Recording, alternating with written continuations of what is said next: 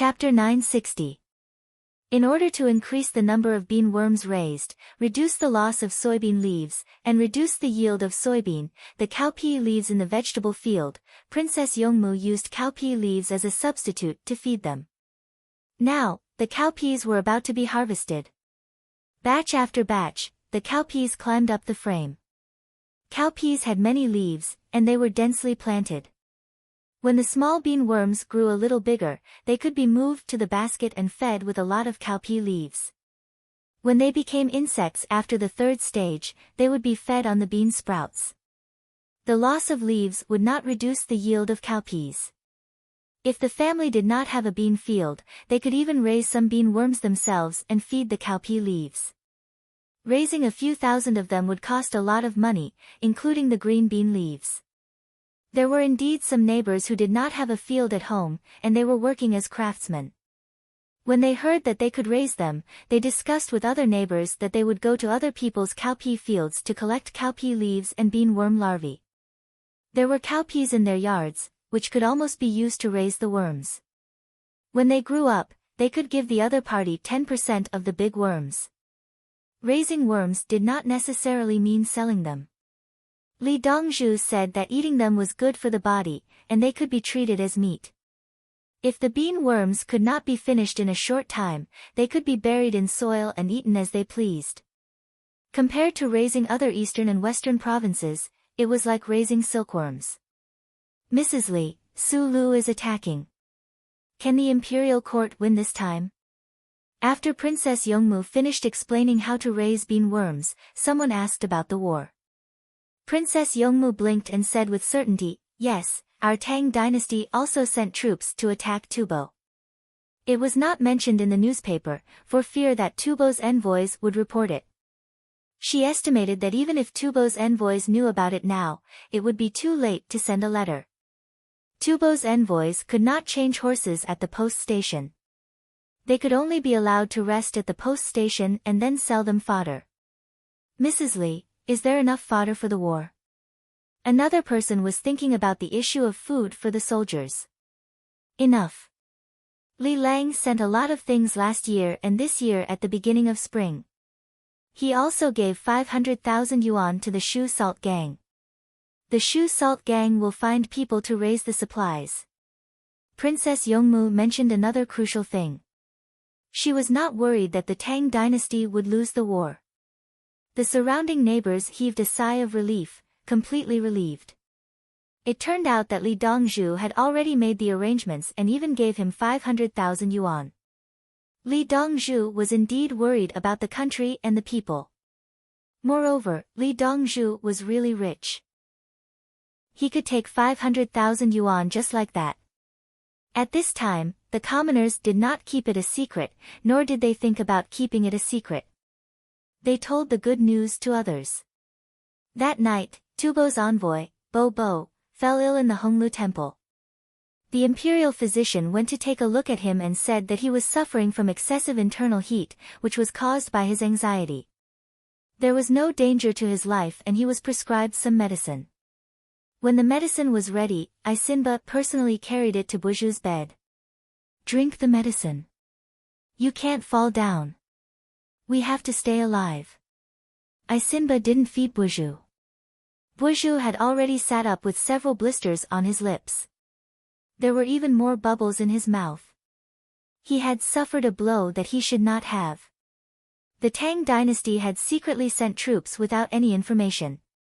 What was even more frightening was that Li Yi had given a large amount of money to Shu County in advance. How much baggage could such a large amount of money provide? How big of a war was the Tang dynasty going to wage? Now they only knew that the Tang dynasty's troops had gone out, but they didn't know where they were going to fight. Why didn't they send the intelligence report? Would they be able to send it in time? Tubo had followed Su Lu to fight Huge Stone City and other places. Would the rear be empty? Questions appeared in Buzhu's mind one after another. He felt that it was difficult to breathe. He picked up the bowl and blew on it to test the temperature. He raised his head and drank it. He felt as if his stomach was overturning and his mouth was full of bitterness. Did you find out which army was sent out? Buju endured the discomfort of wanting to vomit and asked in a very soft voice. Isinba shook his head. Those who can ask don't know. The prime ministers probably know, but they can't ask. What about the envoy of the Japanese Empire? Buju asked again about the plan to sow discord. During this period of time when he was sick, he thought that a miracle would happen. Isinba still shook his head. The envoy of the Japanese Empire said that they know we're at war with the Tang dynasty, so they won't get involved. Isinba felt helpless after saying that. The envoy of the Japanese Empire was not stupid. Why did the people of Tubo come here to speak ill of Li Yi? It's just that Li Yi has made hot air balloons and big kites that can carry people. You're afraid that Li Yi will continue to come up with new things, so you want to kill him with a borrowed knife? Alas! Buju sighed. Then his stomach churned and he vomited a pile of medicine that he had just drunk. Isinba hurriedly took it. Buju coughed. I'm fine. I'm not feeling well. Give me another bowl. When the other envoys in the other courtyards learned about the situation, besides some pity, some gloated. After all, their territories were not at war with the Tang dynasty, so the Tang dynasty would not send troops. On the other hand, the Turkic envoys were more worried. The Tang dynasty had sent troops too quickly this time. As soon as Su Lu made a move, they followed suit. Logically speaking, the troops should be sent to fight Su Lu's Turkic army, not Tubo.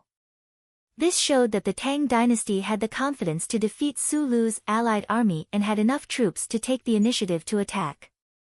It seemed very sudden, but the Tang dynasty dealt with it calmly. More importantly, Li Yi had sent 500,000 yuan over. Li Yi is indeed Tubo's biggest problem. He has schemed against Tubo and the Turkic people time and time again. In the Four Quarters Embassy, the envoy of the Japanese Empire who had also received the news of the Tang dynasty and Buju's illness were talking about this matter. Takagi Junichiro had already told his colleagues about Li Yi's situation. Li Yi had done a lot of things to deal with the border. This included the surrender of the Khitans. Li Yi is rich. How can he make so much money? Shimoto Shinbei thought that the emperor was rich enough and that most places in Japan had to pay rent to the emperor. Now he understood that the emperor was not good enough. The emperor could not afford to throw away millions of yuan. In all of Japan, no matter what they did, no one could compare to Li Yi. Li family Zhuangzi was still so big. He raised hundreds of villagers, thousands of students' families, and managed more than 10,000 outsiders. There was also the matter of the Zhang family's village, nearly 12,000 southwest barbarian captives, and more than 220,000 Tiela 10 clans surrendered. Li Yi found jobs for the people of the capital. Hunan province is also affected. The provinces to the north of the capital are also affected. This person, Fujiwara Ma Yang, could not find the words to describe Li Yi. He was simply inhuman. More importantly, Li Yi was not even 20 years old. He could still live for a long time. Years after years, what would the Tang dynasty be like? Japan wanted to learn from the Tang dynasty, but why did it feel like it was impossible? It seemed that they could have everything except for Li Yi. Abita Nakamaro said, "Why don't we find a chance to meet Li Yi and ask him what he thinks of Japan? If he is hostile, there is no need for Tubo to sow discord. We will fight to the death." He stopped. Everyone knew what he meant. Chapter 961. Have a cup of tea before you go. It's a long way. Why don't you take a boat and go with the flow? By the river in Lantian County, Zhang Sun Xian was greeting passers-by. It had been 9 days since Bo Xie fell, and the weather was getting hotter by the day. After the winter wheat was harvested last year, Zhang Sun Xian bought a lot of it and hired people to peel and grind it into powder. He also made black bread and sold it for a coin. He didn't want to go back to the court. What was the point of it? It didn't make money. His position as patrol inspector could not be taken away by others. He bought 3 neighboring villas in Lantian County and connected them. Later on, he bought land from the government. He continued to build houses and courtyards. This way, the area was bigger. There were fake mountains, small lakes, and pavilions in his house. His family started several businesses. There were textiles, embroidery, sweaters, and farming. His wife bought some barren land and treated it according to the methods taught in the newspaper. With a test paper, he knew whether the land was alkaline or acidic and what was suitable for planting. The capital office didn't have much saline land. He bought a few hundred mu of saline land. The saline level wasn't high. After soaking it in water, he planted dandelions. Dandelion roots were medicinal herbs. Dandelion leaves could be eaten. The leaves were used to make free soup. It was better than tea leaves and mung bean water. The local people said that the soup was delicious. There were meat bones in it. Zhang Sun Xian's wife discussed the meat bones with the butchers in the county. They only wanted big bones with a little meat. The price was cheap. After boiling the free soup for others, the bones were soft. They were crushed into powder and fed to the poultry. The entire Zhang Sun family realized industrialization and scale. Now that the people came to peel, they left him some extra bran. His position as patrol envoy couldn't control people. He didn't care. He stood guard and talked to the passers-by. The passers-by were obviously outsiders. They were different from the people in the capital office. How much? The older one of the 3 asked. We don't want money. You came from there. Didn't you drink free soup or water on the way? Zhang Sun Xian was surprised. He was in the north of Lantian County. They came from the south, passing through the village and the county. They didn't drink water.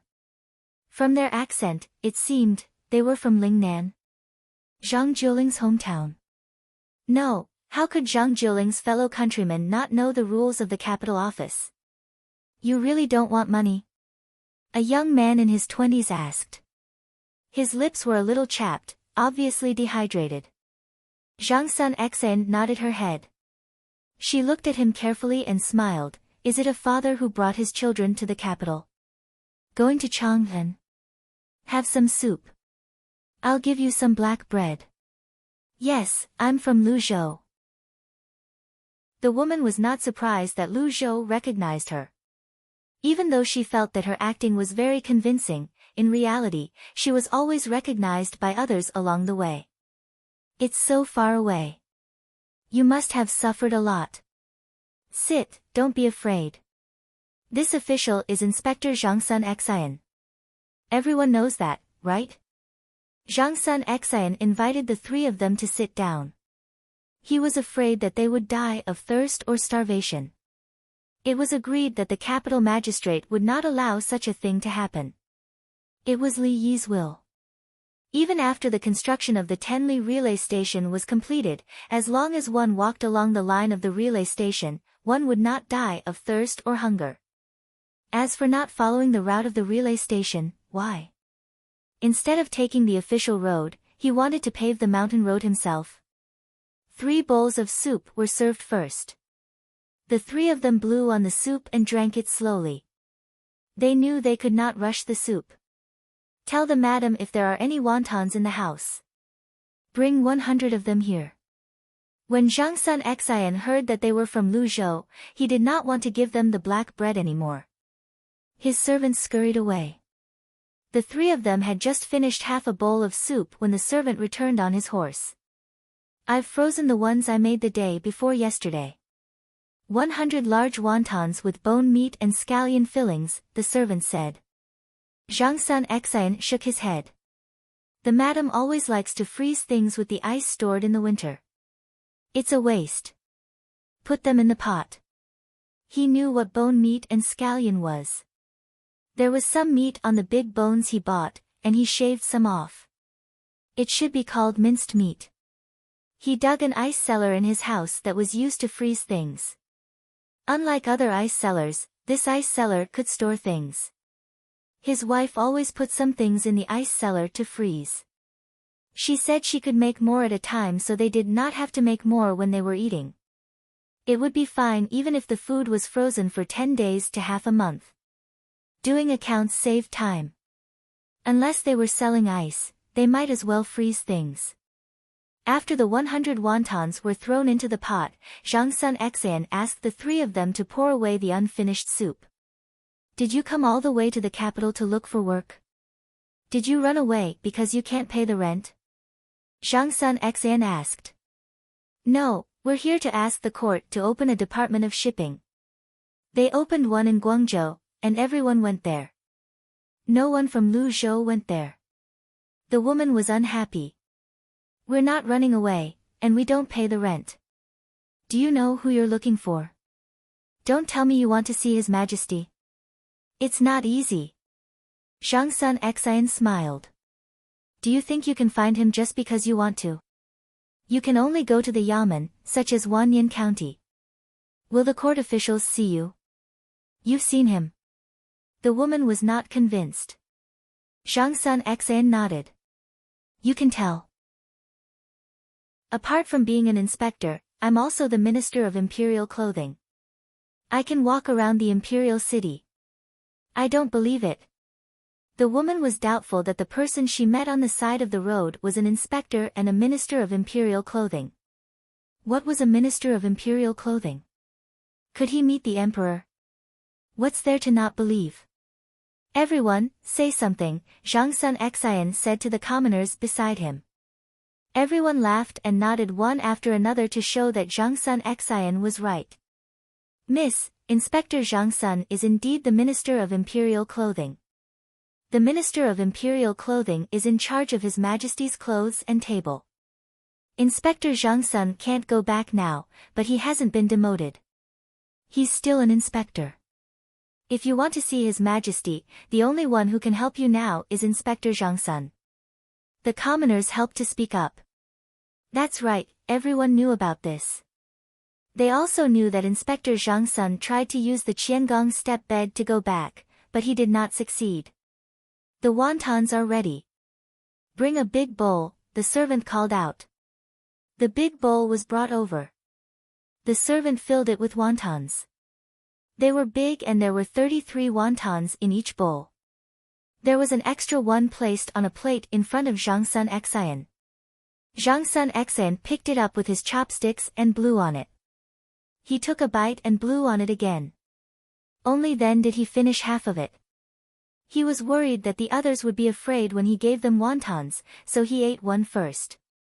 Inspector, you don't have to do this. The older person understood and cupped his fist. Eat it. I know you can eat on the way. Zhang Sun Xian nodded and ate the other half. Such a big wonton, if it was a normal person from Li Yi's time, 10 wontons would be full, except for those working at the construction site. The three of them didn't stand on ceremony and ate with the soup. They basically ate one wonton in one bite. It didn't take long for them to finish the soup. From the looks of it, they could eat another bowl. You can't eat too much at once. I don't lack a few wontons. Zhang Sun Xian said to the girl because the girl's eyes showed that she hadn't eaten enough. It's better than boiled rice. The girl praised. The boiled rice she was talking about was rice from rice. After it was boiled and dried, it could be stored for a long time. When they came out, they brought this kind of rice. When they were hungry, they would find half a bowl of water in the river and soak the rice in it. They just needed to add some salt. Chapter 962. Take the boat over and get off at the Li family Zhuangzi. Tell Li Yi that if you want to eat wontons, Li Yi will make them for you. Zhang Sun Xian began to look for a job for Li Yi. He had a wicked sense of humor. Lu Zhou's people want to open a department of shipping. Are you going to open one? Lu Zhou has a provincial governor as well. Let's see what you can do. We're not going to other people's Zhuangzi. We're looking for someone who can manage things. The young man looked at Zhang Sun Xian and said. He hoped that this official who had met His Majesty could help. Zhang Sun Xian nodded. Li Yi is the right person. If he says he can, Lu Zhou can open a department of shipping. If he doesn't agree, you can give up. The people at the side immediately chimed in. That's right. Let's look for Li Dongzhu. His words are useful. Even the Grand Chancellor is going to the Li family Zhuangzi to ask about politics. Opening a department of shipping isn't a trivial matter. Go. Li Dongzhu is easy to talk to. Don't ask for wontons when you reach the Li family Zhuangzi. Go to the cafeteria. There are many dishes there. The people chimed in one after another. They agreed that Inspector Zhang Sun was right. Which Li Yi or Li Dongzhu? The old man looked and listened. He seemed to have thought of something. There's only one person in the capital who dares to talk about Li Dongzhu, the pageboy said. Ba Shui Li Dongzhu? The one who gave money to repair May Pass. The old man asked. Yes, Zhang Jiuling was the one who repaired it. He didn't want to be an official anymore. It was Li Yi who sent people to give him money. That money is more than my family. Zhang Sun Xian felt depressed as he spoke. He had worked hard to earn money, but he felt the gap between him and Li Yi was wider. A few days ago, Li Yi gave Shu country 500,000 taels to support the front lines. How many years would it take him to earn 500,000 taels? Alright, let's go look for Li Dongzhu. Who will we look for when we get there? The older man was relieved. The news had already spread among the people over there. There was a river next to Chang, and called Ba Shui. To the east of Ba Shui, there was a Zhuangzi called Li family Zhuangzi. Zhuangzi's Dongzhu gave a lot of money to build roads. There's no need to look for it. Just shout and someone will ask. Zhang Sun Xian was very happy. She felt that she had given Li Yi a little trouble. Okay, thank you very much. We will remember this meal. The older man stood up and walked along the river with his children. Hey, don't walk. Take the boat. Oh, pay the boat fare. Zhang Sun Xian ordered the servant. He realized that the other party should have no money. The manservant led the three of them to the dock at the side. There was a boat that was not full and was waiting. The manservant handed over 5 coins and said, since it's going with the flow, it's not tiring. It's fine if the locals pay 1 coin each, but the outsiders charge 2 coins per person. I'll give you a discount for the 3 of us. The boatman tossed the 5 coins onto the shore and started the boat. The 3 people from Lu Zhou looked at the boatman. They did not understand why the boatman did not charge them. Why doesn't he want the money? The woman could not figure it out. You're sent by Inspector Zhang Sun. He doesn't want money. We've eaten a lot of his salted vegetables and bread. He doesn't want money for a few slices of bread. The boatman gave a reason. There was no love or hate for no reason. Also, the soup is free. The woman thought the soup was delicious. Soup. It doesn't matter. There's free soup everywhere. The boatman did not include the soup. Is it really free? The woman looked regretful. When they arrived at the village in Lantian County, they saw free soup at the entrance of the village. However, they did not believe it. They continued walking and saw many places that offered free soup. They still did not believe it. Now, they understood that it was not a lie. If they had known this would happen, they would have soaked the rice they brought with them. They traveled with the flow. In half a day, they arrived at the Li family Zhuangzi's place. The people on the boat disembarked. This was the terminal. The 3 of them went ashore and asked around. After finding out the location, they went to the bridgehead. Is there anyone from the Li family Zhuangzi? The 3 of us came from Lu Zhou. We have something to discuss with Li Dongzhu, the older man shouted. Swoosh. Many people looked at the 3 of them. Swoosh. Many people looked at the farmer. I am. The farmer who harvested wormwood and tea walked over. We want to see Li Dongzhu. The older man knew he had found the right person. The farmer sized up the three of them and asked, "Do you have a household register and a public inspection?" The three of them shook their heads in unison. No, they did not. What are your names? The farmer was more patient. Tan Shida, Tan Hai, Tan Shui. The older man directly said the names of the three of them. The farmer recalled the knowledge Dongzhu had taught him and asked again, Lu Zhou, the leader of the great mountain people tribe? How do you know? The woman, Tan Shui, was curious. How did the farmer know about them just by saying their names? Lu Zhou has no household register. Women have to carry their surnames and given names. You can't do this unless you're from a great tribe. Moreover, the three of you can speak in official language. The farmer's way of judging was taught by Dongzhu. The Li family Zhuangzi is indeed powerful. Tan Shi heaved a sigh of relief. He had thought the rumors of Li Yi and Li Dongzhu were fake. He did not expect a random farmer to be so powerful.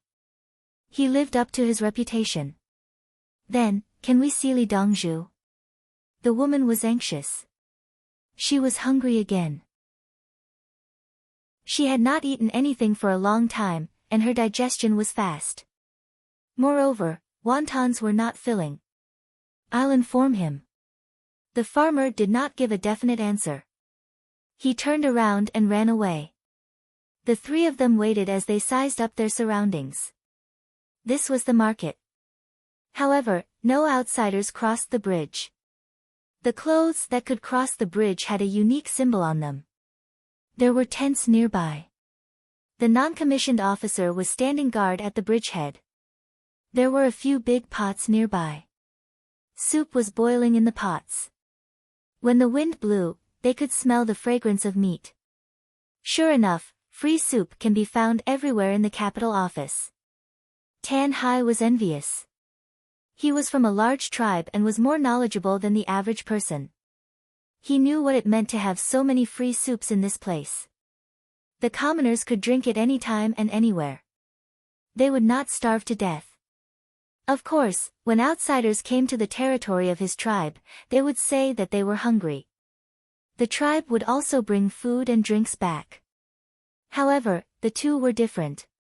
One was to ask for help, while the other was to be readily available. This showed that there were many rich people in the capital office and many people who did good deeds. Stealing in the capital office, you can't find a reason to say that you are hungry. Tan Shi thought of something. Normally, if you were caught stealing food, you would not be beaten. The other party was hungry. Now, there were free soups. There was oil in the soup and vegetable leaves. You would not starve to death. No one would believe you if you said that you were hungry. On the other side, the farmer ran back and found Li Yi. Dongzhu, there are 3 people outside, he explained the situation without adding any personal thoughts. Taohong, go. Li Yi turned to look at Taohong. Taohong followed the farmer. She knew what she had to do. Search the woman. What if the 3 of them wanted to assassinate her? How dangerous would that be? Although it was a search, it was actually to take the 3 of them to the bathtub to bathe and change their clothes. When they were done, the 3 of them saw Li Yi. They saw him in the canteen. The 3 of them were instructed to get food first. There were dozens of dishes. Even the people from the big clans were dazzled by the sight. How could the villagers of a village eat so much food? The key was that they had never seen it before. What kind of dishes were they? How did they cook? They looked at the farmer and learned how to scoop. They scooped up a portion and went to Li Yi. If Taohong did not say that they could scoop more after they finished eating, they would have piled the food on their plates into a small mountain. Chapter 963. The 3 of them sat down. Someone stood behind them. Li Yi had a casserole pot of mutton and radish in front of him. The main dish was a fried flatbread the size of a plate. It was dry fried without adding any oil. He realized he had grown taller recently. His nutritional requirements were high, but he did not gain any weight. He had to replenish his body.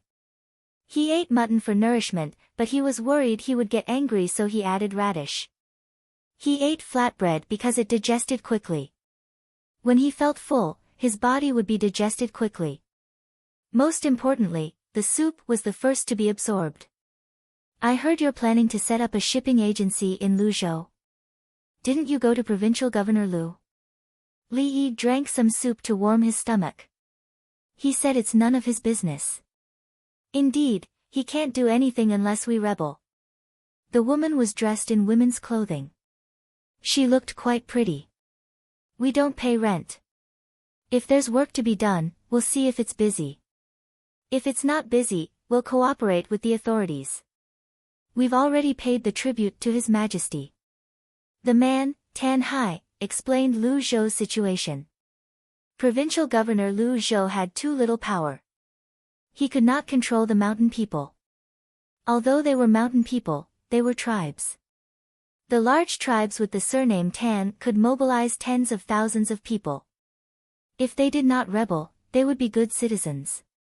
What was the point of paying rent? He did not even have enough to eat.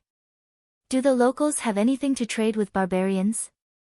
Li Yi approved of setting up a shipping agency. Lu Zhou was by the sea. There were many mountains here, and the rivers were not connected. The roads were too difficult to travel. How were they going to transport goods if they set up a shipping agency? Were they going to travel by sea from Luzhou? What was the difference between that and Guangzhou? Yes, we have things to trade as well. If we're allowed to set up a shipping agency, we'll build our own roads, Tan Shida promised. He knew how difficult it was to transport goods. However, if they could earn money, they could build roads together. There were very few relay stations now. There was only one for dozens of miles. If something happened, Provincial Governor Lu Zhou would need more than a month to send news to Chang'an. If there was a heavy rain, it might take 2 to 3 months. If other places could build roads, they could build roads in their own places. It all depended on whether they had enough money. Li Yi gestured for them to eat. He spoke as they ate. He could save them if they choked. What's this? It's delicious. The woman was eating shredded pork with garlic sauce. Shredded pork with garlic sauce, Li Yi said. There's no fish. Is this fish meat? The woman was puzzled. She picked up the shredded meat with her chopsticks. Fish-flavored shredded meat, Li Yi explained. There's no smell of fish, the woman said seriously. Her family was in Luzhou, and she had eaten many fishes. That's because the pickled pepper wasn't made well. Small rice peppers aren't very suitable to be made. Also, you guys eat sea fish. This one usually tastes like river fish. Li Yi knew the reason. The taste of the ingredients was different from that of other places. No matter how they prepared the fish-flavored shredded pork, the people of Guangdong and Guangxi did not feel that the fish-flavored taste was right. The woman seemed to accept this explanation and nodded. That's delicious too. Li Yi ate a mouthful of mutton and swallowed it. He said to Tan Shida, how many people can you organize to repair the road? If you have more than 100,000 people, you'll be able to open up the Department of Shipping. Tan Shi frowned, my tribe has more than 12,000 people. We can find the other 2 tribes nearby, which would add up to 30,000 people. It won't be easy to find more. He was troubled. They were still far from 100,000 people. He could only mobilize so many people. Li Yi felt sorry for Provincial Governor Lu Zhou. Just look at how powerful the mountain people were. They could easily mobilize 30,000 people. Provincial Governor Lu Zhou would have to coax them. The mountain people in these places were not ordinary. Back then, even the locals dared to overturn the law enforcement chariots. The local families were powerful, but they did not have 30,000 people. I have a pill that treats malaria. Do you accept the Li family Zhuangzi's exchange coupons? Li Yi tried to think of a solution. If there were fewer people, the speed of repairing the road would be slower. The barbarian merchants were unwilling to trade with Lu Zhou. If there were more people, they would be able to repair a road in no time. The road was not a highway, national highway, or provincial highway. It was a walkable road. The surface would not be muddy and would be paved with gravel. There could be steps and slopes. If it was too steep, they would have to dig up the mountain. When Tan Shi heard this, he knew Li Yi was helping. He was using the malaria medicine to search for people. At the same time, Li Yi was willing to pay for it. He hastily said, "I've seen it before, but I've never used it. Give it to us. We'll accept it. We're willing to spend it like it's money. What other difficulties do you have?" Li Yi had resolved the matter of gathering people. At the same time, he gave Tan Shi more authority. Initially, Tan Shi could only mobilize 30,000 people. However, with the malaria severance pill and money, he would have the right to speak. Tools for work. We don't have much iron, and we still use wood to plow the land. The woman did not think she was asking for too much. She was only thinking about how to get to work faster. Li Yi nodded. Pick, shovel, drill, hammer, chisel, and thin iron rod. I'll give them to you. Anything else? The woman widened her eyes and looked at Li Yi. You're that rich? Aren't you afraid that we'll cheat you? Even if we cheat you, we'll just take them to help you live a better life. Are you going to throw them into the sea? Li Yi smiled. What could he cheat them of? He would not repair the road and distribute the tools for them to use. With the tools, their quality of life would improve. There was no problem. Aren't you afraid that we'll turn the tools into weapons and rebel? A hint of slyness flashed in the woman's eyes. After this meal, I'll bring you to see His Majesty's private army, the Winged Knights. I know you're good at fighting in the mountains and forests. Help me evaluate the Winged Knights fighting in the forests. If you think they're good enough, I can bring the Winged Knights over to help you if you need anything. Li Yi knew the situation on Lu Zhou's side. These three people were considered tall, but they were not more than 1.7 meters tall. They were shorter than him. Most of them were more than 1.5 meters tall, just like the average height in the Japanese Empire. Although they were short, their combat strength was not good. During the Ming Dynasty, there were Guangxi's wolf soldiers. No matter how powerful the wolf soldiers were, could they compare to the special forces? If the locals really used the tools he provided to turn them into weapons and rebel, he would have to do it himself. Are they powerful?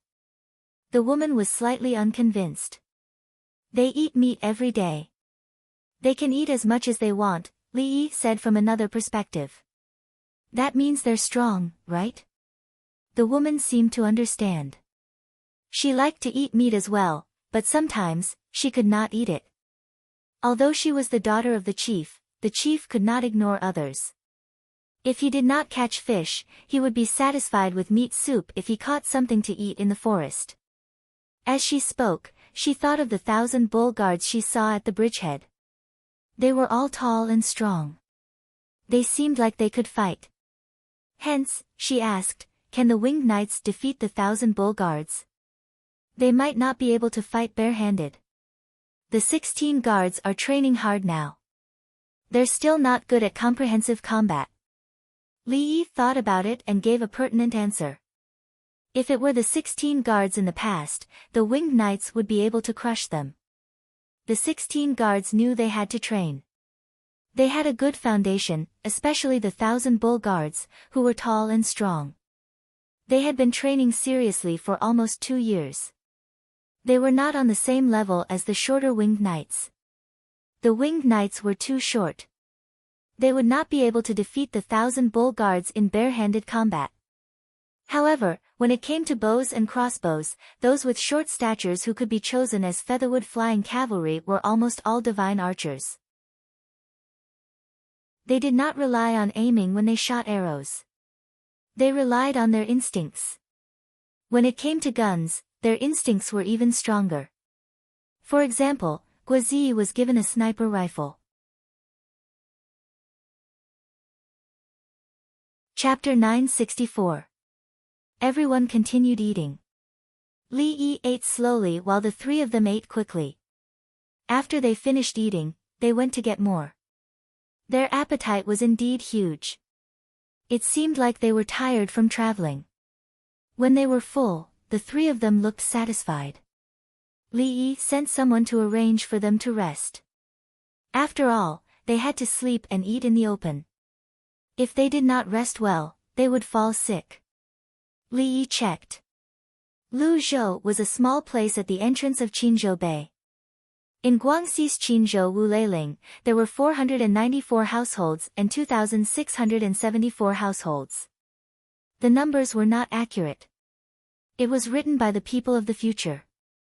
Nobody knew which period they were referring to. Clearly, the numbers did not include the mountain people. The mountain people did not have a household register.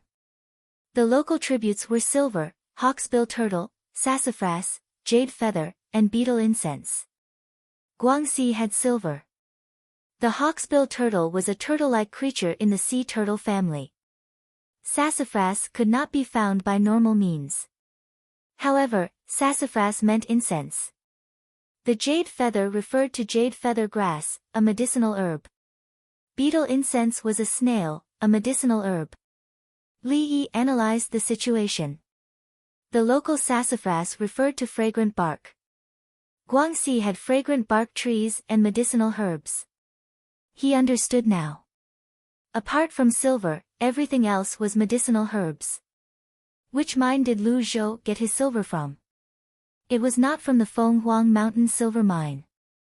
The Fenghuang Mountain Silver Mine was in Long'an County. It could only be from the Zhongsu Silver Mine in Bobai County.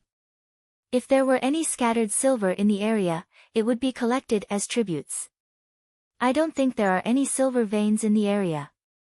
If we want to develop, we need someone who's willing to go and point out the veins. Li Yi was thinking about how to make the locals willing to build roads. Sea trade alone was not enough. There were many mines in Guangxi such as bauxite, lead, zinc, tin, tungsten, manganese, antimony, gold, copper, and coal. As long as they could point out the good stuff, the locals, no, outsiders would be willing to help build roads.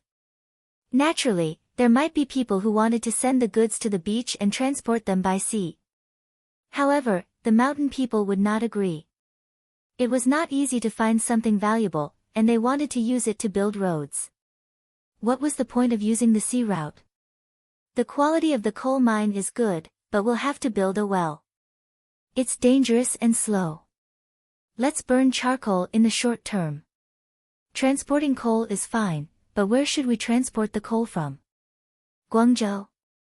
Is there any coal mines in Guangzhou? There are coal mines in Fujian. Li Yi hesitated.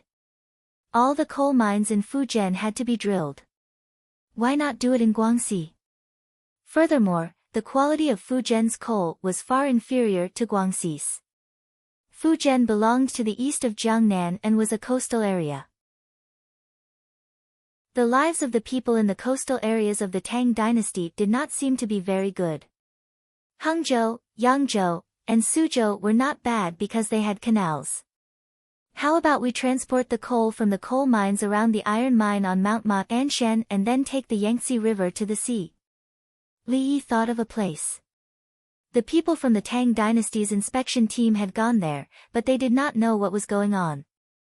Li Yi knew where the largest open-pit mine was. Hedong Road, Shuo Province. There was a lot of coal in Antaibo's open-pit coal mine back then, but it was too close to the outside, so it was not suitable to take it out now. In fact, there were people in the area who were digging and picking up some coal to burn. There were many coal mines in Hedong Road, and there were also many open-pit mines. While Li Yi was considering how to motivate others to build roads, Tan Shida's family of 3 strolled around Zhuangzi. The Li family's Zhuangzi was clearly better than their stronghold and their main stronghold. The ground was made of cement, the ditches were filled with cement, and the water from the imperial plantation was still flowing. There were even small fish in the water. There was no debris on the road. There were livestock moving in and out, but no feces were left behind. The clothes of the villagers were clean and tidy. Those who wore dirty and old clothes went to the workshop area. "Father, the people in the capital office are richer than us." Tan Shui touched the new clothes he was wearing. Looking at the appearance of the manor, he could tell. "Of course, the place where the emperor lives is better than where we live. If we don't come here ourselves, nobody will care about Lu Zhou," Tan Hai complained. He complained about the provincial governor Lu Zhou. He did not care about any work. Whenever an order was sent to the stronghold, he would definitely send people to work. Also, when it was time to pay tribute, those who were registered in Lu Zhou's household could not gather so many things. In the end, the stronghold had to pay for it. He did not know how much it was, but it felt like it was getting more and more every year. He heard that the government paid for it, but Lu Zhou's yamen did not pay. Fortunately, he did not have to pay rent as well. They were even now. The woman saw a merry-go-round. Some kindergarten children were playing there instead of attending classes in the afternoon. Some of the children were blowing bubbles. A breeze blew, and a group of bubbles flew to the woman. She reached out to catch them, and they exploded in her hand. "Father, there's a river in the stronghold. We should build one when we get back." "How should we build one?" The woman looked at the merry-go-round and wanted to play as well. Tan Hai glanced at them and said to his father, "Father, should we give the things to Li Dongzhu?" The things he was referring to were the silver taels that the three of them had brought along. They could not bear to spend them along the way. They carried the rice on their backs and looked for water to drink. The silver taels were used to bribe people. They wondered who the officials in the imperial court were looking for to use the silver taels to pave the way. "I'll give it to you during dinner. Let's see if we can settle the matter." Tan Shida was not sure if Li Yi was just making a casual remark or if he was truly willing to help. The three of them went on a merry-go-round before they went back to sleep. They only woke up when the sky turned dark. Their bodies were sore. They had been worried throughout the journey. Once they relaxed, fatigue overtook them. When the three of them came out, they were brought to the small bathing pool. The father and son shared one pool, while the other pool was occupied by Tao Hong and Tan Shui. The water was taken from the hot springs of Mount Li. The bamboo tubes were cut open and sections were placed on top of each other. The water was poured from the top of Mount Li, and eventually flowed to Zhuangzi to save time. It was then heated up to help the body recover. It wasn't until 7:00 in the evening that the three of them changed their clothes to eat. Li Yi was waiting for them. He was hungry, so Li Yi ate some dried fruits and preserved fruits in advance. That night, Li Yi treated them to hot pot. It was a clear pot of duck soup, with mutton and vegetables as the main ingredients. There was no spicy food. Li Yi did not know if they ate spicy food. Based on the geographical location of the other party, they should not have eaten spicy food. The three of them went to retrieve their bags and brought them over. They sat down and looked at each other. They opened their bags and took things out. Dong! Crash! A pile of silver objects of different sizes and shapes fell onto the table. Li Yi was surprised. "What's going on?" "Pay for the meal." Li Dongzhu, about the road construction. Tan Shida pointed at the silver and said. Li Yi was so angry that he laughed. "Ha! You're bribing me with money to build the road? Do you know how much money I have to spend to provide you with the tools? How much can the malaria prevention pills be sold for? How much do you need to spend to hire people? I'll exchange the silver for coupons. It's convenient for you to carry them around.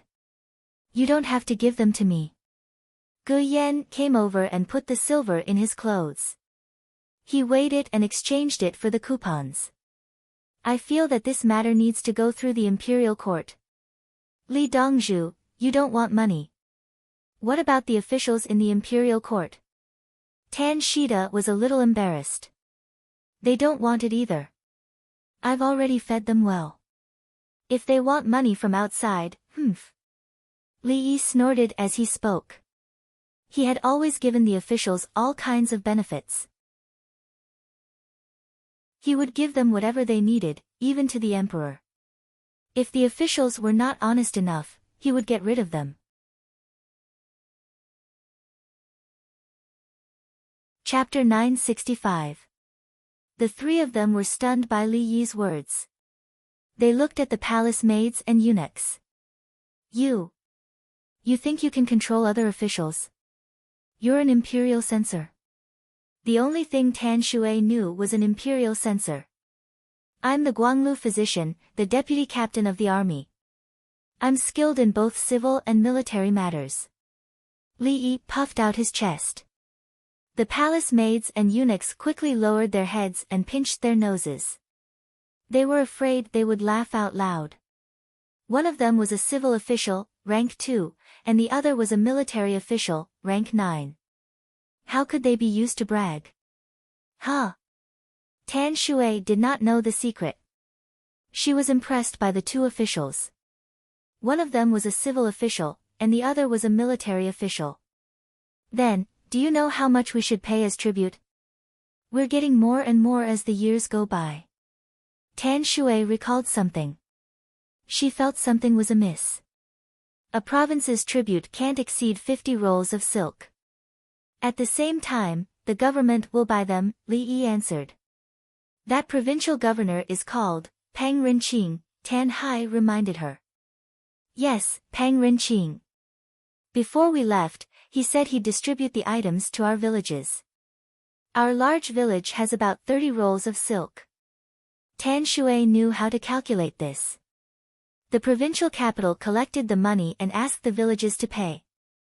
In total, there were more than 200 rolls of silk. Moreover, the government did not pay them and took them for free. Very good. Good job, Pang Rinqing. Let's do it this way. The villagers will suffer. When the time comes, they'll support him as the provincial governor and the Tang dynasty. Li Yi nodded and praised Provincial Governor Lu Zhou. There was nothing wrong with bullying the minorities. When the time came and the minorities were scared, they would not rebel. Tan Shui felt gloomy.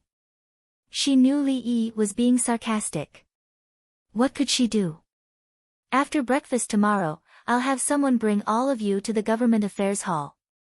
You can talk to the chancellors about the road and the things I want. You can also mention this to them. Li Yi gestured for them to eat hot pot. The mutton rolls would be melted soon. Oh. Tan Shui thought Li Yi would say he would take care of it. She did not expect him to look for someone else. Tan Shida and Tan Hai were not as clueless as she was. How could Li Dongzhu bring someone to the Government Affairs Hall to meet the chancellors? Thinking of this, everyone ate together. The palace maids and eunuchs ate the Mandarin duck hot pot. Some of them didn't want to eat spicy food. Li Yi told the three of them to eat less. If they ate too much, their stomachs would be uncomfortable at night. The more they ate, the hungrier they would be in the morning, and it would be easy for them to have acid reflux. While they were eating, a group of 20 riders was running. The sky was dark, and the moon was in the last quarter of the moon, and had not yet risen. The horses were not very fast. They held torches to illuminate the road, and the road was smooth. At this moment, they were about to reach the last courier station before entering Chang'an. Seeing the light in front of them, the rider shouted in a hoarse voice, "Great victory for the Anxi Protectorate! Great victory for the Anxi Protectorate!" More than 29,000 enemies were killed, more than 17,000 prisoners were captured, and countless horses were captured.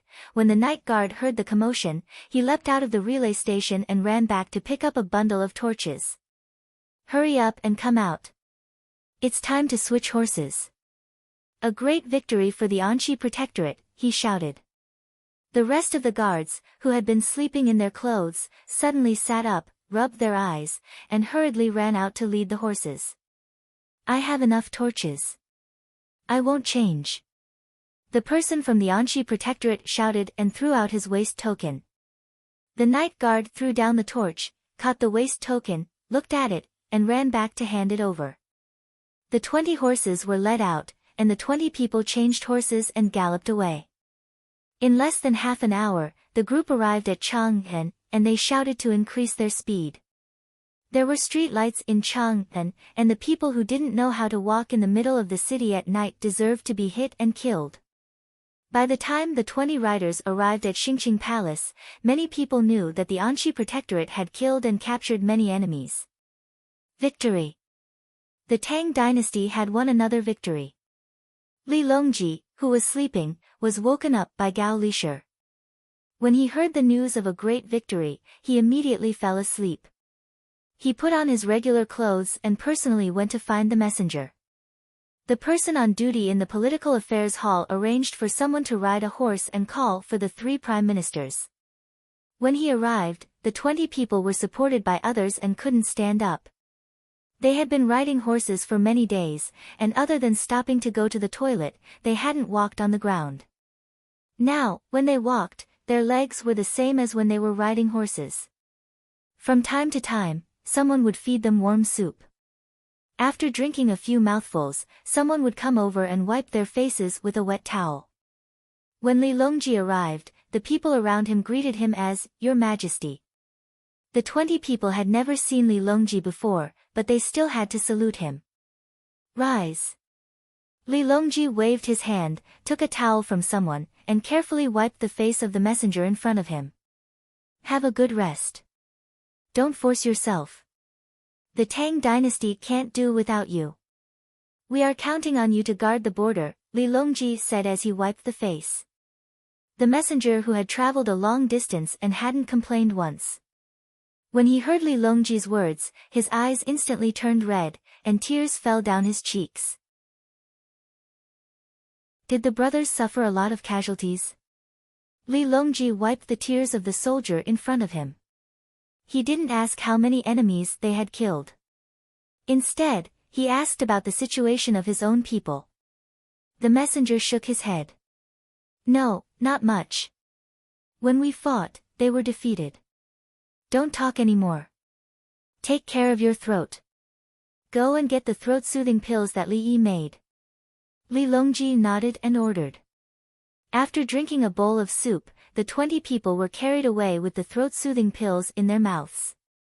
Just like the previous 20 people, when they fell asleep, someone massaged them, and they also took a bath.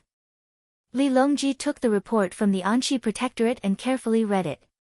It wrote, after learning that Su Lu had led his troops to attack, this subject gathered the troops to respond. Patrol envoy Zhang Shaosong led 10,000 elite cavalry, Li Longji read from the beginning to the end. Zhang Shaosong led 10,000 elite cavalry to escape, then ambushed 20,000 white-clothed Arabs and captured many prisoners. Turning around, Zhang Shaosong led his men to search for Su Lu's troops. When they found them, they worked together with the hot air balloons to defeat the Turkic soldiers and pursued them. In this battle, they killed 29,600 enemies and captured 17,600. Currently, there were 858 casualties on their side. There were also some injured that needed treatment. Zhang Shaosong led his men to search for Tubo's troops. He wanted to work together with Ashina Xian and Karalu's troops to attack them. Zhang Shao Song Li Longji said word by word. He had almost forgotten about this person. He had been too busy. Back then, when Li Yi said that he couldn't touch him, he didn't touch him. In fact, he even gave him an additional reward. If he wanted to be greedy, he could be greedy. For a year and a half, Zhang Shaosong continued to stay there. Who would have thought that Zhang Shaosong would seize the opportunity to ambush and sneak attack Su Lu's first attack? Together with his own army, Zhang Shaosong defeated them. Even so, he didn't withdraw his troops and continued to charge forward. As expected of a general who can take down 100 cities and slaughter 3 cities with 10,000 soldiers. Li Longji was in a good mood. Look, I didn't punish Zhang Xiaosong for his crimes and even gave him money. Now, how many people has Zhang Xiaosong killed? Tubo's troops are probably finished. If even the miscellaneous soldiers can kill so many people, the elite cavalry would naturally be even more impressive. Now, we just have to wait for Guo Zhiyin's troops to fight the Juku army. If they succeed, we can settle the Yellow River's source in one battle. Li Longji mumbled as he sipped on a bowl of soup. The weather at night was stuffy and hot, without the slightest hint of coolness. Chapter 966. An hour later, the 3 prime ministers arrived one after another. Baigu's home was far away, so he was the last to arrive. The 2 people in front had already finished reading the battle report, and their faces were filled with joy. Baigu took the battle report and looked at it. Your Majesty, Zhang Xiaosong has made a great contribution again. Yes. Li Longji nodded. Do you want to transfer him back? Baigu felt that Zhang Xiaosong's contribution in the 2 battles was too great. No, leave him there. Li Longji refused. He was not afraid of Zhang Xiaosong's contributions. He could reward him, but he had not done so yet. Not afraid. Baigu wanted to say something but stopped. Just now, I sent someone to send a letter to Brother Yi. Brother Yi replied that he should stay there. If there is a chance, Zhang Xiaosong can decide whether to send troops to the Tujue. Li Longji's reason was not just my idea. Li Yi also thought so. Since Xiao Yi said so, let him stay. Baigu had nothing to say. Li Yi was very mysterious. Previously, it was Li Yi who said not to send Zhang Xiaosong to prison. Now, there was a good result. Zhang Xiaosong could fight well. Zhang Xiaosong was actually a civil official, not a general. He was a jinshi. Your Majesty, this should be spread to the world. Song Jing was not familiar with Zhang Xiaosong. When he returned, Zhang Xiaosong had already finished the battle in the western regions. No one usually mentioned it. Today, they found out that there was someone so powerful who was protected by Li Yi. It will be in the newspaper tomorrow. Then, someone will send the newspaper to the various newspaper offices. The newspaper offices will then print the important content. Li Longji agreed with Song Jing's suggestion and was already working on it. The current newspapers were printed by the Li family Zhuangzi, and the people from the Express News rode horses to the relay stations to deliver them to the various newspaper offices. The newspaper office set aside some pages to copy the newspaper and then mimeograph it. The first day it was delivered, it would appear the next day. Scholars from all over the country bought newspapers and were willing to find a place to read them to the illiterate. Then, the illiterate commoners would discuss with others about politics, daily tips, and the main characters of the serial stories. Wherever there was a newspaper, the people were working hard to learn pinyin and literacy. The appearance of newspapers enriched the lives of the people and made them feel that they were very close to the imperial court. For example, the imperial magistrate had built tracks, ships, sleds in the winter, how to collect taxes, street lights at night. It even wrote down what His Majesty had eaten today. Everything was there. Under normal circumstances, it would be written blindly. The commoners wouldn't care and would read it seriously. Also, His Majesty went to see the retired emperor and noble consort Lu and played a song for the retired emperor. The retired emperor was very happy to bask in the sun. If you don't want to lack calcium, you can't always stay in the house. You have to bask in the sun, but don't get heatstroke. The contents of the newspapers gave the commoners a picture of the emperor of the Tang dynasty. Everyone's picture was different, but the same thing was that His Majesty was not far away from them.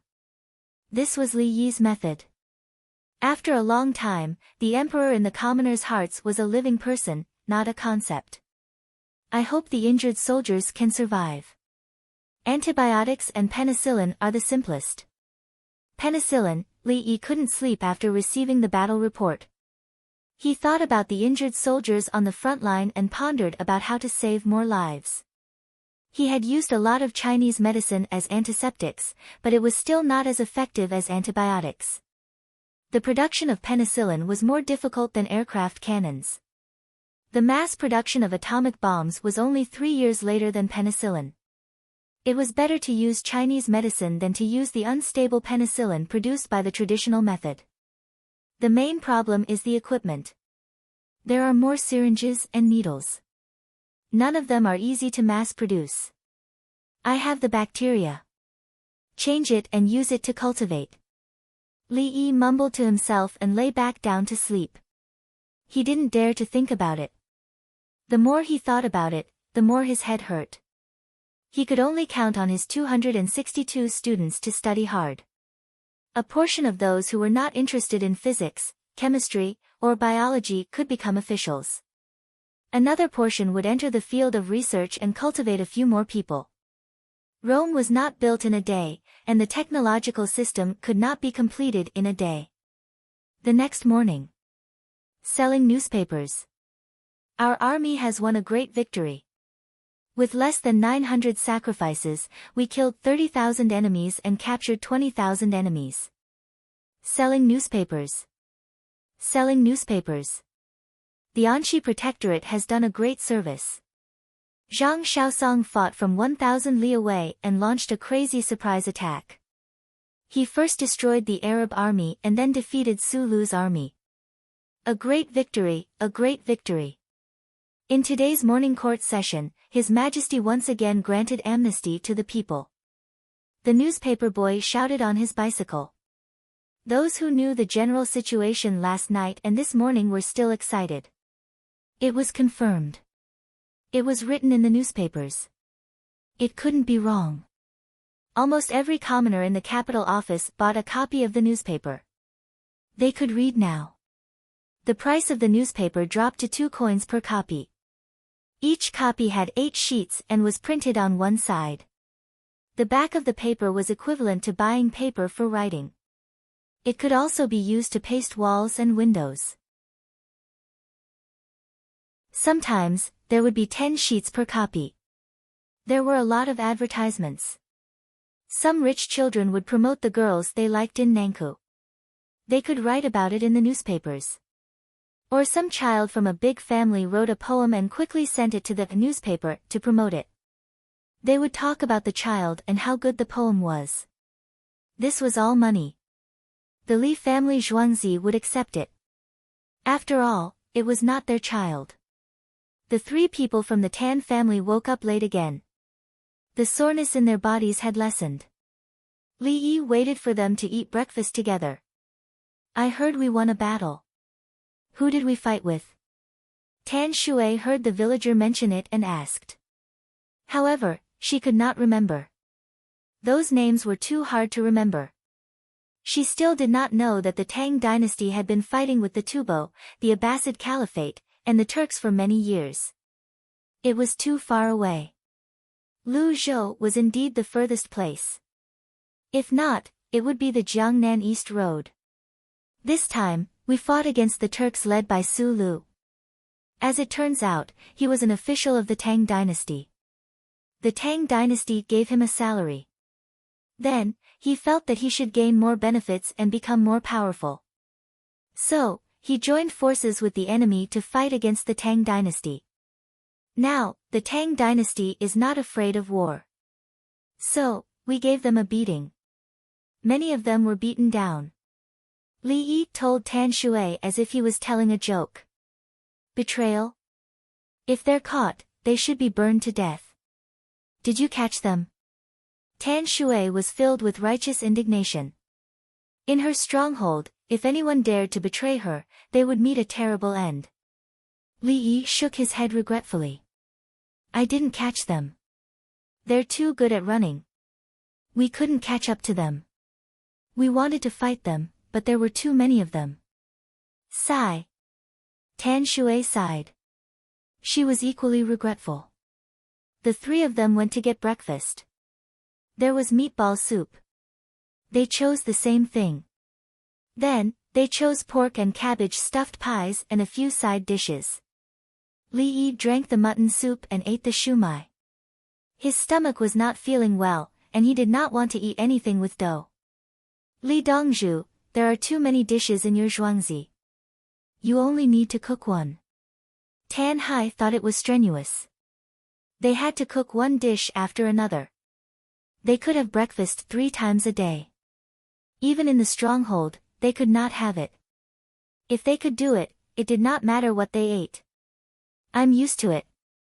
Li Yi was not in a position to say anything else. Li Dongzhu, after breakfast, let's go to the government affairs hall. Do you want to pay? Tan Shi asked. No. There's no need for that.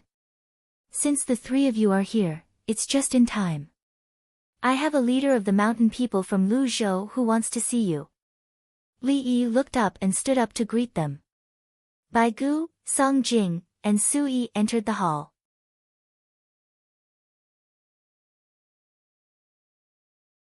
Chapter 967. When Tan Shida and his family saw the 3 of them and heard Li Yi's words, their eyes widened in shock. 3 grand chancellors. They're all here at the Li family Zhuangzi's dining hall. They're here for a meal. Why didn't they come yesterday? Hello, all of you. Bai Gu was the oldest among them. He nodded slightly at Tan Shida and his family. Hello, grand chancellors. Tan Shui sized up Bai Gu and greeted him casually. Change to a bigger table. Why don't you change into your casual attire? Li Yi changed the table. He was sitting at a square table. Since there were 3 more people, he needed a round table. He introduced them to the Tan family members. Indeed, there were 3 grand chancellors. They looked at each other and put the coupons away. They did not intend to give them away. The stronghold needed money too. The palace maid showed them respect. Tao Hong asked, what do the 3 grand chancellors want to eat? Later. Beef stuffing and mutton soup, Bai Gu said. Song Jing and Tan Shui nodded. We'll eat the same. It'll be better later. Wait 15 minutes.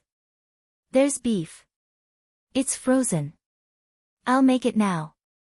Tao Hong went to ask around and returned to inform them. Eat first. I'll talk to them, Li Yi said to the Tan family members. The Tan family members did not move. They were not in the mood to eat when it concerned their stronghold. Here's the situation. Li Yi explained to Bai Gu and the others. He told the grand chancellors about the construction of roads and the establishment of a trading company. He also mentioned that he was willing to provide tools and money. You can mobilize more than 30,000 men. Song Jing stared at Tan Shida. Before he became the Grand Chancellor, he was the Commander-in-Chief of Guangzhou. He knew the situation there too well. He taught others how to build houses by burning tiles. He said it would prevent them from catching fire, but in truth, only the rich could build houses. He taught the commoners, not the mountain villagers. He did not have any good ideas about the mountain villagers. He could only negotiate and ask the mountain villagers for help when he paid tribute. Now that he was faced with a person who commanded 30,000 mountain villagers, he felt that this person was qualified to sit at the same table as him. This person had a request from the palace. He had arrived at Changpeng. Otherwise, if he wanted to meet Lu Zhou's leader, he would have to inform Lu Zhou in advance and personally visit him. If Lu Zhou's leader was in a bad mood, he would have to use all sorts of threatening etiquette. My tribe has more than 10,000 people. Let's go and join forces with the other strongholds. Tan Shi nodded. He was indeed capable of doing so. That's easy. The imperial court has agreed. Song Jing agreed without hesitation. Old Song, there's one more thing. There's a provincial governor of Lu Zhou called Pang Rinqing. Li Yi told the 3 of them about Pang Rinqing. Bang! Song Jing slammed the table in anger. Is he trying to force her to rebel? Was he an idiot? You want the mountain villagers to attack Lu Zhou's mansion? Song Jing felt a pain in his liver. He was so angry that he had been very careful when he was the commander-in-chief in Guangzhou. If you, Pang Renqing, are tired of living, don't implicate others. The stronghold didn't care about those things, but it was despicable of him to lie to them. The 3 members of the Tan family were shocked. They didn't have such a big reaction and knew that they had been deceived. They prepared to go back and talk about it. Issue the decree. Issue the decree. Bai Gu stroked his beard as he spoke. If the mountain villagers knew about this, it would be easy to deal with them. Now that they knew, they had to go back. Li Yi, do you have paper here? Su Yi was the youngest among them. He knew he had to do it himself, so he did not bring his subordinates with him. The paper he asked for was special. It was specially used to write imperial edicts. Li Yi looked at Qing Song. Swoosh! The cub leaped out. Qing Song waved his fist. A table was cleared out. The cub returned with the special paper. There was a stack of other papers under the table. Su Yi sat down and began writing. He wanted to transfer Pang Renqing back. To be more precise, he wanted Pang Renqing to return as a criminal. The position of provincial governor is empty. Don't make any arrangements for now. That place is very important. In the future, Lingnan Circuit will no longer be a place where officials are sent away. I want to invest. Then, my business with my brothers will be transferred there as well. The seaside must be controlled. The Tang dynasty's navy is waiting for the ships to be in position. The left and right seaside are important places. Li Yi said to Su Yi. The position of provincial governor was empty. Someone was responsible for it. The provincial governor could not do anything. It was all done by his subordinates. The provincial governor who could really manage things was like Guo Zhiyun, who sent troops when he said so. What ability did those who were sent there have? Okay. Su Yi agreed and continued writing. The 3 people of the Tan family looked at Li Yi again. Oh. Could Li Dongzhu control the appointment of local officials? Even the Prime Minister listened to him. Inspector Zhang Sun was a good person. He was right. Looking for Li Dongzhu was more useful than asking other officials. Tan Shui's eyes lit up. She stared at Li Yi and then blushed a little. She opened her mouth and was about to speak when her brother next to her touched her. She turned her head and saw Tan Hai frowning and shaking his head slightly. Tan Hai realized the situation. His sister wanted to recruit a man, but he was not a woman who dared to love and hate. The problem was, this was Li Dongzhu, not an ordinary person. Tan Shui pouted. She was clearly unhappy. By the time the soup was done, the script had also been completed. Once you're done with the seal, send it to Lu Zhou and have Pang Renqing brought back for punishment, Song Jing explained to the 3 of them.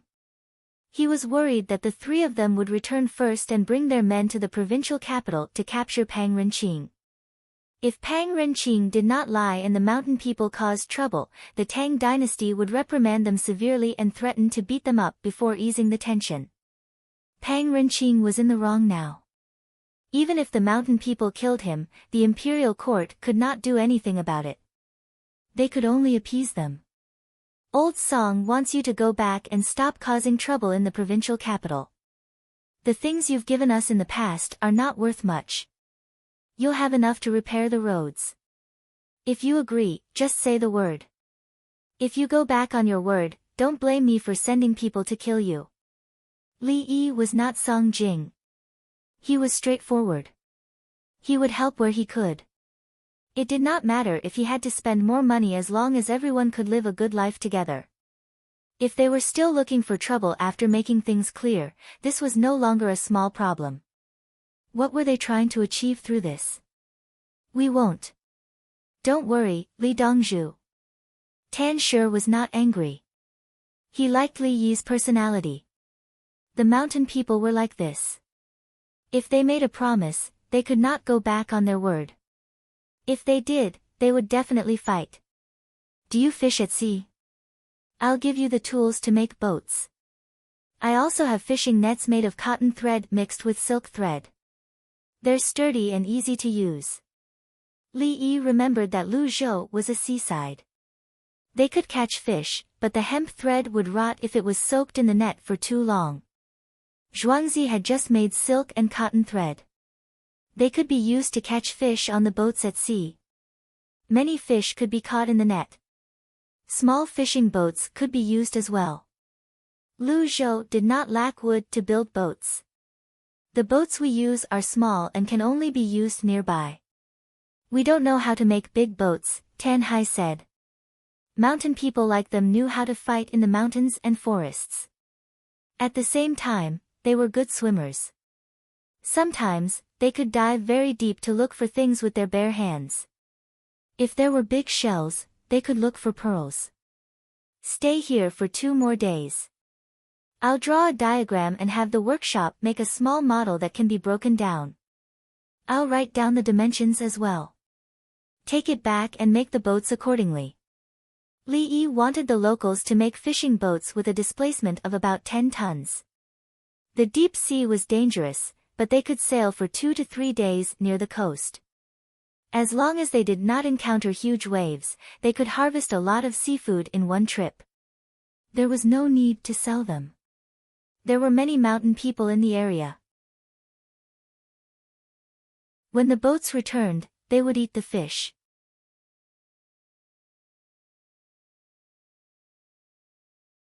Chapter 968. You know how to build ships.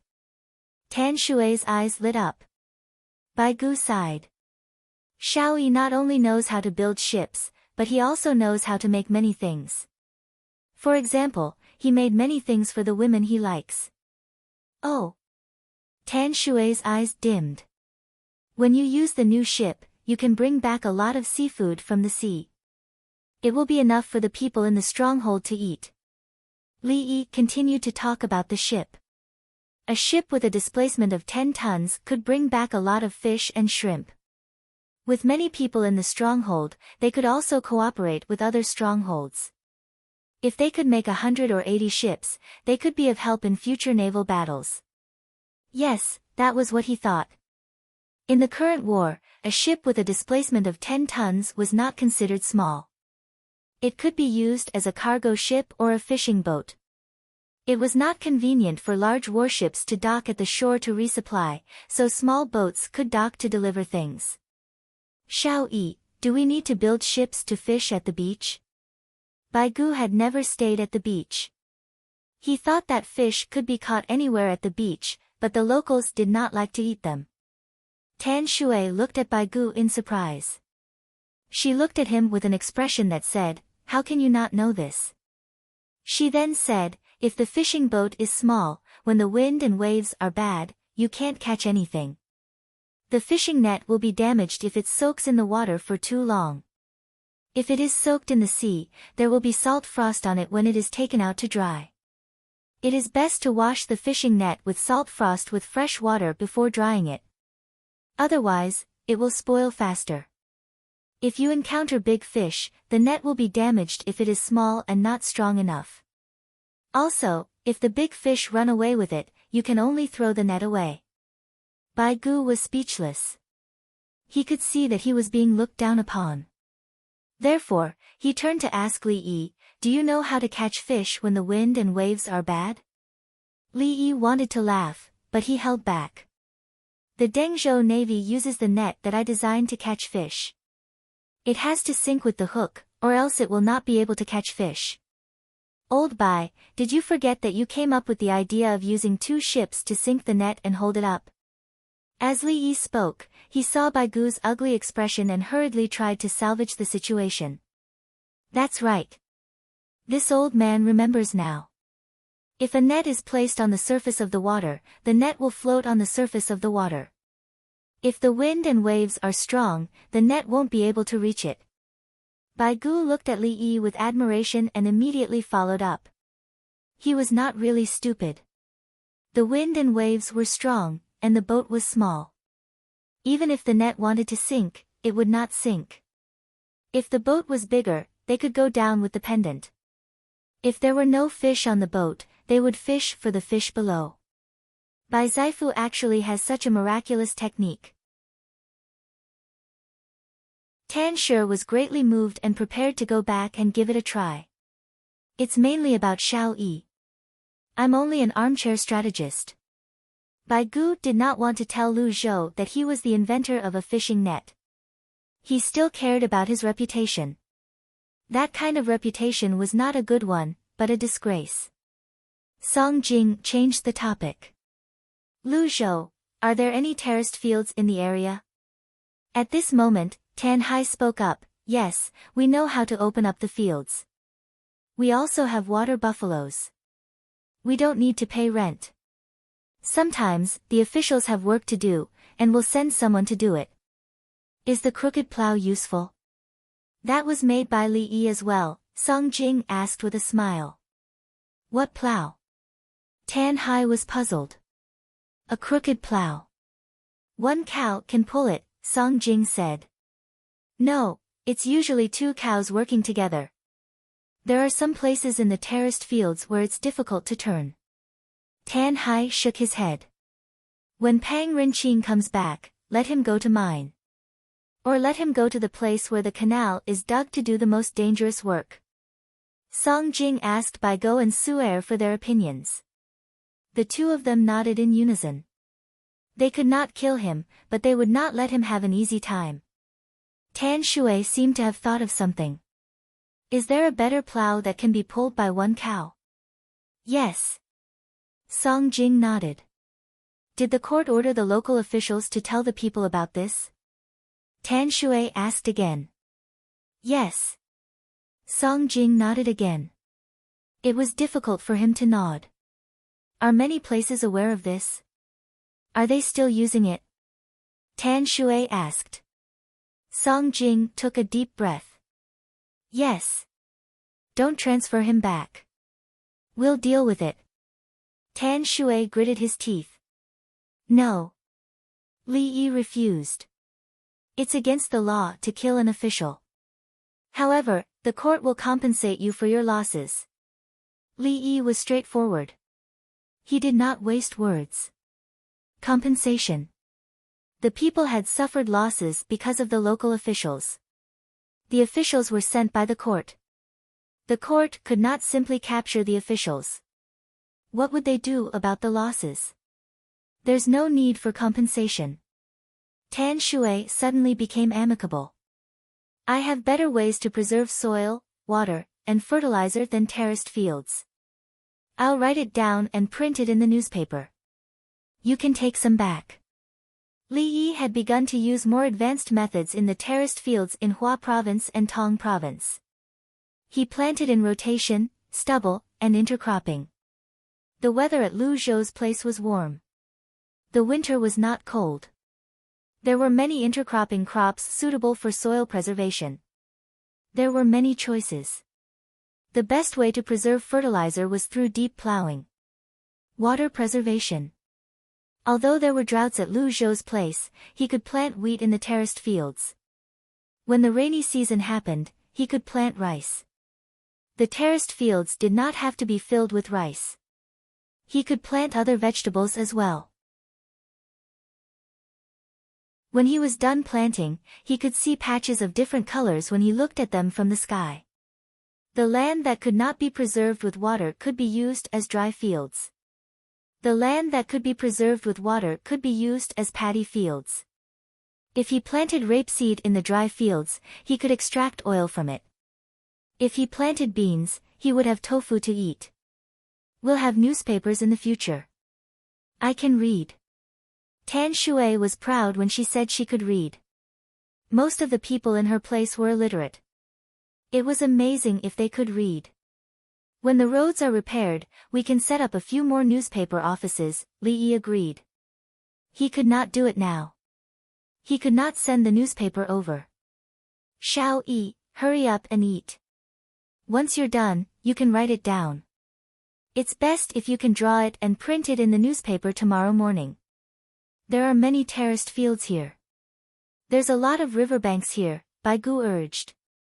He did not even ask if it was feasible. Was Li Yi's method wrong? After everyone finished eating, Song Jing made another promise. The three of them went back and prepared to arrest the culprits. They were angry. The imperial court's policies were so good. Li Yi was so crazy about supporting them. In the end, the local officials did not promote it. Could it be that they wanted to fight against the imperial court? Li Yi went back to his study to draw a blueprint. The task was very important. He had to draw boats and terraced fields. The three members of the Tan family took their coupons and found someone to accompany them into Chang'an. They wanted to buy something for their clansmen. The money they brought was not spent on making connections, so they could go shopping. They were not short of money. When they returned to the stronghold, they could continue to look for money. Two people from the Li family Zhuangzi came out. They were a man and a woman. They were in charge of introducing the situation. After leaving Zhuangzi, there was a trolley bus. It was free to get on the bus. The horse did not run fast, but the Tan family felt that it was very fast. The bus stopped at the city gate.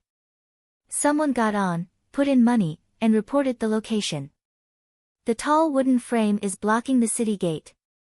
The city gate can't be closed. Tan Shui noticed the situation and pointed at the city gate. Someone beside her heard her accent and knew that she was an outsider. He said to her, "Don't close the city gate. It's open at night." "What if there's a war?"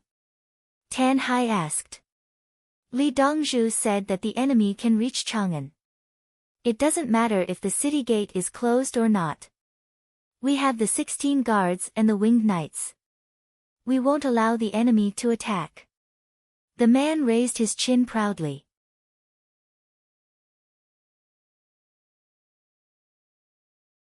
Chapter 969. The horse-drawn trolley bus moved forward. The three of them who came to Chang'an for the first time were curious about everything. They did not expect Chang'an to be so different from where they lived. They did not look the same at all, including houses, roads, and vehicles. Tan Shida looked around and pointed at the people waiting at the bus stop. Why don't they walk by themselves? How can they bear to spend money to take the bus? The male farmer replied, "They have things with them. It's heavy and slow to walk by themselves. It's faster to take the bus, and they don't have to use their own strength. They can save a lot of time and effort to work, and they can earn back a few bus fares. There's no easy job in the capital office. Time and effort are the most precious."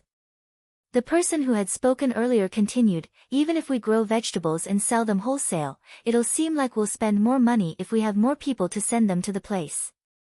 However, when they return, they can take care of the vegetable fields, remove insects, loosen the soil, and fertilize the fields. The vegetables will grow well, and the yield will be high." "Got it. Thank you." Tan Shida finally understood. He planted many crops in his stronghold.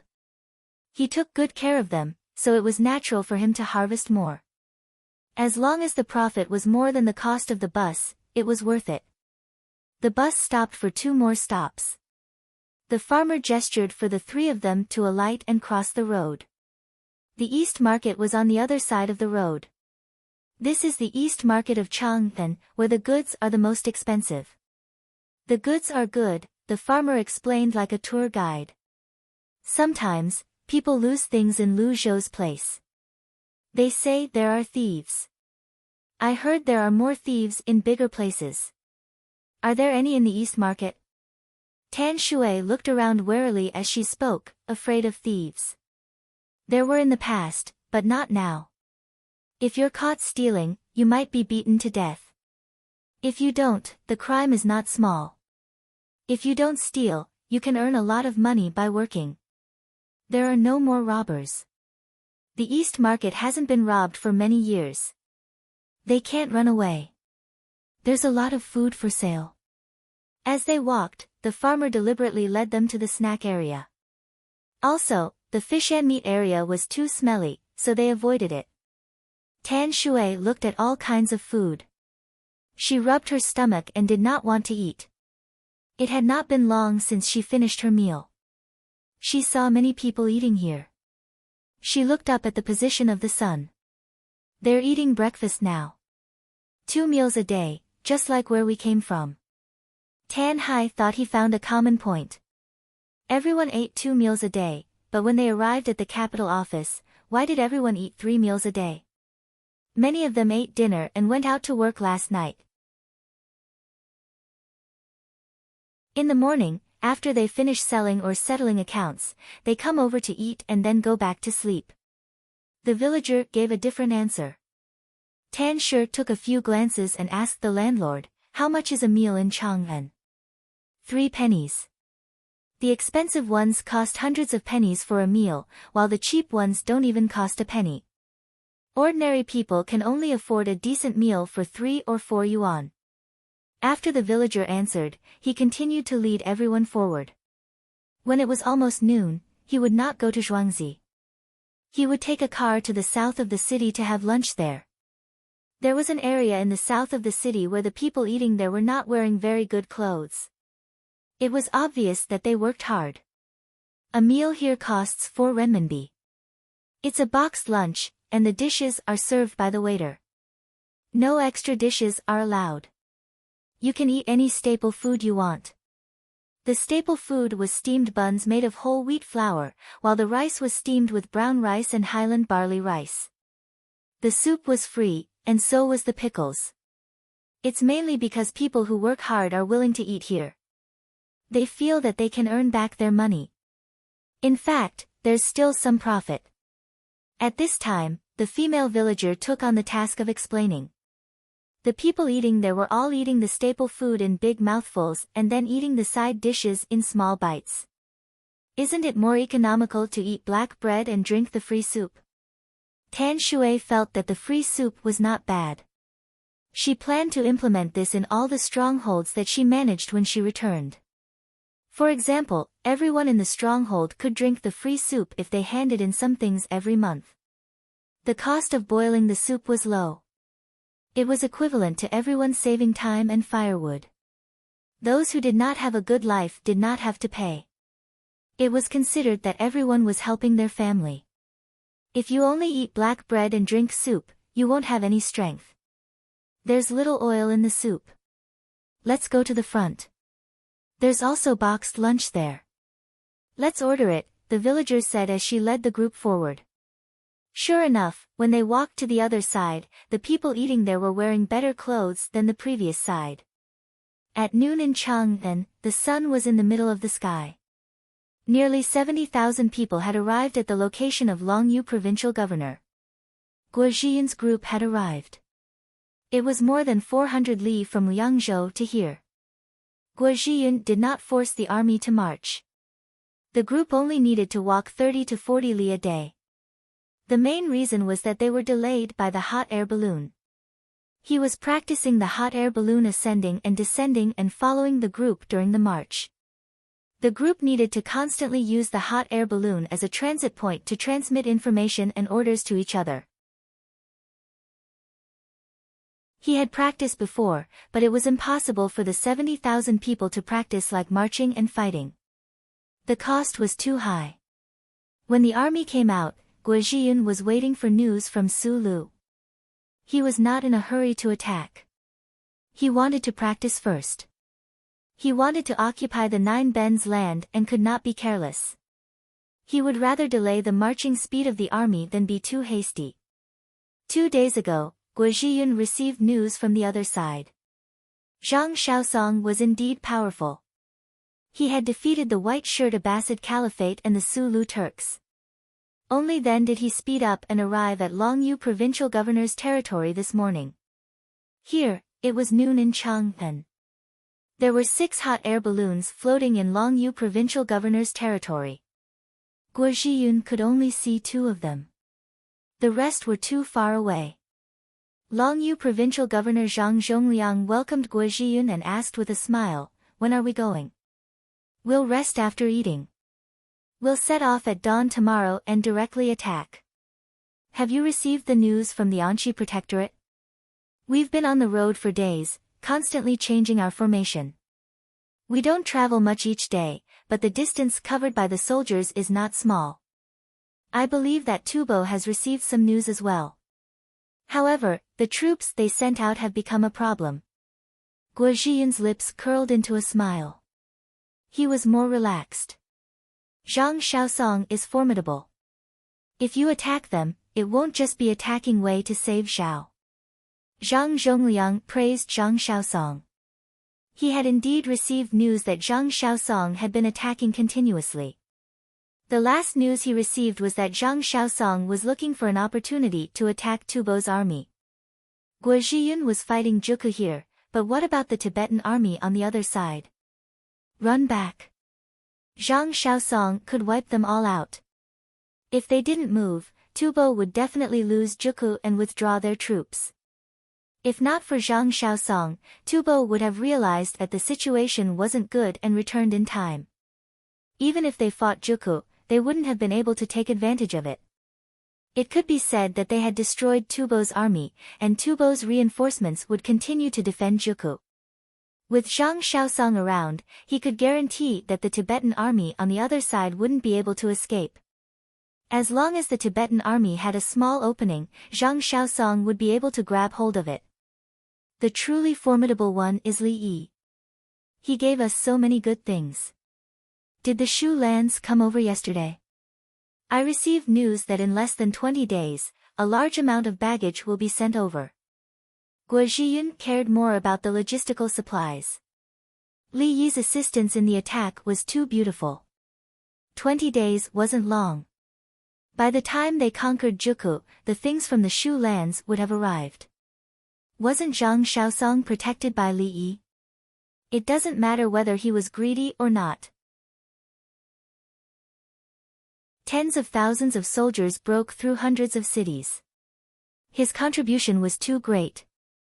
Li Yi dared to let him stay in west of the river and made a great contribution. I wonder if Li Yi still dares to protect him. Zhang Zhongliang also had a good impression of Li Yi. When a general was outside, what he was most afraid of was someone stirring up trouble in the imperial court. Ever since Li Yi took out a large amount of money to help fight the southwest barbarians, the generals at the border started to pay attention to him.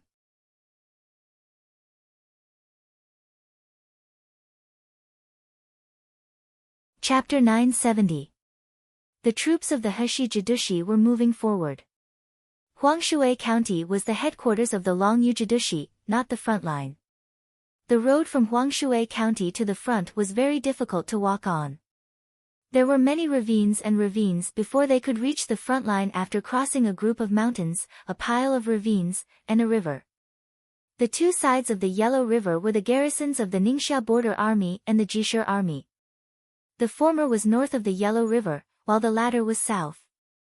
During Li Yi's time, this place was open to traffic, including the G2123 highway, G06121 highway, and S306 highway. Further south was the S202 highway. The Tang dynasty's Longyu army chose the same place as the others. There were garrisons in front of the strategic location, and behind them were mountains and rivers.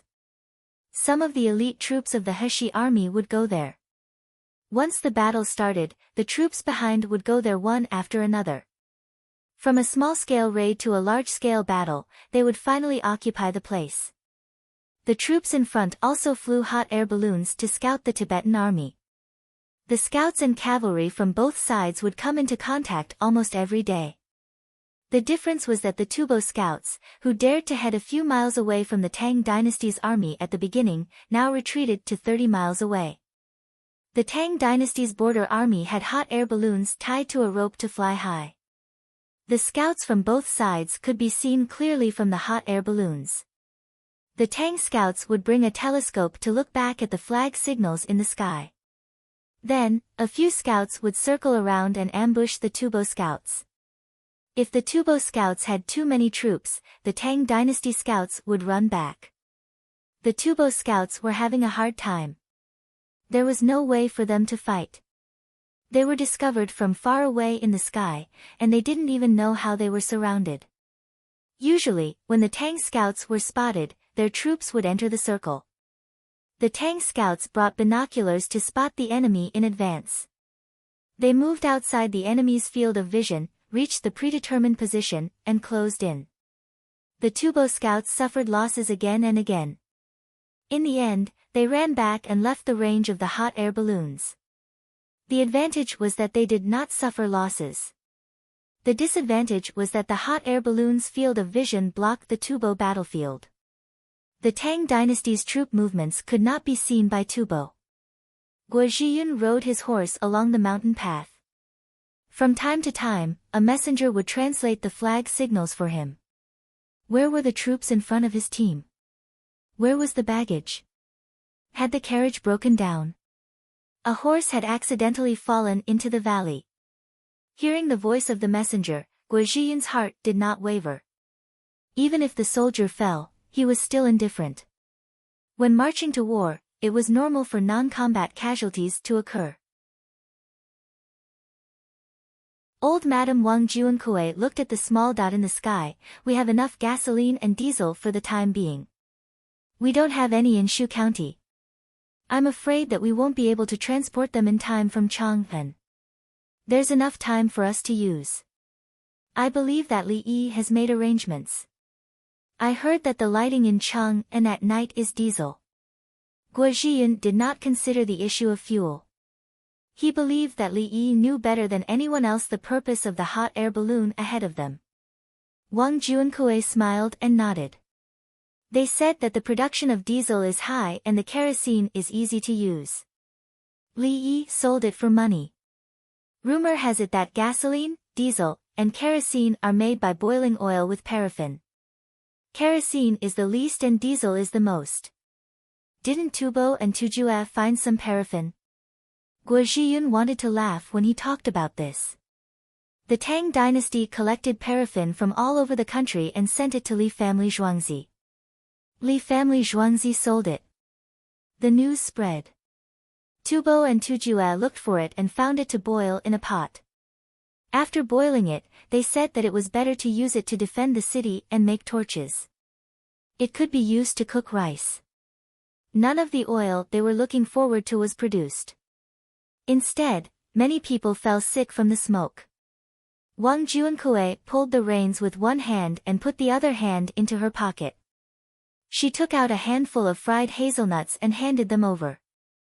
In war, besides the bravery of the soldiers, it's also about money and skills. Guo Zhiyun reached out and took a dozen hazelnuts. You still have pine nuts? Others eat them, but you don't want to eat them. You only want to keep them with you. If you see me, non-commissioned officer, give me one. He's risking his life, unlike me who's just giving orders. As Wang Juankui spoke, she handed the remaining hazelnuts to the soldier beside her. Thank you, deputy. The soldier took it happily. They couldn't eat it. They only had canned food, meat floss, salted dried tofu, and compressed biscuits. There were no dried fruits. There weren't many dried fruits sent from Chang'an. They were distributed to the generals and there was none left. They couldn't bear to eat canned food. They used it for war. It was fine as long as they had food to eat. I heard that a large number of pine nuts were obtained from Li family Zhuangzi's team in Bohai Sea. Li Yi didn't sell them and sent them to us. Guo Zhiyun threw a hazelnut into his mouth and bit it gently. It's a gift from Her Majesty. Everything was given by Her Majesty. Wang Juankui reminded him not to say anything wrong. In name, it was given by Her Majesty. Her Majesty. Guo Zhiyun repeated. In a place further northwest than the Longyu army, an army was resting. There was a hot air balloon flying in the sky. Zhang Shaosong drank some water first, then took out a handful of meat floss and stuffed it into his mouth. He chewed slowly and tasted it. The other generals and soldiers also took out meat floss to eat to replenish their strength. They found the Tibetan army's baggage team and went to fight after resting. From the hot air balloon, Tubo's military supply team looked like a small dot moving around, but with the help of binoculars, Tubo's military supply team was very small. With binoculars, the small people couldn't see anything from the hot air balloon. The hot air balloon had no sound and was sky blue in color. Unless it was dark clouds, the sky blue hot air balloon would become a small light-colored dot. However, the hot air balloon wouldn't rise when the clouds were dark. Otherwise, it would be struck by lightning. The baggage team had cars and civilian workers. To be precise, they were slaves. There were local slaves from Tubo and slaves from the Tang dynasty. When they exchanged captives in Songzhou, some people didn't give them to them. There were also 1,000 Tubo cavalrymen protecting them. They kept scolding and whipping the slaves with their horsewhips. The Tang dynasty's people worked hard. Even so, the Tubo cavalrymen didn't like them and still beat them. After being beaten, the Tang dynasty's people didn't make a sound and continued to work with their heads down. They were mainly responsible for repairing the vehicles and lifting the wheels when they got stuck in the soft soil and sand. However, when they were working, they would occasionally look at the Tang dynasty's people. Both sides had brief eye contact. Now that they had left Tubo's territory, they were ready to escape. As long as the front line was attacked, they would find an opportunity to escape. If they could escape, they would be lucky. If they couldn't, they would accept their fate. After an hour, the team continued to move forward. However, the leading general found that something was wrong. It seemed that 2 groups of scouts hadn't returned. After waiting for another quarter of an hour, he was sure that something was wrong because there were 4 groups of scouts that hadn't returned. Prepare for battle. The general chose the safest method. The team gathered and protected the baggage team well. Quick, report to the front. Tell them that we've been ambushed. The general called over a captain and shouted while pointing to the front. Follow me. The captain waved his hand and 150 cavalrymen rushed out. They knew that it was useless for them to stay when the enemy attacked. Telling the front line wasn't just for them to rescue. Perhaps it would be too late by the time the rescue team arrived. They wanted to tell the front line that the baggage team was gone.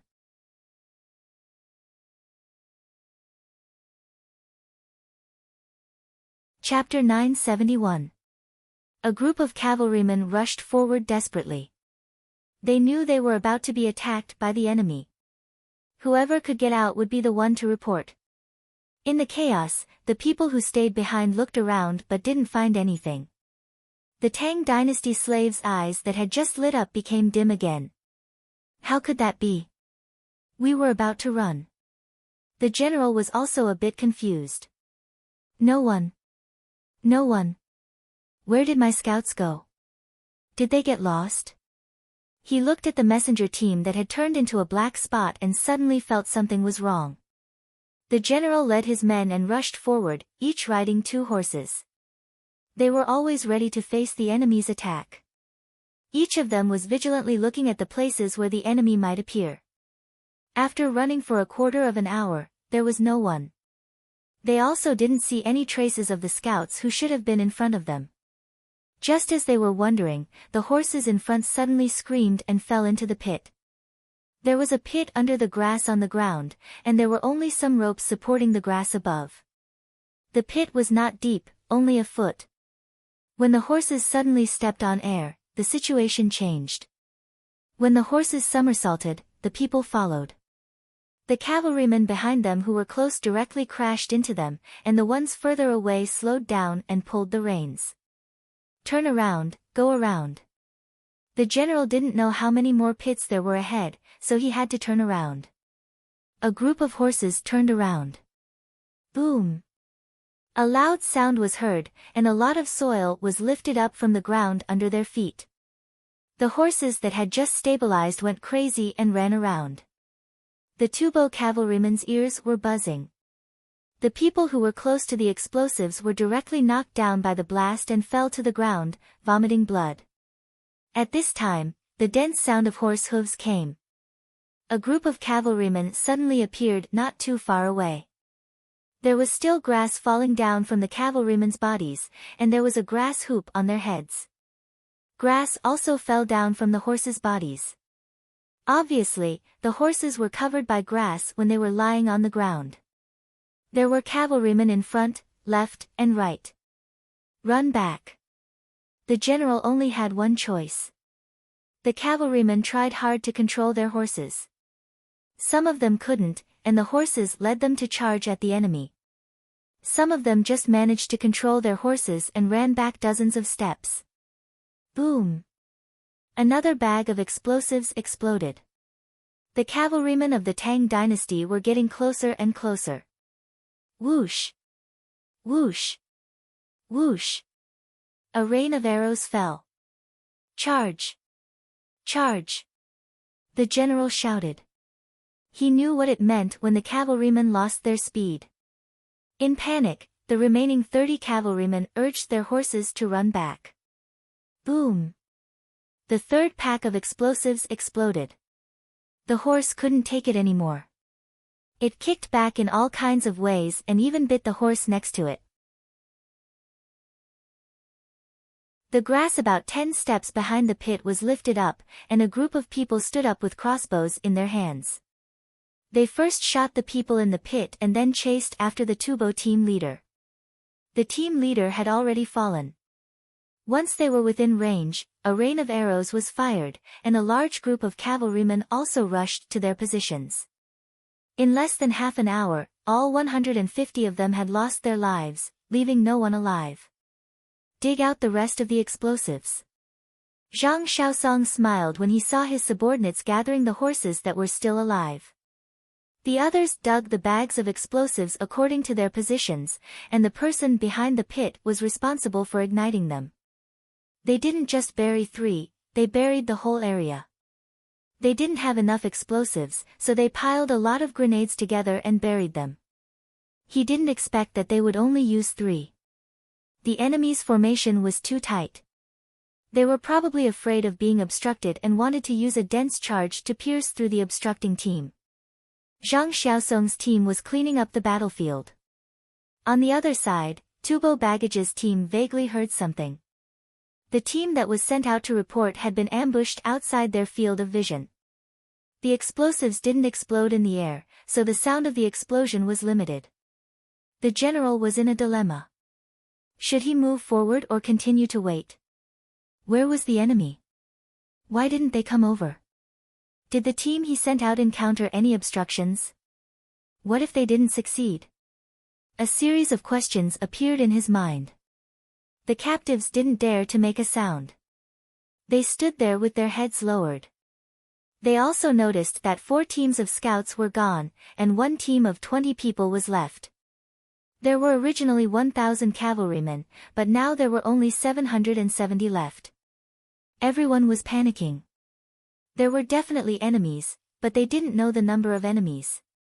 A team of 20 scouts didn't send back any information. How many people did the enemy need to encircle and annihilate them? As time passed, the pressure on Tubo's cavalrymen increased. It would be dark soon, and everyone needed to rest and eat. What should they do if the enemy attacked at this time? What if they attacked at night? Eat now. Eat in batches, the general ordered. The so-called eating meant eating cooked highland barley rice and dried meat. Drinking water was enough.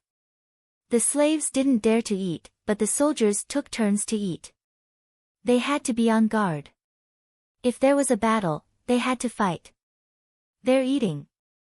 On a platform set up next to them, a lookout reported the situation in time. Send scouts to harass them. From the left, right, and back. Each team has 50 people. The other teams are scattered. Get ready to support and surround them. Zhang Xiaosong looked at the 35 horses that were put in the pit and ordered casually. In fact, he could take care of those people in one fell swoop. The cavalrymen charged and shot arrows with inertia. The enemy could only endure the rain of arrows.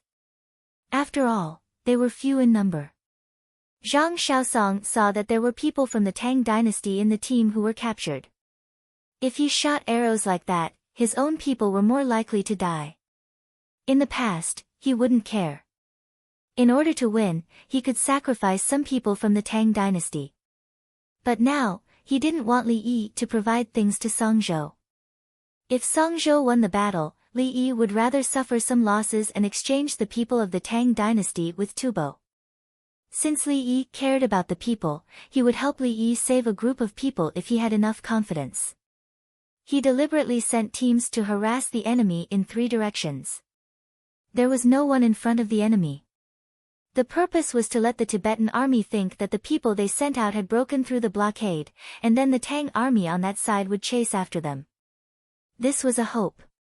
If they succeeded and he could hold on until the main force came back to help, he might be able to survive. If there were scouts in all 4 directions, it meant that the first team had been wiped out. Needless to say, they would kill the slaves of the Tang dynasty first and then fight with their lives. The team began to move. The people who dealt with the dead horses also sped up. 35 horses were cleaned up by 1,000 people. After peeling the skins, each person gave a piece of meat and began to cut it. The meat was cut thinner but longer so that it was easier to knead salt and air dry. They couldn't smoke it. The smoke was too strong. Everyone ate cold food. Now, the cold food of the Tang dynasty soldiers was better than that of Tubo. In the past, the soldiers of the Tang dynasty didn't have much jerky. They basically fried rice, fried noodles, and dry biscuits with vinegar cloth. Now, they didn't have to put in anything but meat floss and compressed biscuits. There were green onions, carrots, and other things in the compressed biscuits, which tasted better than rice. The teams that went out were arranged. 50 riders in one group rushed to Tubo's logistics team. They rushed and shouted, "Yoo-hoo, yoo-hoo!" The Tubo people who didn't eat immediately got on their horses and began to run around the team, ready to speed up at any time. The people who were eating also stopped. They drank water and got on their horses, waiting for orders. There were scouts in all 3 directions. As they got closer, there were 50 people in one group. There was no need to count them. Impossible. It's impossible that 20 people can't come back with 50 people. The general instantly judged that the people of the Tang dynasty were plotting something.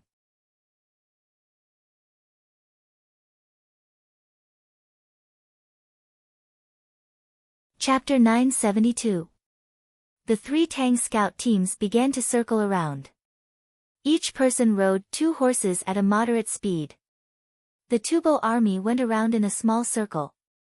After going around and around, they split into 3 groups of 100 men and gathered together. At the same time, they also brought along an extra horse. The slaves of the Tang dynasty turned their heads and communicated with each other through their eyes. They were excited and worried at the same time. The military forces of the Tang dynasty seemed to have come a lot. It should not be a problem to defeat the Tubo soldiers. But in that case, would they be killed? They had to resist. They could not run. If they ran, they would leave their backs to the Tubo soldiers. Were they testing the archery skills of the Tubo cavalry? Yoo-hoo, yoo-hoo! The Tang dynasty scouts began to adjust their speed and distance. They wanted to enter the shooting range of the Tubo cavalry when they circled around. Then they would shoot and quickly circle to the side. The Tubo cavalry were not stupid. They obviously knew what the other side was doing and were looking for the same opportunity. Both sides kept adjusting their speed and position. No one wanted to lose the momentum of their charge. Otherwise, the shooting range of the arrows would not be enough. As they circled around, more than 100 Tang soldiers appeared. These people dismounted from their horses when they were within the shooting range of a normal cavalry. Draw your strong bows and draw your crossbows. Stop playing. Find your own positions. We have crossbows with a longer shooting range. Charge. The Tubo general saw the situation and ordered the cavalry to charge at the dismounted Tang soldiers without hesitation. The dismounted Tang soldiers quickly shot an arrow and a crossbow, turned around, mounted their horses, and ran. More than a dozen Tubo cavalry dismounted and urged their horses to continue chasing. A total of 200 people did not give the Tang soldiers a chance to turn around. More than 100 Tang soldiers whipped their horses. No matter how fast they were, they could not enter the enemy's shooting range. At the same time, 3 teams of 100 Tubo cavalry charged at 3 teams of 50 Tang scouts. The scouts also turned around and ran. "Come on, let's see who is faster." The general saw that his side had the upper hand and breathed a sigh of relief. Then he suddenly thought of something and shouted, "Come back, don't chase." Only one team of scouts heard him. They slowed down and circled around. The other 3 teams did not hear him and continued to chase. "Quick, chase after them and tell them to come back." The general was sweating profusely. He remembered that the Tang soldiers had binoculars. When the 2 sides fought, the enemy would discover them first and then calmly set up an encirclement. Things were different now. They couldn't just turn and run when they saw an enemy. When they saw it, it meant that the enemy had completed the encirclement. After a quarter of an hour, a group of people came back. This group had less than 100 people and was followed by a large group of Tang soldiers. "Prepare for battle." The leader thought of the reason and sent people to chase after them. After chasing for a long time, his own people returned in time. When the Tang soldiers discovered the situation, they did not have time to encircle them and directly pursued them. Only then did some of their own men return alive. There were only 370 men left, including the 100 cavalrymen who had stopped earlier. The 100 cavalrymen had not gathered yet, and the 50 scouts of the Tang soldiers had not run away. They were still circling around. The general was speeding up with 270 people. He could not afford to lose speed. Even if he was running, there should be a process to raise his speed to the maximum. The Tang soldiers continued to chase after this group of less than 100 people. They had no intention of stopping. Looking up, there were at least 2,000 people densely packed together. Go around them, go fight those 50 people." The general shouted to his own men who were running over. He was also ready to run. The people who came back would cooperate with the other 100 to kill the 50 Tang soldiers. He went around half a circle and ran in that direction. As soon as he shouted, more than 200 cavalrymen suddenly jumped out from the pursuing Tang soldiers. These people were obviously faster than the other cavalrymen. More than 200 people whipped their horses hard, one after another. They lifted their butts and stood on the horses' back. Their bodies leaned forward and moved up and down with the horses. At first glance, one could tell that they were horsemanship experts. Moreover, their horses were better than other horses. The sudden rush of the group instantly disrupted the Tubo general's original plan. He led the group and rushed out diagonally without adjusting their position. He was ready to run in a big circle and meet up with his own side. When everyone started running, no one cared about Baggage's team and slaves. The slaves of the Tang dynasty looked at each other and then looked at the slaves of the Tubo. The slaves of the Tubo looked around and raised their hands. The slaves of the Tang dynasty looked for ropes to tie up the Tubo slaves. The slaves of the Tubo did not resist at all. There were many cavalrymen and no one to help them. Staying alive was more important. Being a slave anywhere was the same. Not long after, the cavalrymen of the Tang dynasty came over. The others continued to chase. The people of the Tubo could not run away. There was a blockade in front of them. They might have even dug a pit. The pit did not need to be big or deep. The hooves of the horses would be gone. Unfortunately, the horses were disabled and could only be killed for meat. The slaves of the Tang dynasty tied the arms of the Tubo slaves behind their backs and strung them together. They stood there and waited with smiles on their faces. The Tang soldiers got off their horses and walked over. They looked at their own people and said, "The inspector said that he would catch them alive and use them to exchange for your families." The slaves of the Tang dynasty suddenly stopped smiling. Some lowered their heads and some wiped their tears. They remembered that they had heard that the people of the Tang dynasty in other places were exchanged, but their own people were not. Now that the people of the Tubo people were caught, they would agree to the exchange. Whoever lost strength would be anxious. They hoped that their families could hold on until the time of exchange. "Eat something." The Tang soldiers took out the meat floss and compressed biscuits from their bodies. "Here. We are sending baggage. There are bows, cooked highland barley rice, and jerky." The people of the Tang dynasty pointed at the carts and said, "Those are from the Tubo. We will keep them for you. You can eat the good food of the Tang dynasty." The soldier handed them over again. "Okay, let's eat the food of the Tang dynasty." The people took over and tasted the meat floss. It was delicious. Then they took a bite of the compressed biscuits. "Oh, what is this? It smells good." After the people took a bite and tasted it, they looked at their own bodies and opened the food bags that belonged to them diagonally and put the food inside. "Hurry up and follow us. There is a small river 30 miles away. Go there and start a fire to cook." The Tang soldiers went to untie the ropes of the Tubo slaves and hoped that they would help with the work. The people of the Tang dynasty sat in the carts and did not care. When the sky was completely dark, the baggage team arrived at the river. There was a bonfire by the river. Pots were placed on the fire.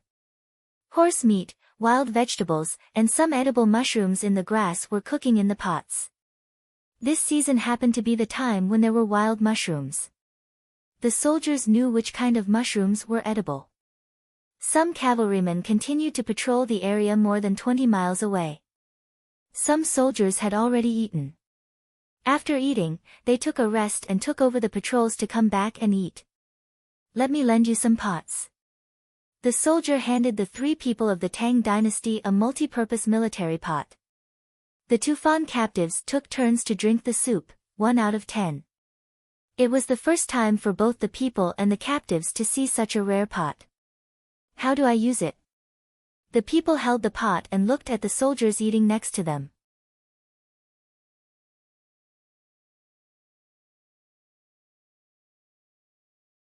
Chapter 973. The soldier took the pot and explained. It was covered with canvas. He took it out and found that it was an iron pot. He pulled it out and a pot appeared. What was left was a shell without a spout. There was a folded metal bar on the shell. When it was lifted, there was a lid under the shell.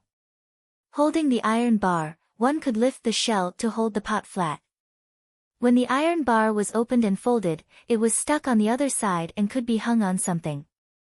Then, the lid could be used to cover the mouth on the shell. It could be used to cook rice and stew vegetables. The people and captives were dumbfounded. Who made it?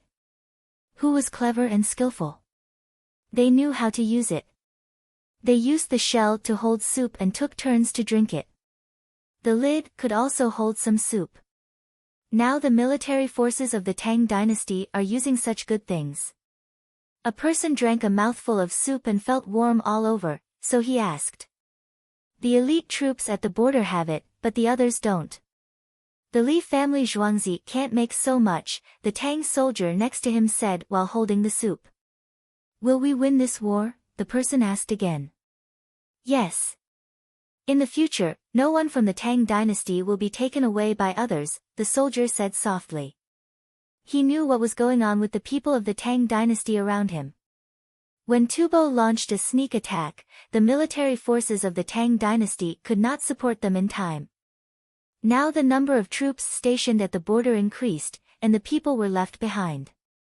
The soldiers also had good food, alcohol, gauze, and other things to learn how to treat their wounds. Usually, after a battle, many people either died on the battlefield or got infected after the battle. Yes, it was called infection. The bleeding would not stop. Hands could not stop it, and mud could not cover it. As the bleeding continued, the people would die. Now, the bleeding could be sutured. The big blood vessels could be sutured and then wrapped. Slowly, they would heal. If the bleeding was less, the people could eat something good. As long as the blood was replenished faster than the bleeding, they would heal eventually. As for the big cuts, they could also be sutured and bandaged. If there was pus and blood, they could be cleaned and bandaged again. As long as there was alcohol, there was no need to worry about infection and death. Both sides had 10,000 people. After a battle, 1,000 people died and 4,000 were injured. The Tang dynasty could survive at least 3,500 people, while the enemy could only survive 500. After a few battles, the enemy would be wiped out. With that in mind, the soldier shared his thoughts with the commoners. The common people loved to hear this. When they heard that their Tang dynasty was powerful, they were waiting to capture the criminals and bring their families back. Where did the alcohol come from? Another commoner didn't know what alcohol was. He guessed that it was similar to wine and had become a spirit. The Li family Zhuangzi gave us some cotton. The cotton we use is called skimmed cotton, the soldier replied. It's the Li family Zhuangzi again. A commoner who had just eaten a handful of the highland barley rice that he had brought with him noticed the keyword. Thus, the soldiers told the commoners the story of the Li family Zhuangzi. When it was almost midnight, another group of people came back. They brought back Tubo's general baggage, alive. A living general was worth more than a dead general. A living general could be exchanged for many people of the Tang dynasty. As for the other Tubo soldiers, there were a total of 330 survivors. The rest were all dead. The Tang dynasty soldiers first treated the wounds of their own people and then helped the Tubo soldiers. These 330 people could probably be exchanged for at least 1,000 people of the Tang dynasty. It depended on how much the other party valued them. Zhang Shaosong had already finished eating and resting.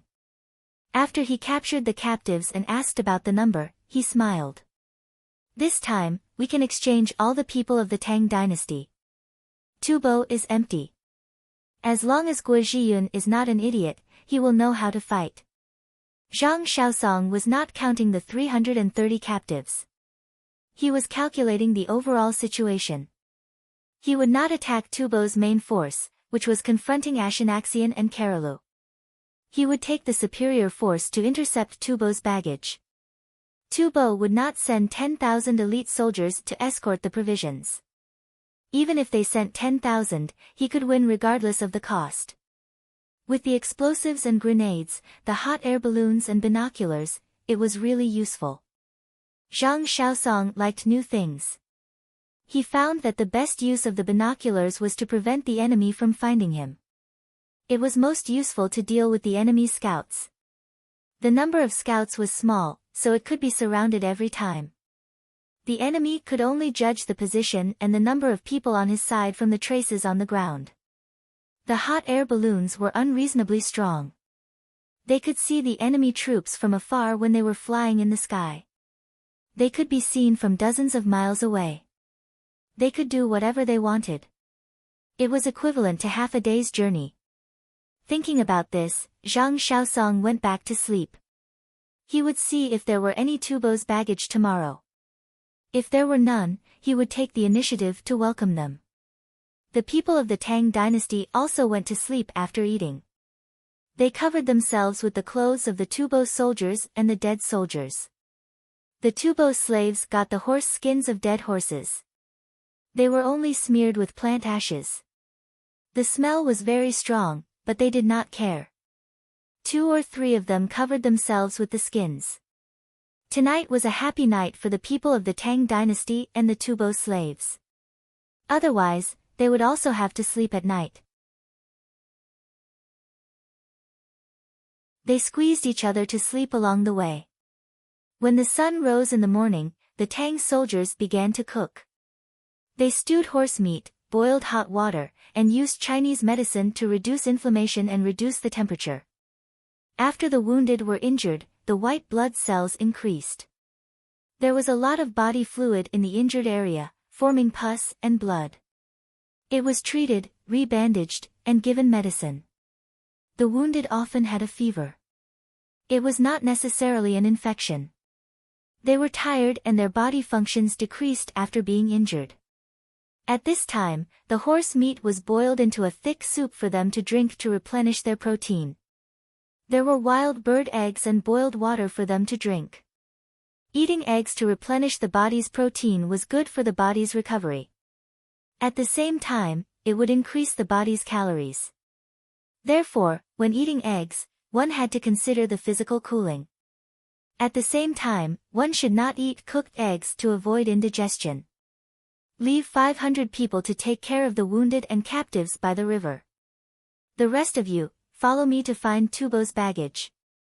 After breakfast, Zhang Shaosong arranged for the men to rise a hot air balloon. He led the team to set off. The more seriously injured or feverish Tang soldiers began to sleep. They slept sitting up and leaning on something to prevent food from flowing out of their esophagus. They had to wait for digestion. After a while, they drank more water to cool down and increase the speed of their metabolism to recover faster. It was cold at night, and the temperature gradually rose during the day. The people of the Tang dynasty took handkerchiefs to the river to wash them. Then, they combed their faces and wiped their bodies to cool down. The slaves of Tubo were only responsible for looking for mushrooms and cutting grass in the distance. They were not allowed to touch the captives of Tubo, lest the captives of Tubo threaten them with the safety of their families and secretly untie them. If you let me go now and let me run away, I will let your family go when I go back. The captives of Tubo could not threaten their own slaves, so they threatened the people of the Tang dynasty. The people of the Tang dynasty were wiping his face. After hearing his words, they were stunned. Then, they unfolded their handkerchiefs, rolled them into strips, and wrapped them around the captive's neck. Then, they crossed their hands and exerted force on both sides. Woo-woo. The captive of Tubo blushed and opened his mouth to make a sound. His eyes were wide open and his body was twisting. There was a pleading look in his eyes. Help, he wants to strangle him. The captive of Tubo next to him shouted to the Tang soldiers. The Tang soldiers took a look and turned their heads. The eyes of the captive of Tubo who was being strangled rolled back. Only then did the people let go and watch with a smile. The captive gasped for breath, and there was a look of horror in his eyes. Say it again. You must say it. Say it quickly. If you don't, I will strangle you. The people wanted to strangle him again.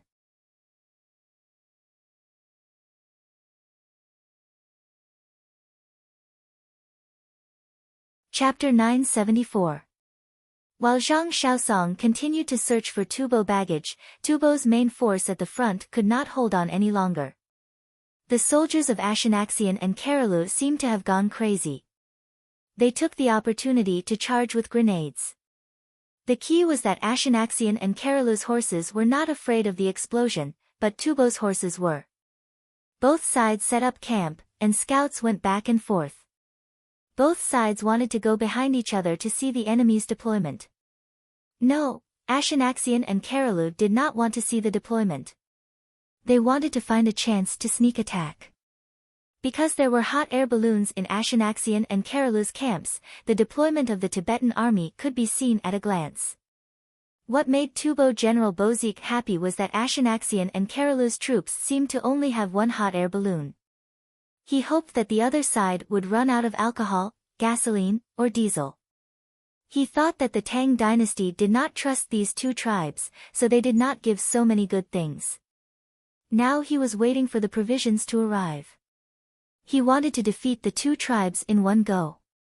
That way, the two tribes would feel that the Tang dynasty did not value them and did not give them enough things. What Bozik did not know was that in normal history, the two tribes were facing Sulu's Turkikshire tribe, Bai Abbasid tribe, and his Tubo tribe. The two tribes resisted, and he did not have time to go back. In July, Guizhiyun had enough provisions and took the opportunity to attack Zhuge land. He brought out 40,000 soldiers, and 40,000 fewer soldiers in the rear. Including the provisions, it involved even more. Now, Ashinaxian and Karalu were only facing him, and there were hot air balloons and grenades. He thought he could defeat them in one go. A hot air balloon was floating in the sky, and there was a rope below it. Ashinaxian's soldiers looked up and used binoculars to observe the flag signal.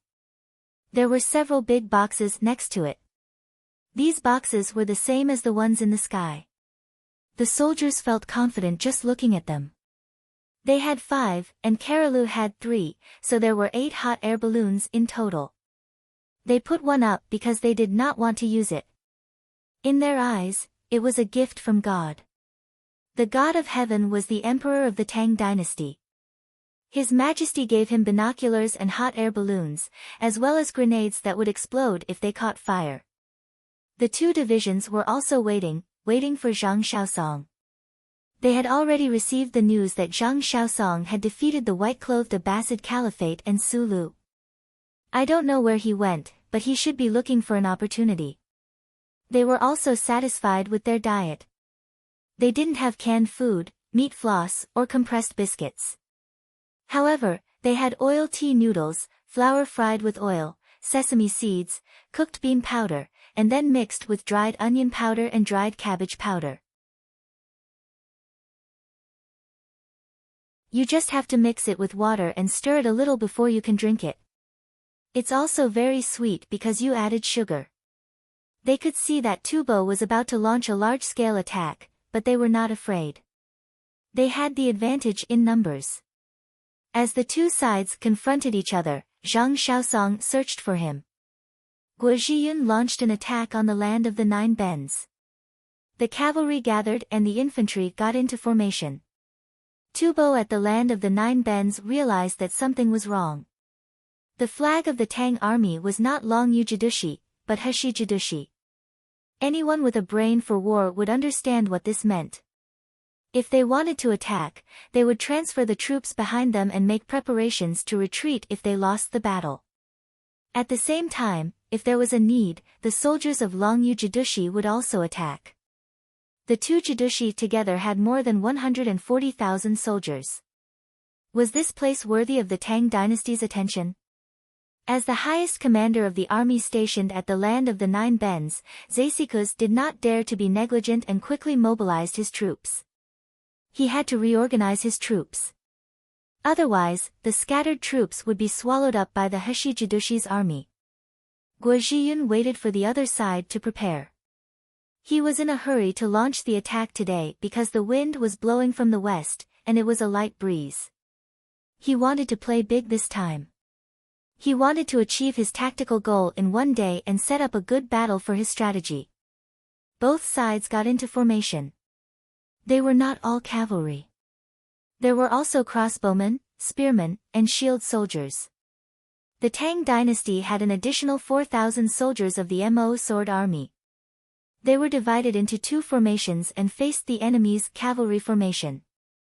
Tubo's cavalry would rather fight the Tang dynasty's cavalry than face the Mo Sword Army. Behind the Mo Sword Army were strong archers. They would not be able to compete with such an army with bows and arrows. They would either use their speed to dodge or charge head-on. The Tang dynasty's Mo Sword Army would fight to the death. Charging head-on would be exchanging lives. If they could pierce through, it would be easy. If they could not, it would be completely over. So far, they had never been able to pierce through. Both sides got into formation. They had many people. At the rear, Guizhiyun looked up at the flag and drew his sword. The messenger gave the order. Behind him, 20 hot air balloons that were ready to take off slowly rose. The cavalry at the rear started to jog, ready to speed up at any time. Then, 20 cars were pushed to the empty space between the middle and front of the army. Rows of large skyscrapers were placed on the cars. The hot air balloons rose to a height of 100 feet and stopped. The people below pulled with all their strength. Guo Zhiyun looked back and waved his sword. The soldiers who were pulling the ropes let go. The people on the hot air balloons adjusted the blowtorches. Others quickly retracted the ropes. The hot air balloons slowly floated towards the other side. The skyscrapers adjusted their angles, and the people behind lit torches. Not long after, the hot air balloons floated to the middle of the battlefield.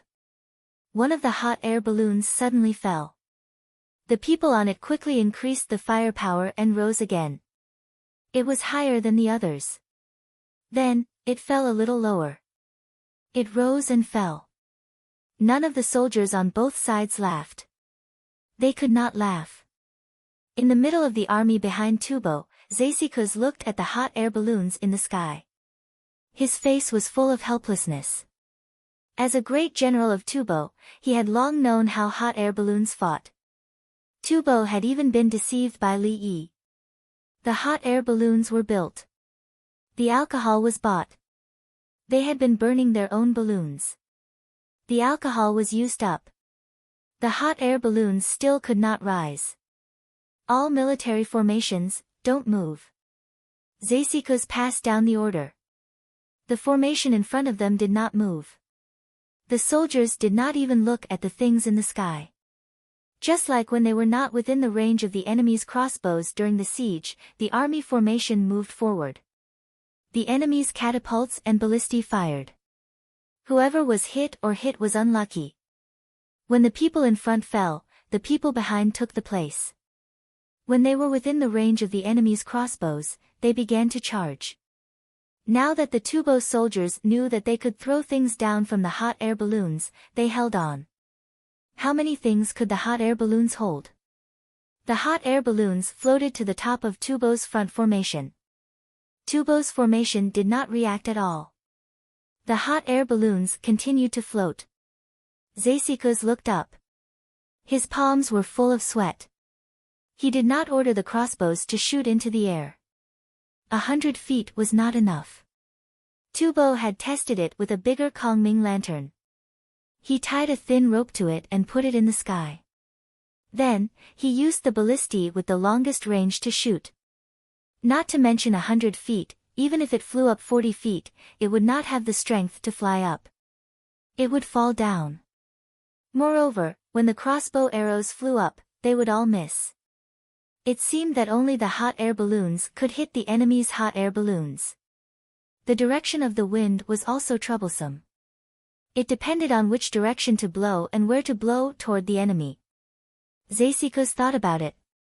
He sighed and ordered, "Middle army, move and dodge." He had no choice. The other party was obviously coming for him. Should he dodge?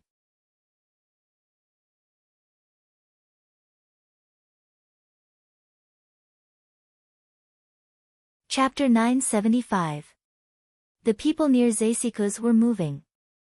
They looked at the hot air balloons in the sky and looked for the gap between the two. They knew that the hot air balloons knew how to move with the wind.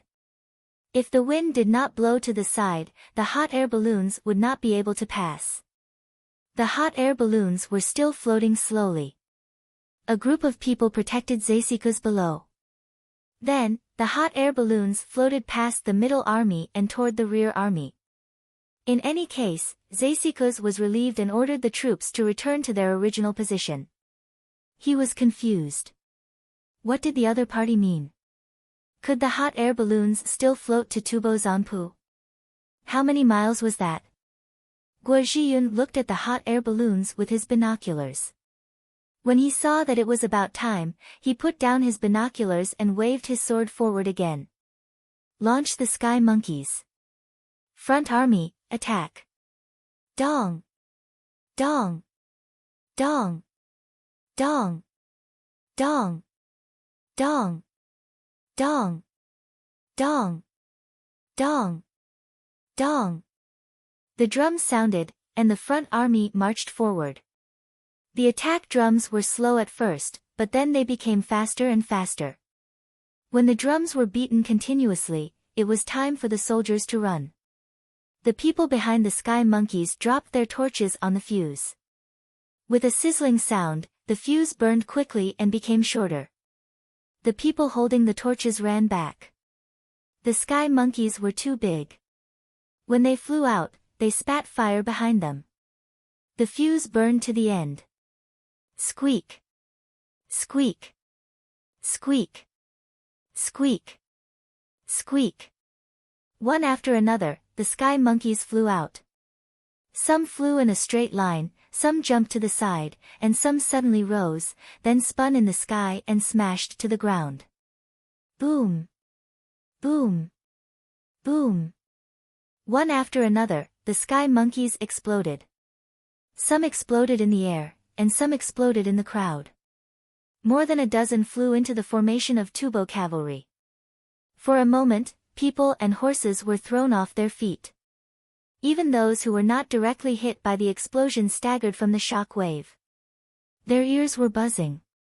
At the same time, the hot air balloons that had just floated to the rear of the enemy began to throw down explosive packs.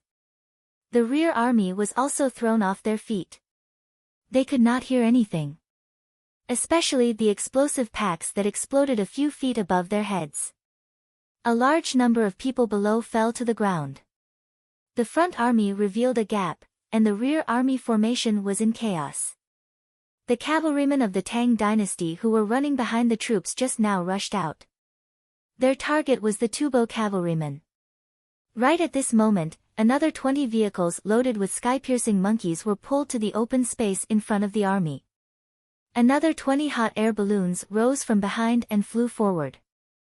The drumbeats were rapid and concentrated, and the soldiers in the vanguard began to run. Kill, they shouted. Run. Tubo's vanguard finally broke down. They saw a new hot air balloon. Who was it going to explode this time? After the front line was blown up, they were not in a proper formation.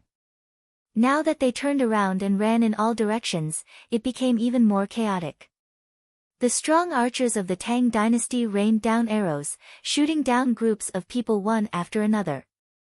Tubo's archers' formation was disrupted by their own people, and they were still preparing to counterattack.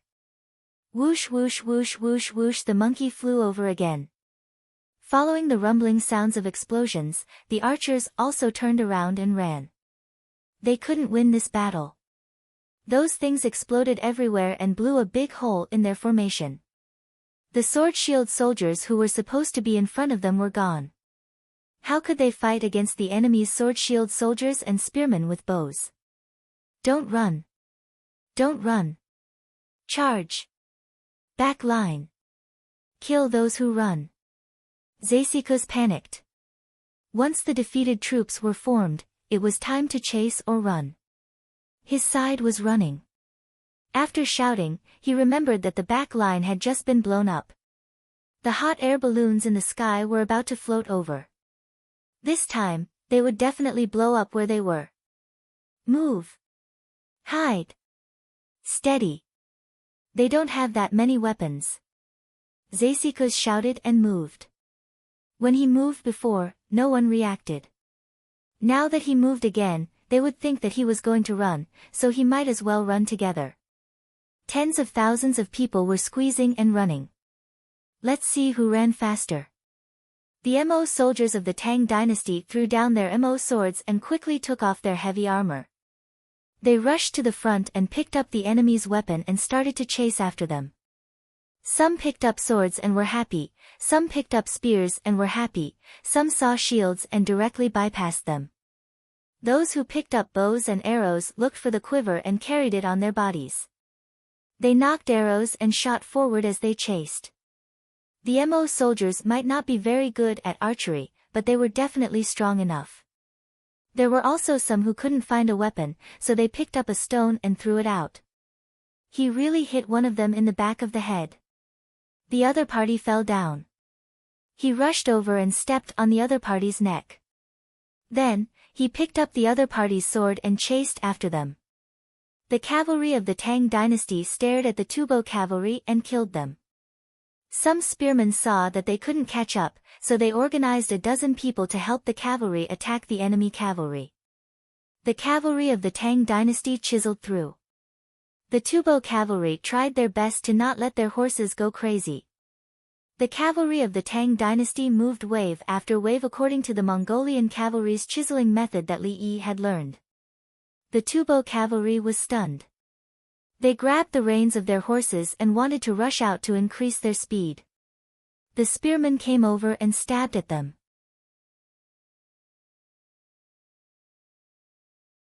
The Mo soldiers who didn't pick up a weapon followed and rushed towards the Tubo cavalry. They pounced on the other party and threw him off his horse. They raised their big fists and knocked him out. The Mo soldiers were tall and strong. Those who rushed too quickly were knocked down along with their horses. This time, there was a sword, an enemy's sword. Zasikus ran. He had to run. The hot air balloons did indeed throw down explosives when they reached the top. Moreover, there were people who shot down arrows from the second batch of hot air balloons. Although he wasn't shot, he felt that the other party's arrows were not accurate. But what if the other party missed and the arrow hit his head? The chase and escape continued. Guo Zhiyun didn't move. He put away his sword. He leaned down and reached into Wang Juankue's pocket next to him and took out a handful of hazelnuts. He threw one into his mouth and spat out the shell. He chewed on the hazelnuts and said, "In the future, the war will be a war of air superiority. The cavalry will charge and seize the initiative." Wang Juankue touched his pocket and took out a handful of pine nuts and a small pair of pliers from another pocket. He held the pine nuts. The best way to deal with firearms is to scatter the soldiers. But if the enemy goes out of the scatter line, our army will push over. Write it down later. Write it down in detail so that the generals in other parts of the Tang dynasty will know and see if they have any better ideas. Guo Zhiyun threw another hazelnut into his mouth. He was thinking about how he would face his current tactics if it were him. It seemed that there was only one way, which was to charge and not to confront the enemy in formation. Whoever charged first would be at a disadvantage, but it was better than being attacked passively. He estimated that the next time they fought Tubo, the Tibetan army would attack like crazy. Wang Juankue ate a few pine nuts and handed them over. Pine nuts are more fragrant than hazelnuts. These pine nuts are from Bohai. Looking at Li Yi's intention, he doesn't want Bohai to be stable and strong. When Guo Zhiyun mentioned Li Yi, his eyes unconsciously showed a look of admiration. Wang Juankue held a pine nut and turned it around. I don't know what other weapons Li Yi can make. Is this sky monkey expensive? If there are more sky monkeys, we can directly attack the city. After this war, we should be able to exchange all our captured people back. I don't know how many Tubo people killed. Guo Zhiyun clenched his fist as he spoke, crushing several hazelnuts.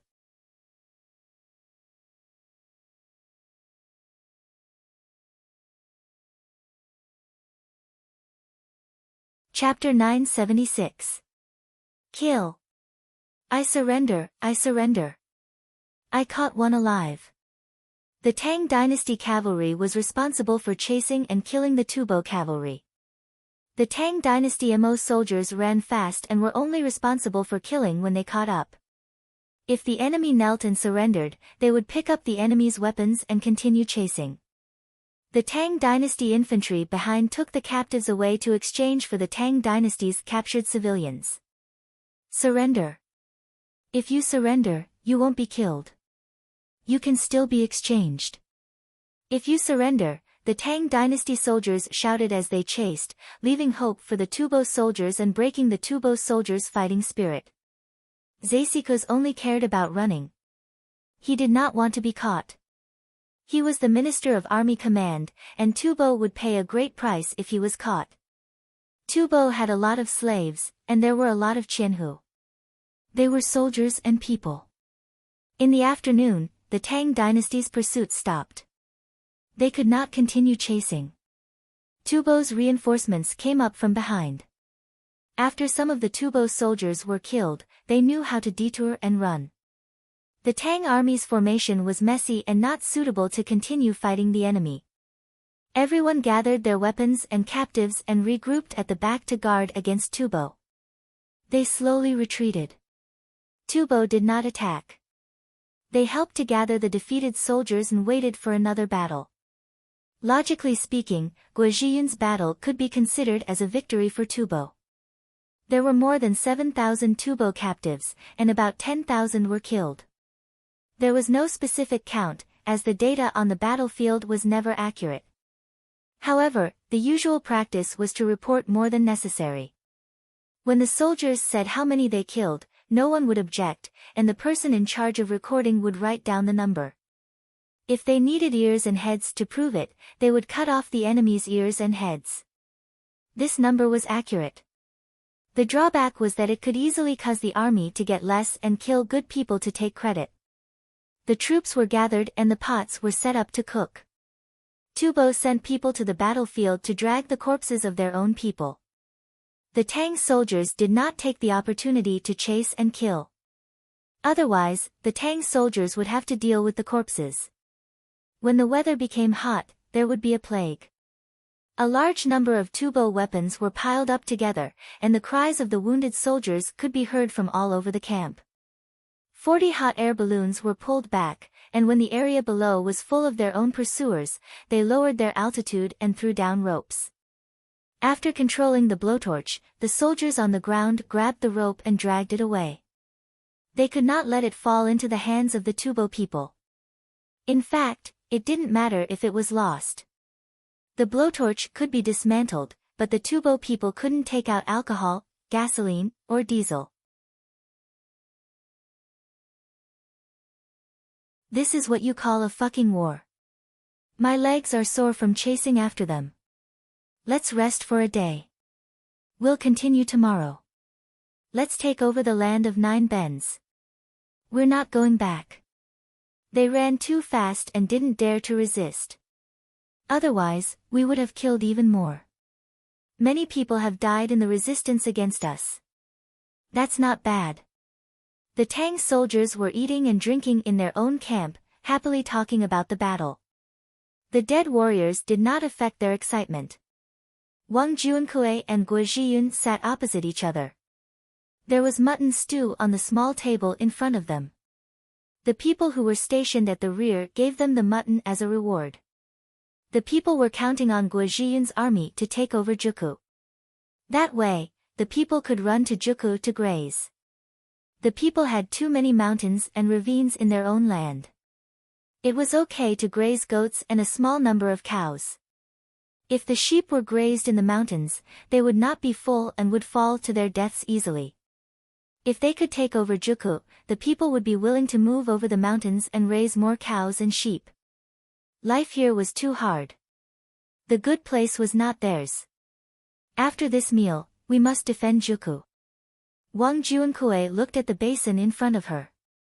She knew that it represented the hope of the people. What else can we do?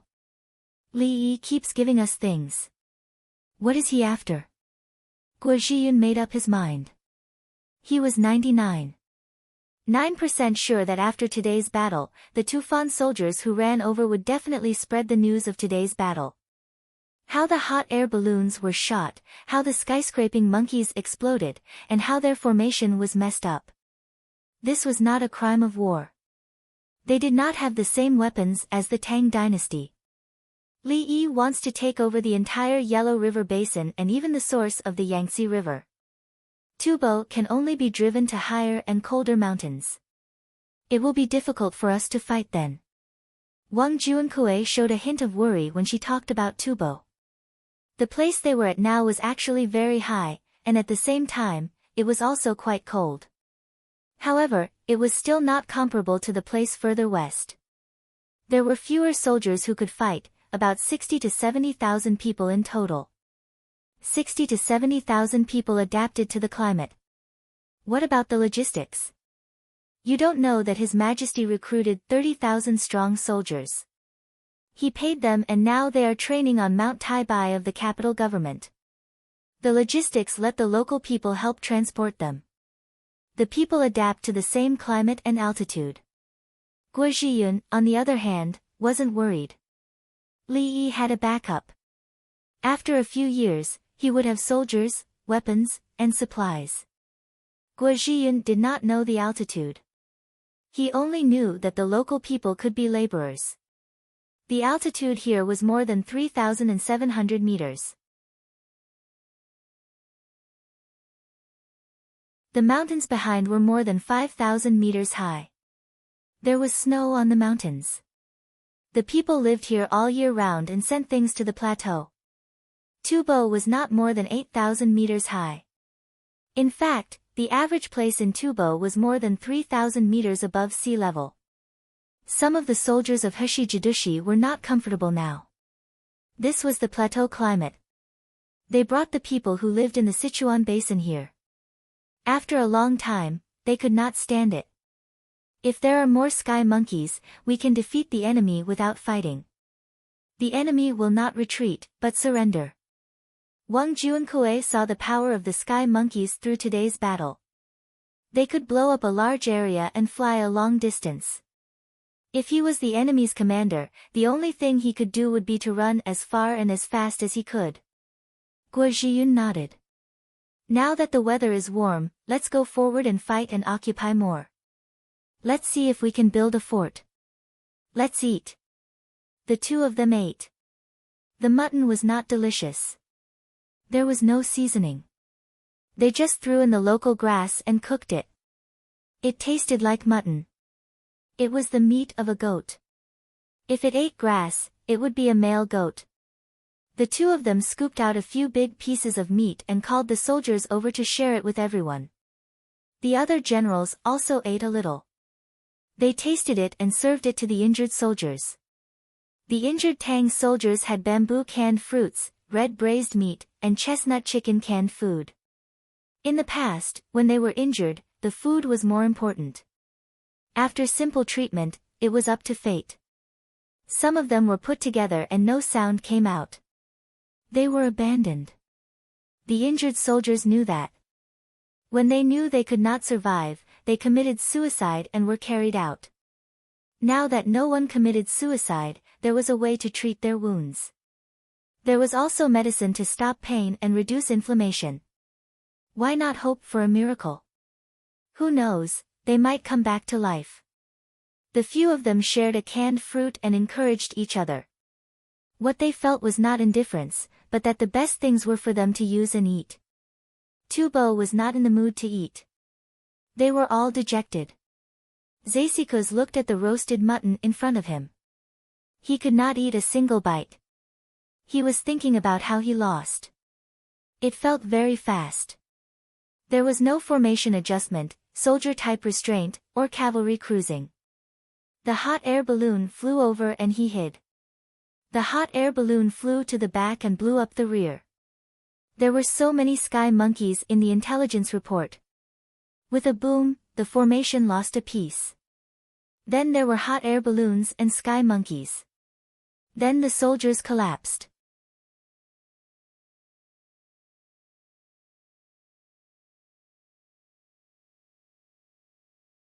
Chapter 977. Zesikos did not blame the slaves who turned around and ran first, even though slaves had no human rights. The archers lined up behind the sword-shield soldiers and the cavalry. They were responsible for shooting from the back and hitting the people behind the enemy when the two sides met. Before the two sides came into contact with each other, the ones in front were blown up by the skyscraping monkeys. How could the archers face the enemy's sword-shield soldiers? Speaking of which, the cavalry was even more miserable. Boom, boom, boom, the horses were frightened. The Tang dynasty's cavalry first rained down a wave of arrows, then waved their sabers and took advantage of their formation and speed to kill their way in. Alas! Zesikos heard the moans and painful cries of the wounded soldiers who fled back from the camp and felt weak all over. The soldiers who fled back from the camp could not eat, but they could tell others how they lost. They told what they had experienced to the people who helped them block the pursuit of the Tang dynasty's soldiers, and the morale of these people also weakened. The two sides did not come into contact with each other at all. They started shooting from thousands of paces away, and dozens or hundreds of people were killed with one shot. If they were standing there and were hit by one shot, for a moment, everyone was very disappointed. Those who did not participate in the battle carefully asked about the process. They hoped to survive the battle as much as possible. Guo Zhiyun waited for the soldiers to finish eating. He hesitated for a moment and asked the soldiers to line up again. Then 20 hot air balloons rose into the air. The people below used ropes to pull the hot air balloons. 20 skyscraping monkeys were also pushed out. The wounded stayed behind, and the sword-shield soldiers were in charge of the vehicles. The vehicles were loaded with tools, wood, nails, and other things. Some of the vehicles were loaded with tents, pots, stoves, and other things. The troops moved forward in a mighty manner. After 3 hours, Tubo's scouts found them. The Tang dynasty did not send any scouts at all. They just watched in the hot air balloons. It was getting dark. Zasikus got the information. After thinking about it, he had no choice but to give the order to retreat. They could not fight. They had just lost, and the morale was too low. If the Tang dynasty attacked those who did not participate in the battle again, they would be completely finished. Tubo's army hurriedly packed up and ran. Some things were left behind without packing up. They did not even have time to think about defense. They retreated. The Tang dynasty's soldiers lit torches and continued to follow behind them. The cavalry rushed out, looking for an opportunity to attack or circle around to shoot. Tubo's cavalry charged forward, and both sides circled around together. Tubo's retreating speed increased.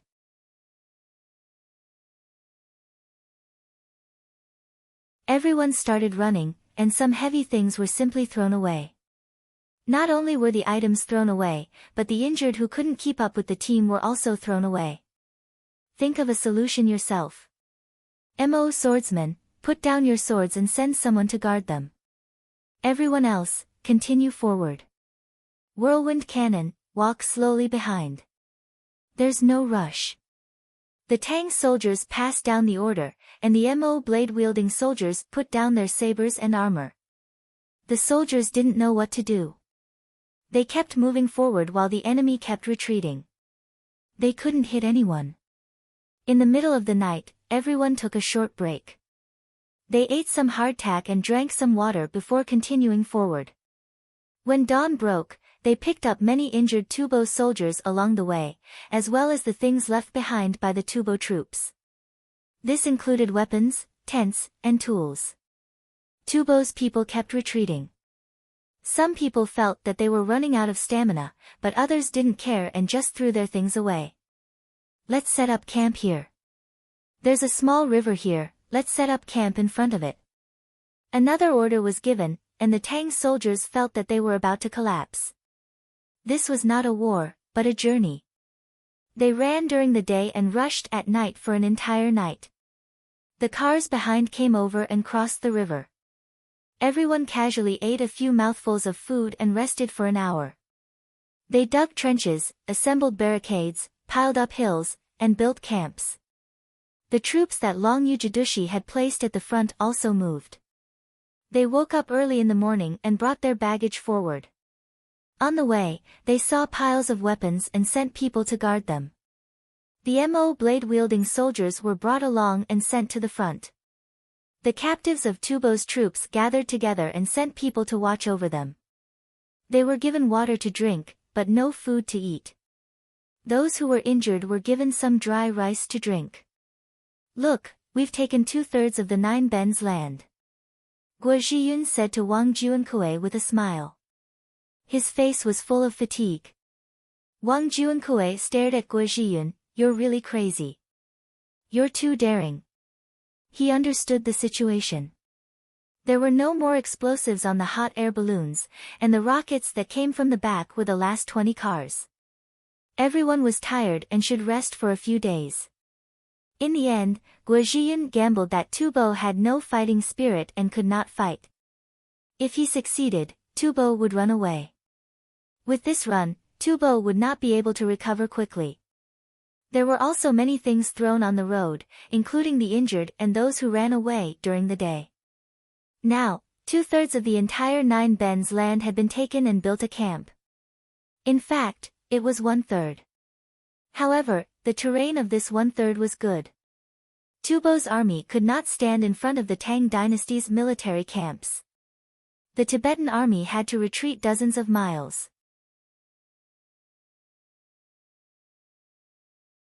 Otherwise, the hot air balloons in the sky would keep an eye on them. This was equivalent to occupying 2/3 of the land. They had more space for strategic operations. Moreover, there were more plains and grasslands. At least the horses in the army did not have to send fodder from the back.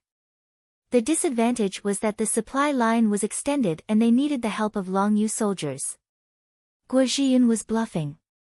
Tubo did not know that he had no more explosives. Tubo won't be able to recover without 10 days to half a month.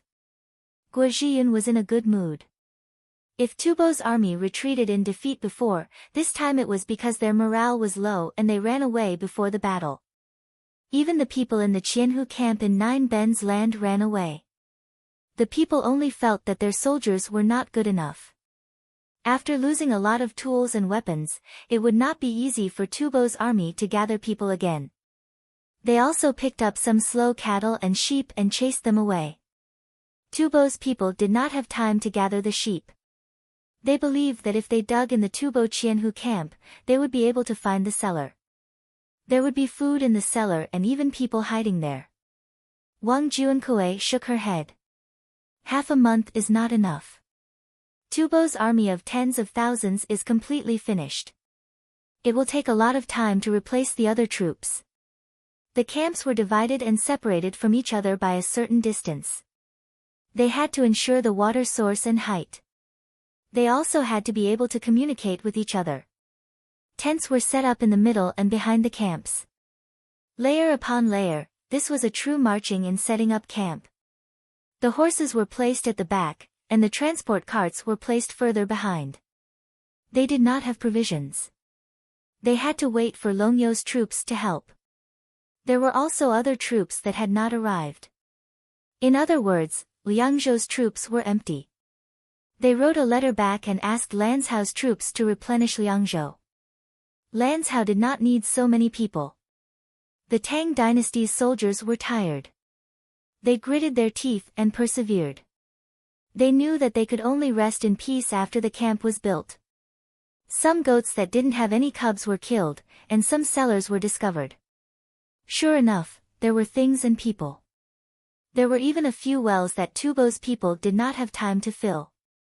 It was clear how panicked they were when they changed their strategy.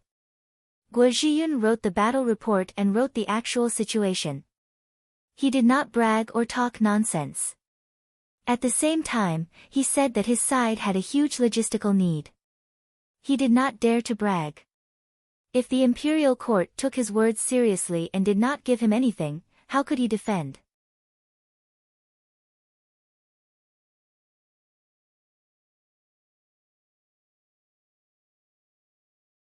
Chapter 978. Hurry up, and pull us up. At the Huku waterfall of the Yellow River, 2 people on the modified 100-stone propeller boat surged. There was a hole in the wooden board to avoid damaging the propeller.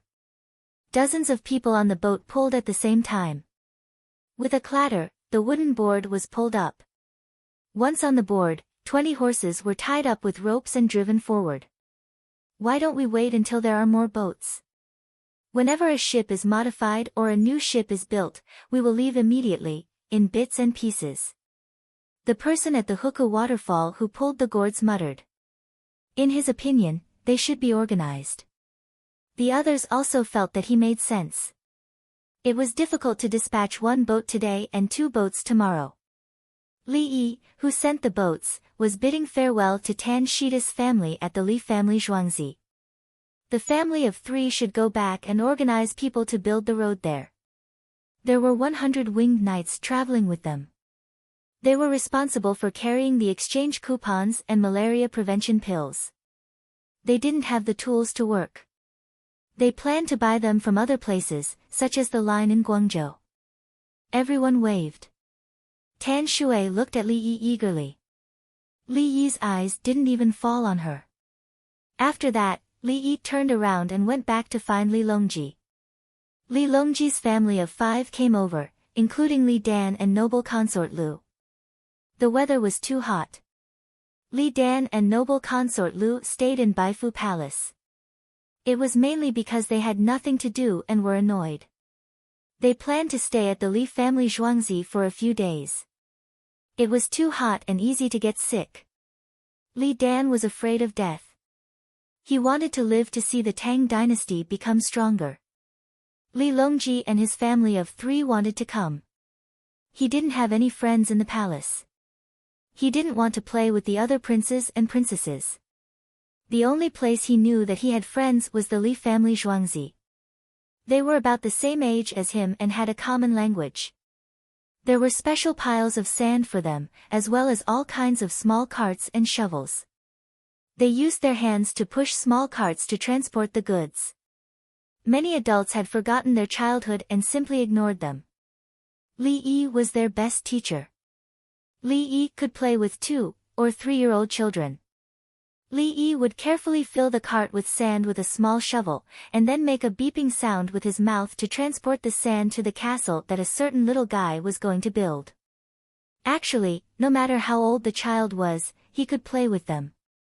He knew what a child needed.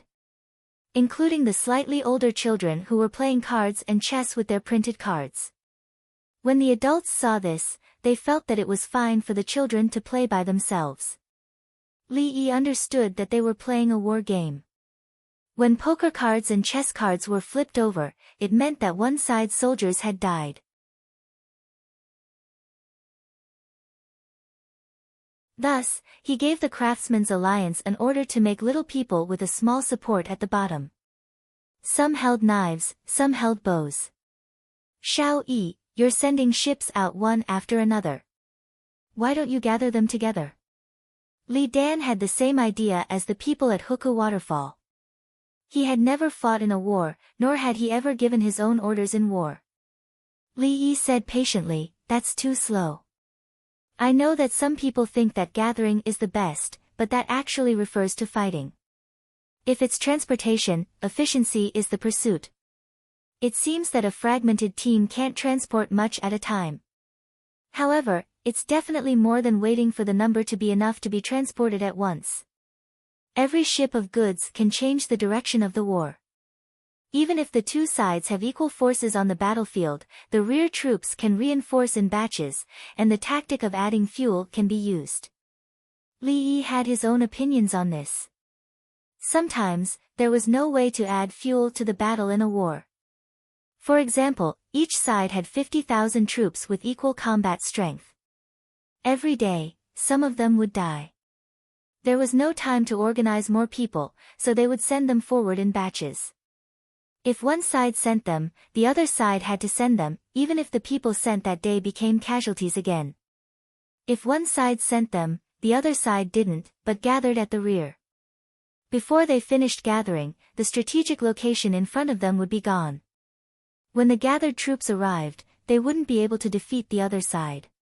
It was the same for transportation. They couldn't wait. When a ship came out, it would load the goods and send them out. Right now, they were transporting gasoline, diesel, skyscraping monkeys, and explosives. A ship would be able to support them for a while. Empress Wang came from a family of generals, so she understood. She said, if you send one more skyscraping monkey, the soldiers will be more confident. Is that so? Li Dan asked Empress Wang. Yes, the warriors would rather eat a little worse than to have better weapons. If they eat, they can handle a few mouthfuls. Weapons are their lives. Empress Wang was very certain that even if the food was bad, as long as there were skyscraping monkeys, the morale of the soldiers would not be weak. If a skyscraping monkey was hit accurately, it could kill many enemies. They would rather not eat canned food and eat cooked barley every day. It was better than having skyscraping monkeys. Li Dan understood and turned to Li Yi. You've been sending weapons? The front line lacks weapons. If I don't send weapons, what else can I send? The supplies are being sent from Shu County. Tomorrow, the Winged Knights will go out and send a batch of diesel and explosives to Guizhiyun within 5 days. No, send them to the Heshi Jidushi's place within 3 days and let him send them to Guizhiyun. The cavalry will fall easily if they go that way.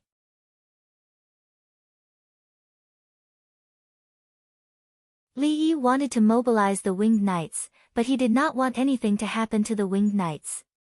The delivery of the express from Chang'an could reach the place in a day. There were too many things, and there were not enough horses at the relay station. Only the Winged Knights could travel long distances on 3 horses. Xiao Yi, I heard that the battle at Zhang Xiaosong's place is very intense. Aren't you going to send weapons to him? Noble consort Lu thought of a place. The battle is almost over. There's only Tubo's army left. If I were Zhang Xiaosong, I would focus on attacking Tubo's baggage army. There can't be many people in the baggage army. Li Yi was not worried about the battle at Huashi City. In history, the 2 armies were able to withstand it, let alone now. The 2 armies were facing off against Tubo. The Anshi Jidushi would take captives and treat the injured. The rest of the army would rest for a while before coming out to cooperate with the 2 armies. As long as Zhang Xiaosong was not stupid, he would definitely go to Tubo's logistics army.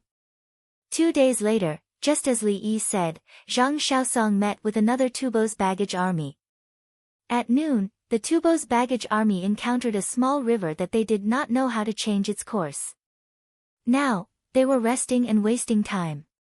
After eating and drinking, the baggage army continued to move forward. In the evening, they stopped and formed a circle around the caravan as a temporary camp. At the same time, they sent out scouts to investigate. This army had a lot of supplies. It was made up of 2,000 qianhu, 1,000 cavalry and 1,000 infantry. All of them were cavalry. Tubo did not have the resources to do so. Zhang Xiaosong looked at the wind direction and speed and decided not to use explosives. The landlord did not have any extra food. He gathered a lot of hay and mixed it with the green grass in bundles. At the same time, he divided his troops to arrange the bundles.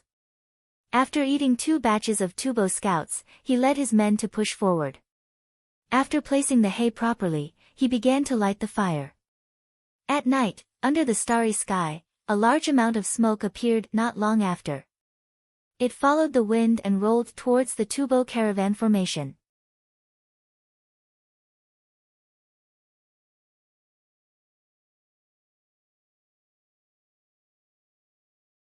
Chapter 979. Tubo's troops noticed that 2 batches of scouts had not returned in a row. They had sent 100 cavalrymen for the 3rd batch. They did not believe that one of them would not return. Not long after, the 100 cavalrymen returned, not one less. Along with them came the smoke. Today's air pressure was low. Although the stars were blinking, the air was humid. Some smoke flew along the grass and fell to the ground. The 100 people were not in good condition. Their eyes were red, including the horses. Report. We did not see the enemy. We only saw smoke coming with the wind. The captain reported in tears. It was too uncomfortable. The horses could not stand the smoke at all. In fact, there was no need for him to say. Everyone could smell the smoke. Wet your clothes with water and cover your face. Tubo generals were experienced. Ordinary generals were experienced. This was the only way to deal with smoke. At the same time, Zhang Xiaosong ordered his subordinates to cover their faces with several layers of wet towels and rush forward with bundles of grass. They rushed out a few miles, put down the grass, lit it, and rushed back. The people on the side could go around, but the people in the middle could only run with the smoke. It was very uncomfortable. The soldiers ran over and hurriedly drank water. Some people used water bags to wash their faces. There was more smoke, and the range was larger. The people who ran back to release the smoke could not stand it for a while. Needless to say, the Tubo troops on the other side could not stand it. Go to the side. A Tubo Qianhu called Kuo Kao Tao Kai ordered. Another Qianhu called Suo Nan coughed and stopped him. No, the enemy is probably waiting at the side. Once we move, the carriage formation will disperse. What he considered was the carriage formation. If they went to the side, should they go horizontally or vertically? If they went horizontally, it would be slow to leave the smoke range. It would be easy to meet the enemy's 90-degree charge as soon as they left the smoke range. If they went vertically, the enemy might still charge at a 90-degree angle. If they went together, the enemy cavalry could surround them and shoot arrows. Suo Nan judged others by himself. If it were him, he would do the same. Kuo Kao Tao Kai was anxious. What should we do? Retreat. There was a river on the way here. Retreat and hide from the smoke. At the same time, we can wait for 2 days and build a stronghold by the river. Suo Nan had a solution. Whether it was the carriage formation or the military stronghold, the most afraid was the water source being cut. Okay, let's go. Kuo Tao Kai agreed and ordered. The chariot formation was opened and they ran back. They were not out of the smoke range. The cavalry rushed over to see if there were any enemies behind them. This kind of marching could be said to be textbook style. There was no problem at all. The problem was that they didn't have binoculars or hot air balloons. During the day, Zhang Shaosong watched their position and marching speed. As for the composition of the team, he had helped them think of several ways. Zhang Shaosong utilized the advantages of the hot air balloon and binoculars to the extreme, seeing the enemy first. Li Yi did not know that the border generals of the Tang dynasty had played with these two things. What Li Yi was thinking about was the application of the hot air balloons and binoculars that he used for combat at that time. The main thing was to discover the enemy's main force in advance and set up an ambush or to set up a trap. In the end, the generals at the border used these two items to engage in guerrilla warfare, taking advantage of the enemy's lack of vision. Therefore, the generals at the border did not equip the infantry with hot air balloons and binoculars. They were all cavalry, and they were very willing to compete with the enemy scouts. Vision, speed, superior numbers, and battlefield concealment. The generals understood how to play with the hot air balloons and binoculars when they got them. Why should they use infantry to fight you head-on? They could wear you down with cavalry. Did you send scouts or not? How many cavalry did you send at once? Tubo's team ran back, not daring to go out of the smoke range for fear of an enemy ambush. As they ran, the smoke thinned. After running for a while, they completely broke away from the smoke amidst everyone's coughs and the horses' discomfort. The team did not stop and returned to the river. After rushing for a while, they saw the river under the starlight and prepared to go over and reform the formation. Kill! Shouts sounded, and cavalry appeared on the left and right. Cavalry, attack! Form the formation. Quick, form the formation according to the river, 3 layers. Suo Nan shouted for the second time. Less than 1,000 cavalry divided into 2 teams, threw down their torches, and rushed out. They used torches before, but not now. Whoever had a torch would shoot. The cavalry faced the enemy on the left and right.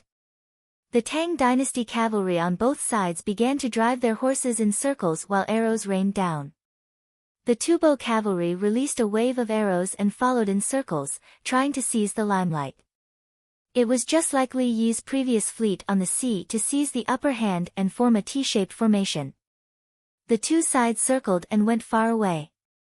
Kill! Shouts sounded again. On the other side of the river, a group of cavalry urged their horses forward. Tubo formed the formation according to the river. There were no carriages behind them, so they used the river as an obstacle. The river. It was not deep enough, nor was it wide enough. The river, which was dozens of steps wide and less than 2 feet deep, could not stop the cavalry. Some cavalry rushed to the river and released arrows, then circled back without crossing the river. More cavalry crossed the river from the 2 sides of the carriage formation. The archers of the carriage formation could not shoot and watched the other party cross the river. Kill, from the direction where the smoke came from, another huge cavalry appeared. The cavalry that crossed the river circled the camp in an arc, not in a hurry to charge. The cavalry that came from the front divided their men to help their own cavalry chase the cavalry that ran out from the 2 sides of Tubo. Another cavalry dismounted and took out military shovels to dig holes in the ground. The Tubo people in the camp watched and knew what the other party was going to do. Even if their own cavalry ran back, the sky was so dark that the horses' hooves would be broken. If they were close, they could shout to make the cavalry stop. If they were far away, the cavalry could not hear them. Attack, attack quickly and defeat them. Tell our cavalry to be careful, Kwoko Tao Kai shouted anxiously. Suo Nan shook his head. It's over. It's all over. Who is the enemy general? He thought more than Kwoko Tao Kai. This was what the Tang soldiers meant. Let the infantry leave the carriage formation. If they did not leave, they could not report to the cavalry. If they left, they would kill them. There was no defense in the front, back, left, and right. When the cavalry was surrounded, what would the remaining infantry use to fight the enemy? Rely on the carriage formation. What would they do if the enemy continued to release smoke? Then what should we do? Kwoko Tao Kai wanted to rush out himself. Surrender, surrender. Suo Nan said with a bitter expression. What was the point of resisting when the battle was like this? If they moved, they would die. If they did not move, they would die. After saying the words of surrender, he shouted with all his might, General of the Great Tang, we surrender. Please have mercy. Shout with me. So a group of people shouted, we surrender. Have mercy. When they shouted, a group of Tang dynasty slaves who had walked to the river and were about to escape from the other side of the river stopped. They wanted to run across the river while the Tubo people were panicking. Now they found that there was no need to run. They shouted with them, and their shouts seemed to be louder. Soldiers of the Tang dynasty, hurry up and come over to take the captives. We are the masters. As soon as they shouted, the cavalry of the Tang dynasty made way. The cavalry of the Tubo who ran out before came back. 4/5 of them came back, and the 1/5 who did not come back was.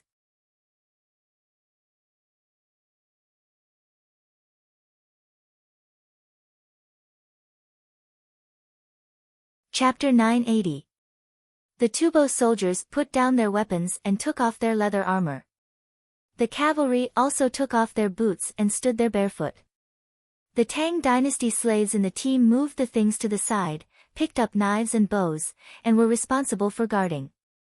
They also knew how to shoot arrows. The horses were also led to the side. Now that they were the masters, they didn't need to run into the river. The Tubo people didn't struggle. They saw the situation clearly. They had been schemed against. At the same time, the enemy was too large, and they were all cavalry. Kwoko Tao Kai and Suo Nan were allowed to wear armor but not weapons. The two of them still retained a trace of dignity. They took the initiative to surrender. Their status was high, and they were at the level of Qianhu. Tubo's Qianhu was different from the Tang dynasty's Qianhu. Tubo's Qianhu was a combination of military and political. They had their own territory and population. To put it bluntly, they were valuable. There were still people of the Tang dynasty in their territory. The people were free. This included a lot of livestock, unless they didn't want to go back. I want to know who the general of the Tang dynasty is. Suo Nan was more stubborn. He was convinced. He noticed that the other party had begun to arrange things since his team arrived at the river. Then, when they encountered smoke, the team retreated to the river. Everything was under the control of the other party's general. Zhang Xiaosong appeared. He was wearing a war jacket, but his head was tied with a scarf. He looked elegant. He was indeed like this. According to historical records, he had an extraordinary appearance and was a jinsher. He was a handsome man, not a little fresh meat. I'm Zhang Xiaosong. Zhang Xiaosong introduced himself. Kuoko Taokai, who was sullen just now and felt that his tactics were affected by his colleagues, sighed and cupped his hands. Qianhu Kuoko Taokai greets Marshal Zhang. He was suddenly in a good mood. He knew who Zhang Xiaosong was. He led 10,000 soldiers to conquer the western regions. Clang! Clang! Clang! Clang! Clang! In the western regions, Zhang Xiaosong's name could stop children from crying at night. It was not shameful to be defeated by such a famous general. Suo Nan also saluted. Didn't you say that Inspector Zhang was corrupt? I was a little greedy, but not too greedy. His Majesty knew and said that I was too greedy, so he gave me more money. Zhang Xiaosong returned the greeting. What he said was very interesting, as if he was chatting with an old friend. Then, are you still greedy? A slave from the Tang dynasty in Tubo came out and asked Zhang Xiaosong curiously. What's the difference between being greedy and not being greedy? Therefore, I am no longer greedy. Zhang Xiaosong spoke the truth. There wasn't a single general who wasn't greedy.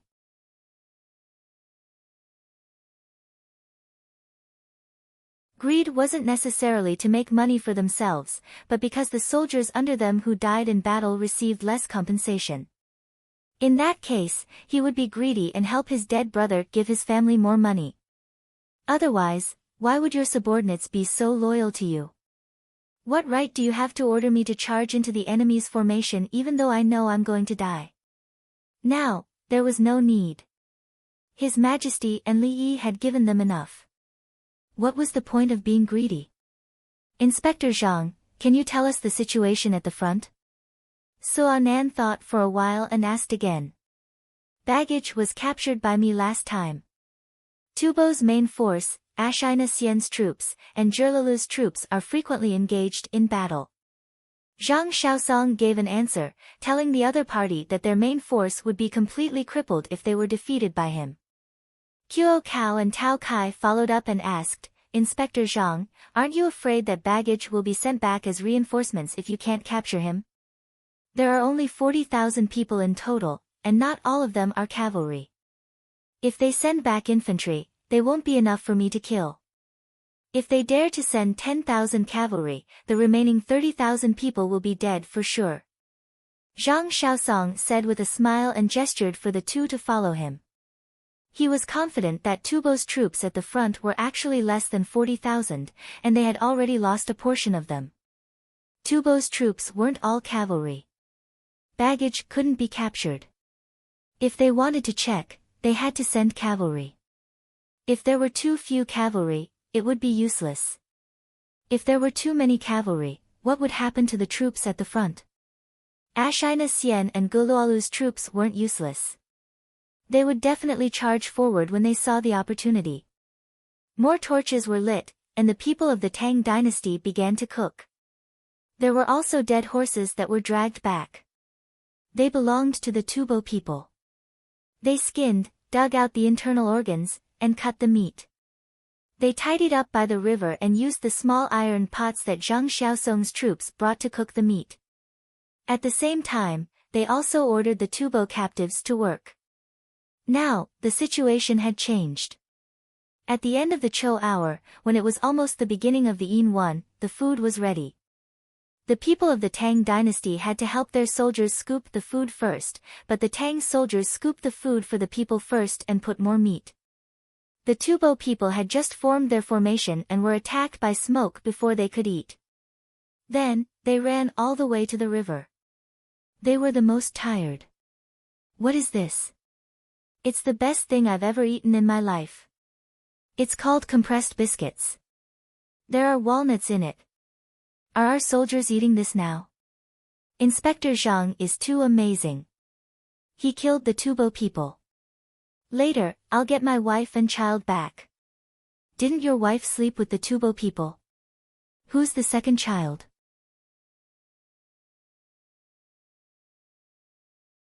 Mine. Look at his appearance. What's wrong with sleeping with them a few times? Just wait for the exchange. It's not my wife's fault. I didn't protect her. My wife gave birth to a child for the Tubo people, but I kept him. He's also my child when he grows up. The people of the Tang dynasty who were taken as slaves chatted while eating. They didn't care that their women were bullied by the Tubo slave masters. It wasn't the women's fault. It wasn't that the women took the initiative to go there. They had no choice. Either they died, or their whole family would die. Some of them even gave birth to other people's children. They were willing to raise them so that they could work when they grew up. They could even adopt and borrow children. Why would they care about this? For these border people, living was the most important thing. When they lost their lives, who would care about Confucian etiquette? When his family was taken away, where were the people who used etiquette to speak to them? When they were turned into slaves, whipped, and forced to work, where were those people? Now they had the opportunity to exchange their families back. In the future, they could live their own lives. Other people's children would be their children when they grew up. Tubo's main force should send a team of 1,000 people to investigate and kill them directly. There's no need to hide. Zhang Xiaosong took 2 people into the tent and ordered. He was talking about the response Tubo's main force would make when baggage didn't show up after a long time. They would send out 1,000 cavalry and then scatter. The front and the back would be within their field of vision. Once the front was attacked, the back would be able to see it. Now that they had defeated 2 groups of baggage, there was no need to think about hiding anymore. If Tubo's main force dared to send them, they would kill them directly and chase them all the way. To what extent would they chase them until they reached the location of Tubo's main force? Then the pursuers would go around and find Ashina Xian and Karalu's troops. Tell the 2 Tubo's main force about the situation they were facing. There were no more supplies. Do as you see fit. When Chou Cao, Tao Kai, and Suo Nan heard Zhang Xiaosong's order, their first feeling was powerlessness. This person was too powerful. They were playing strategy and tactics. The tactics were to release smoke, block, and divide and surround. The strategy was to cut off the logistics and at the same time pass on the situation. As long as Ashina Xian and Karalu's troops weren't stupid, they would definitely shout with all their might and tell Tubo's main force that they couldn't wait for supplies and that they should starve to death. When fighting with bows and arrows, they had to consider whether they had enough arrows or not. Otherwise, they could use our arrows.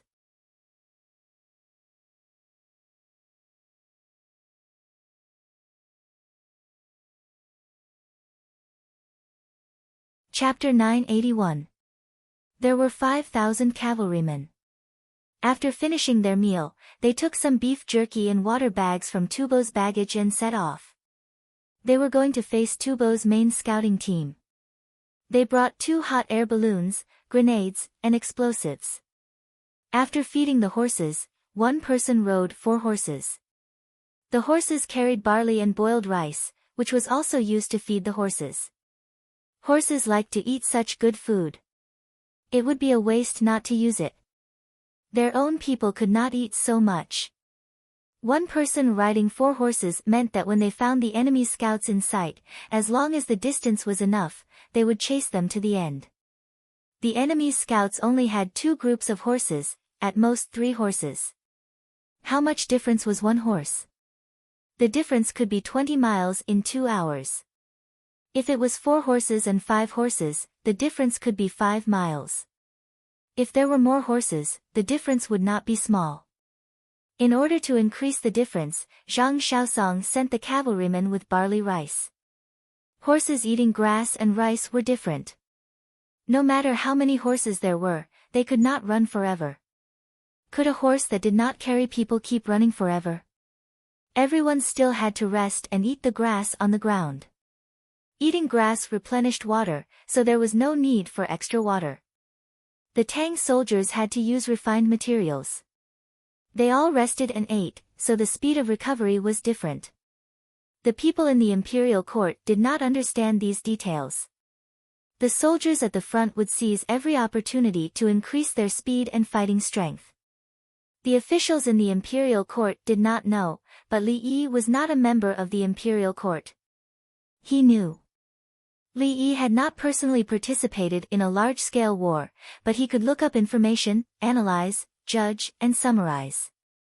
He conveyed his will to the people on the propeller boats. The people on the first and second propeller boats set off a few days ago. They brought their own food and did not bring any water. They drank the water of the Yellow River. There was a filtering device on the boat. Yao Cheng's team used a filtering device. They scooped up the water of the Yellow River and poured it in. The filtered water was clear water. 4 people in a group stepped frantically on the pedals. Against the current, 2 boats overtook other boats one after another. Change. Another 2 hours later, 4 people took over the position of the previous 4. The ship's speed suddenly slowed down. In less than 10 breaths, it accelerated again. The people who were replaced hurriedly ate some food and saliva, raised their legs high, and then covered themselves with something to sleep. There were 12 people on the ship carrying 100 shur of goods. They changed shifts every 4 hours, and there were 4 people on each shift.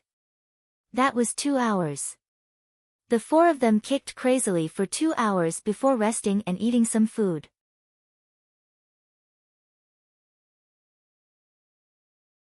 They didn't dare to eat until they were full. After a lot of exercise, they would need a longer time to absorb and recover. The 2 ships each carried 3 groups of sky-cracker monkeys. There were no packs of explosives. The ones with explosives were on the following ships. Li Yi knew what the front line needed: long-range explosive weapons. The soldiers on the front lines could choose not to use these weapons, but they could not do without them. Having it but not using it would allow the soldiers to operate more flexibly and carry out tactical coordination. Li Yi played a lot of games and read a lot of historical information. The skyscraping monkey was a rocket launcher. He did not know what the Tubo people were thinking. In any case, if he were to hold a knife and see the enemy pushing out a rocket launcher, he would not be able to do anything. He would throw down the knife and run for his life. He would not fight or play with them anymore. There were no reverse slopes or deep trenches. How could they fight like this? They would not enter the connected cat's ear holes, for fear that the rocket launcher would be fuel-air explosive. Unless the cat's ear holes were deep enough and they brought their own oxygen tanks. The speed of the propeller boats was indeed fast, surpassing the local paddle boats for short-distance transportation, as well as some of the ships. It was just that they set off late. The first 50 ships received orders to load the frontline soldiers with things they needed. They did not stop and everyone took turns to step on them. When the wind was good, the small sails were propped up and they used the wind and manpower to go against the current. The people who stepped on the ships were in a state of excitement. Previously, their task was to contact the entire Yellow River. Later, a fast horse suddenly passed on an order. Their task was changed to deliver supplies to the frontline soldiers. It was all food. There were no weapons. Perhaps the food was only enough for a small portion of the soldiers for a few days. They still risked their lives. They knew that they were giving their strength, while the soldiers at the front line were giving their lives. With the help of the wind and manpower, they traveled more than 2,000 miles. They arrived at Michuan in the evening. After asking the people on the shore, they continued forward. In the middle of the night, they passed through Jin Tianjuan's location. They were still pedaling with all their might. It was just the southwest wind. As soon as the sails were hung up and they entered the tributary of the Yellow River, they saw Guozhiyan's troops. Guozhiyan's camp was beside a small river. This river was naturally connected to the Yellow River. The people on the 50 ships were so tired that they were about to vomit blood. They panted and looked at their own troops on the shore. They were more confused. How did they get here? They were actually lost.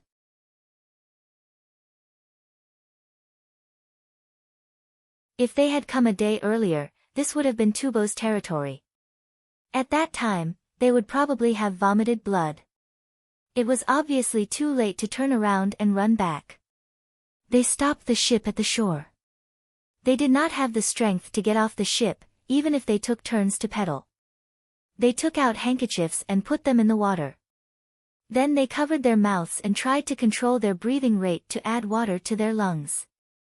They could not use too much strength or their lungs would explode. This feeling was very uncomfortable. They wanted to vomit but could not. When they breathed, their heads were buzzing. In fact, it was like running 1,000 meters in 4 minutes for people who had never run before. It was a feeling of wanting to die. The people on the 50 ships were paralyzed. They could not take it anymore. It was too uncomfortable. They did not know that the climate here was now in the highlands. They did not have altitude sickness now.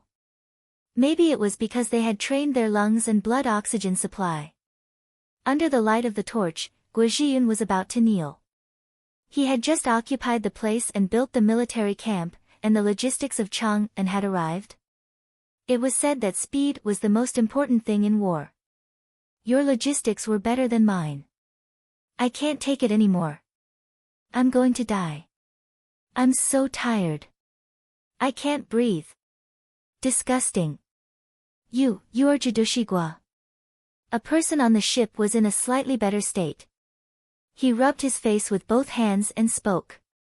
He was now numb all over. You are younger than me.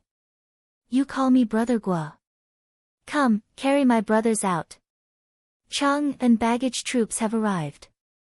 Take the Yellow River. Guozhiyan shouted at the top of his voice. He knew that this was the most exciting thing.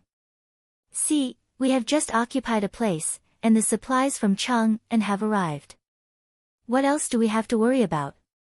One by one, they were carried out. The morale of the soldiers was greatly boosted. They did not care what was sent. Even if it was an empty ship, they would feel relieved.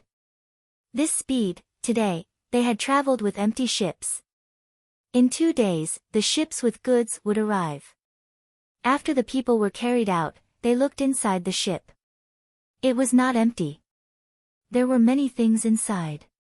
There were dried fish, dried mutton, watermelon, cantaloupe, green onions, yams, wheat, shrimps. What were these things? The people being carried said that they were dried oysters, dried clams, dried sea cabbage, the rest were all seafood. There were 50 ships transporting them all the way to the Great Northwest. For a moment, the people who had finished their work and built the military camp were very tired. Suddenly, they felt that they had the strength to build another military camp. They felt a special kind of power, a kind of will. They did not even dare to dream that the imperial court would send seafood to them just after they occupied Tubo.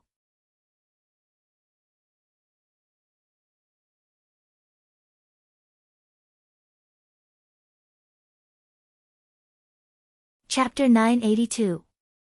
The people on the 50 ships began to drink warm water. After drinking it, they vomited until their stomachs were empty. Then they gasped for air. In this way, more blood was supplied to the other parts of the body, especially the brain. Otherwise, it would be too uncomfortable and they would rather faint. Guozhiyan ordered people to transport the things out. Dried fish, mutton, watermelon, and cantaloupe were obviously things exchanged on the way. Green onions and yams looked like they were from last year. There was probably still space for wheat on the ships. The people on the ships found a place to load some and sent it to the front for the soldiers to eat. As for shrimps and all kinds of dried food, they were things that had not been exchanged, so they could be sent together. For tens of thousands of people, it was not a lot. Each person could get 1 caddy of the things in the sea.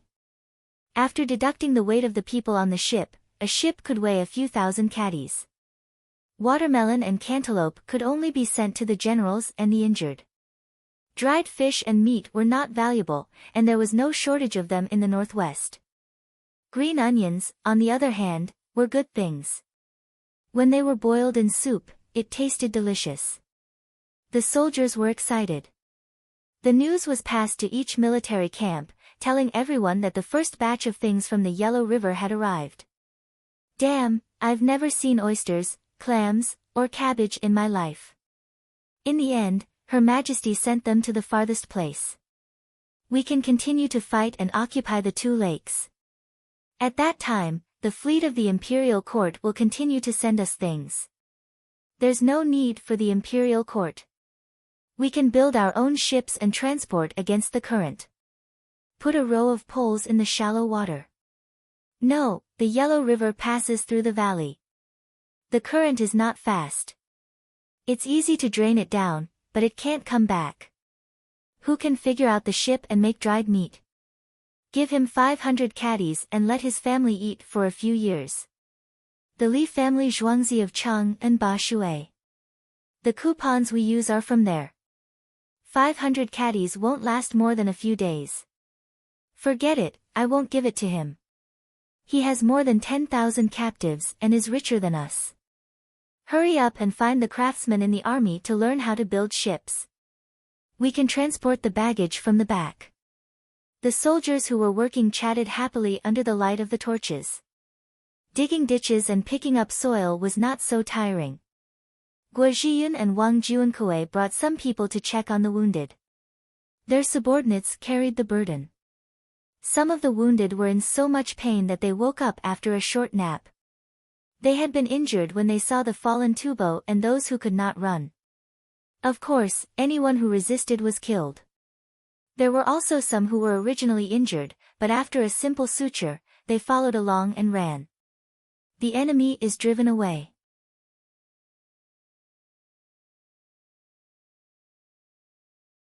They fall and are healed again. When they arrived at a tent, there were 4 people lying down on separated straw mats.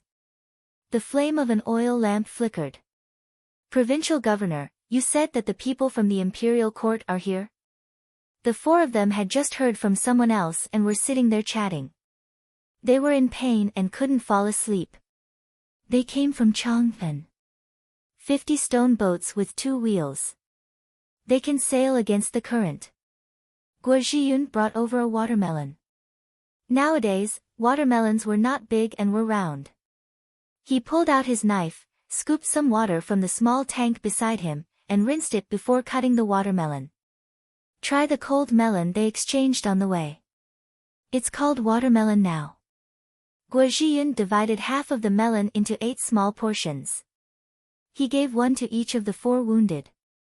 He, Wang Juankui, and the 2 people carrying the burden also had 1 each. Everyone ate in small bites. They were not even willing to spit out the seeds. Melons from the imperial magistrate? One of the wounded asked. Melons from Mingsha County, Lanzhou. Melons from the imperial magistrate can't be eaten when they are sent over. Wang Juankui knew the variety of melons. Can we grow melons in our area? Another wounded man felt the melons were very sweet. He had a fever and the melons were cold. They were guaranteed to be delicious.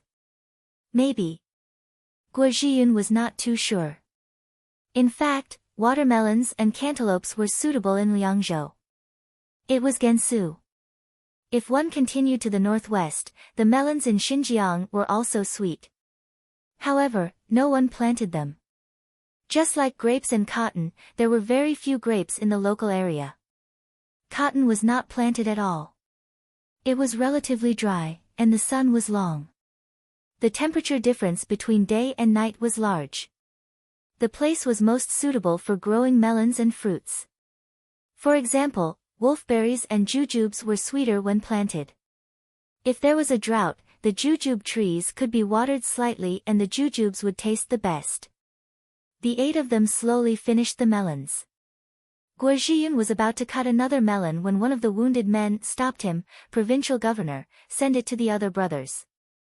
Those who are injured at the back need it more. The ones who were injured at the back were those who stayed behind. They were injured during the first battle and could not advance with the rest of the team. The other 3 wounded men nodded in unison. They knew that this was not a melon. It was confidence and strength. The Yellow River was open to navigation. As long as they stayed by the Yellow River, they would not lack supplies. Other than sending supplies, they could also move troops. They would not be alone by the Yellow River. All right. Guo Zhiyun agreed. He looked at the bandages of the wounded men and carried half a melon to the next tent. A group of fast horses set off.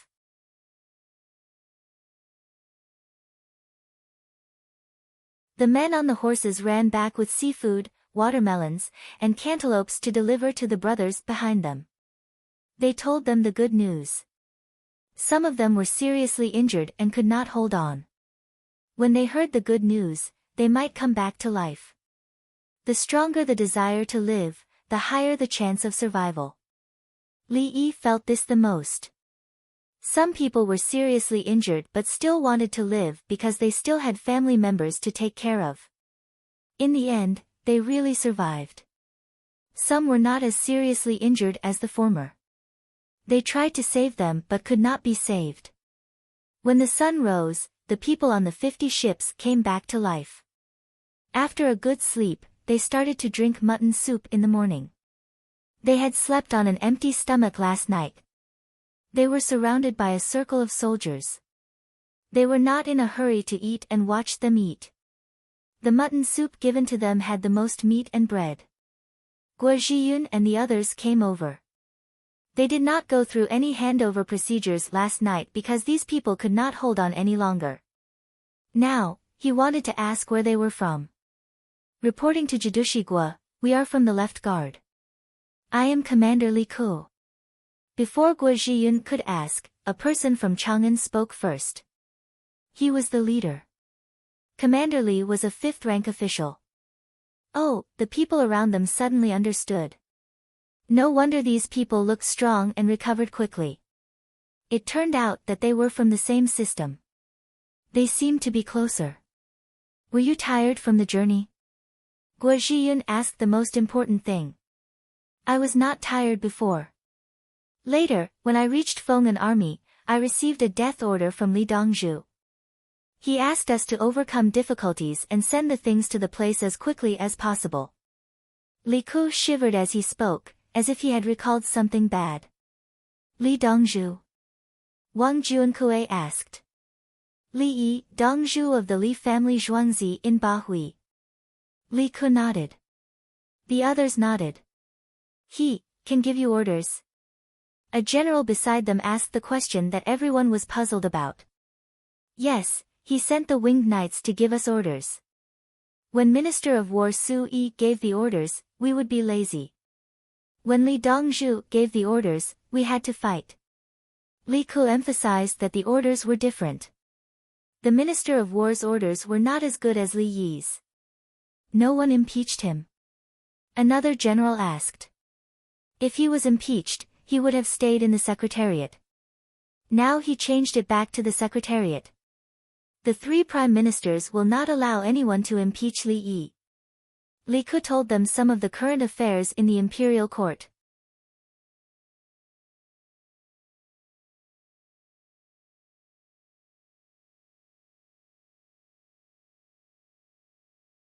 Chapter 983.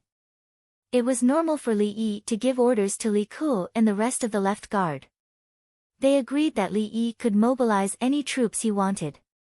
Li Yi wouldn't rebel. He was busy improving the army's combat power, researching new weapons, and making money to buy delicious food for everyone. The soldiers of Heshi provincial governor were dumbfounded. How could they do this? Someone casually gave orders to the 16 guards and the winged knights.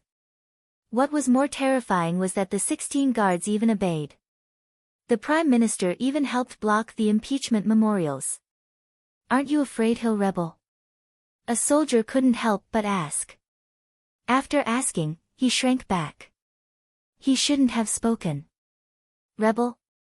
Rebel against who? With the Li family Zhuangzi's distance, they can shoot a big sky monkey straight to Xingqing Palace. Does he need to mobilize troops to rebel? Rumble, rumble, even the ministers and His Majesty are all gone. And everything is fine. Li Ke wanted to say that His Majesty and the Empress always brought the prince to stay at the Li family Zhuangzi.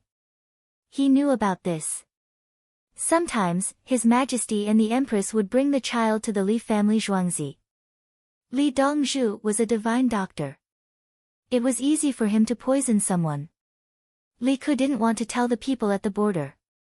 What if someone was stupid enough to spread the news? There's a bigger sky monkey. The soldier who spoke just now couldn't help but ask again. Yes, it's called the second stage ignition. It can fly more than 10 miles. It's said to be 20 miles. I heard it's called an over-the-horizon strike. If the hot air balloon finds the enemy moving in a dense group, report the position and approximate distance below. Below, fire the sky monkey from 20 miles away. Li Ke knew what the soldiers at the border needed. Confidence. He provided them with some information. The Li family Zhuangzi was indeed researching it. Sure enough, everyone became nervous. They couldn't see the two sides from 20 miles away. Wang Juankue said, "Attack, move above the 9 heavens." The generals knew that this sentence meant that those who were good at attacking could move above the 9 heavens. Won't the enemy be bullied to death? The soldier couldn't help but ask. The people at the side deeply agreed.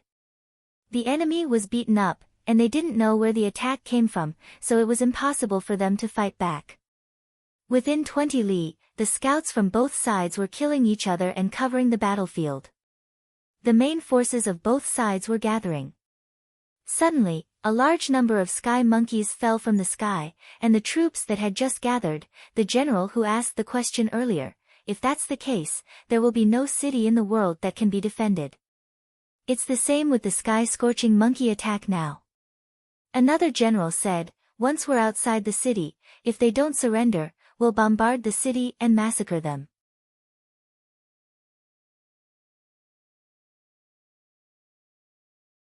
He didn't care about the lives of the enemy's people.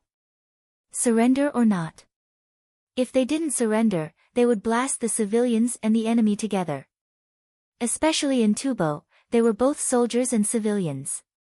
Where were the common people? Since this is the case, everybody should guard the military stronghold and wait for a while. When His Majesty sends more sky monkeys, we will attack Tubo's city. I don't want to be besieged by ants. The soldier couldn't bear it anymore. Anyway, no one was talking about him. All the soldiers smiled. Who the hell would be willing to climb other people's walls? Someone really died. If they wanted to fight, they would fight like this. The hot air balloons would go up and fly towards the enemy's battle formation. Then, they would jump into the sky and bombard the enemy's battle formation. Once the enemy forces collapsed, they would be killed. Although there were casualties and injuries during the battle, it was still better than fighting directly. If that's the case, Li Yi can mobilize the troops. The general from earlier expressed his agreement. Li Yi had developed a good weapon, and it wasn't a rebellion. What was wrong with mobilizing the troops? If anyone was unconvinced, they could research it. Everyone, let's eat. We can't eat too much. Now that we're in the highlands, we're only half full. Li Dongzhu said that if we eat too much, we'll get a headache. If we fall sick here, we'll die. Seeing that no one was eating, Li Dongzhu advised everyone to stop watching. Let's eat, let's eat. Tubo left behind quite a lot of food. Highland barley rice isn't good. It's slippery in the mouth.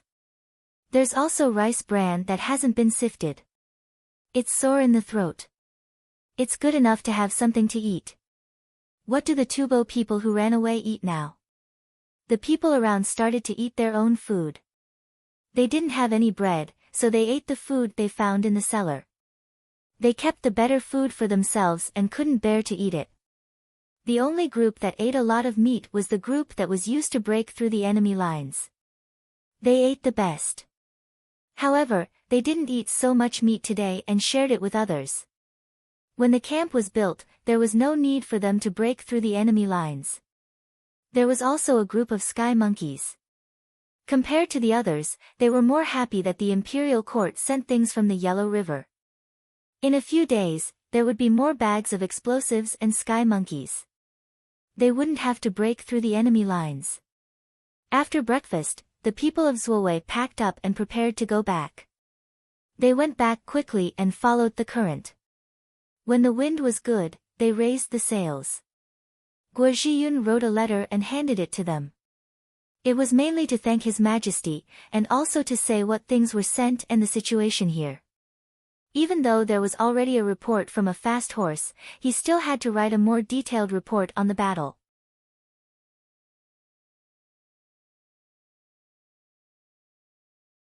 The soldiers loaded the snow leopard skin, snow leopard bones, deer antlers, goat horns, fritillary, snow lotus, caterpillar fungus, suoyang, and other things onto the ship.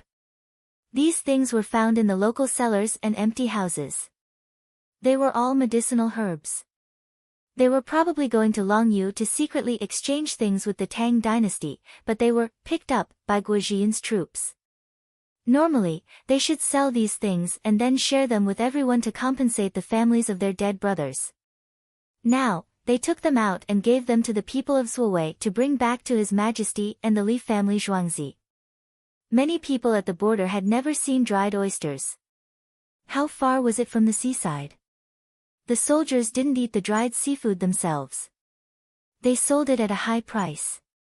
Li Ku and the others turned the ship around and waved to the people on the shore. They were washed away by the Yellow River. On Zeisiku's side, there was a gloomy atmosphere. Everyone was very sad. They ran away and were chased by the enemy. They lost a lot of things, and some people were also lost. Zeisikus wrote a letter to Zanpu. It was a battle report. He explained why the troops he led lost. He didn't think he was to blame.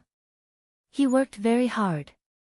Who would have thought that the enemy would play with the hot air balloons and sky monkeys?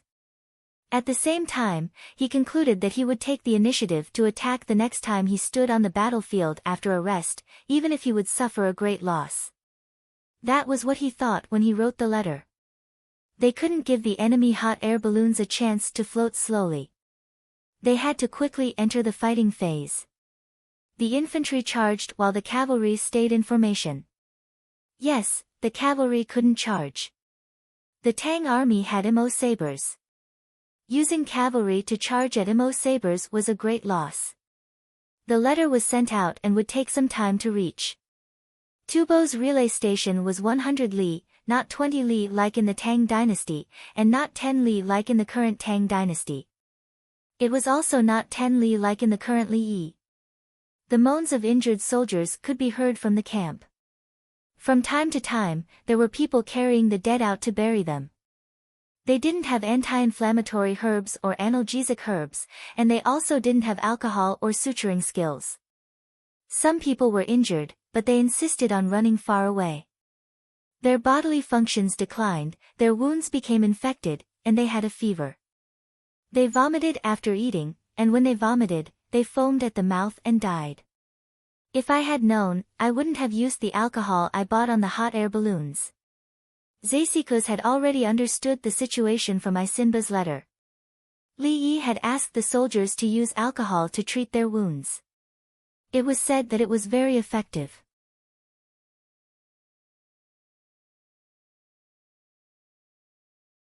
Especially when they had just been injured, they could use alcohol to wipe the wounds and then sew them up so that they wouldn't continue to bleed. Fever was also rare. Even if they had a fever, they could use alcohol to cool down.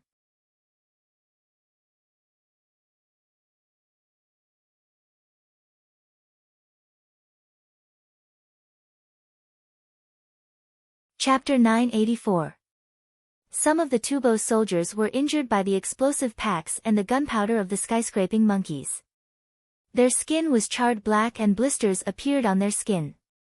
If they were in the military forces of the Tang dynasty, they would break the blisters and apply medicine without bandaging the wounds, unless the area was too big. Then, they would drink anti-inflammatory medicine to treat the burns. If the skin was seriously damaged, they could only remove the wound, apply medicine powder, and wrap it with gauze. Under normal circumstances, they would not use alcohol but wash it with salt water. When alcohol was applied to a large area of the wound, it would thicken under the scab.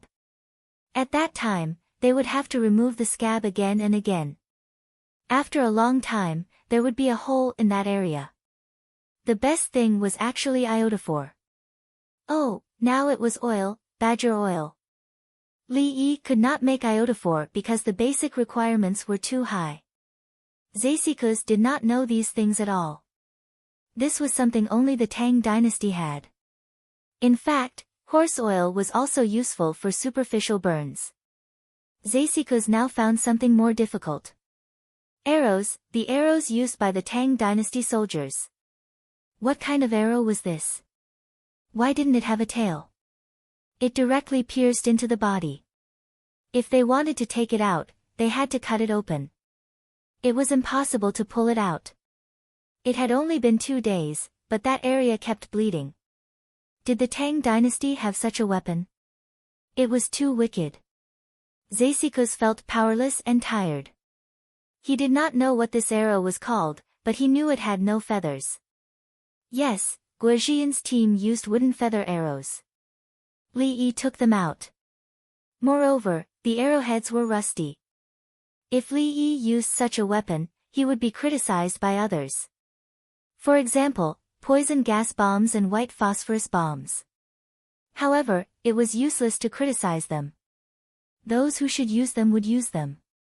In order to win, they would do anything. When Li Yi gave the manufacturing blueprint and told him how to use it, Li Qingqi decided to follow that method. If the rusty wooden feather arrow pierced into the body and was not taken out in time to clean the wound, the probability of infection was very high. The deeper the arrow pierced, the higher the probability. Now, someone had a fever because of the wound infection. It was not easy to take out the arrow. When the arrow was squeezed, pus and blood flowed out along the edge. When the Tubo soldiers saw this, their expressions changed. They were afraid that they would be hit by the same arrow. Barbed arrows were normal and Tubo knew how to use them. However, this was the first time he had encountered an arrow that would disappear after it reached the back of a person. If there's no other way, let's sue for peace. Zasikus had already helped Zanpu think of a solution. Wasn't there still Princess Jincheng?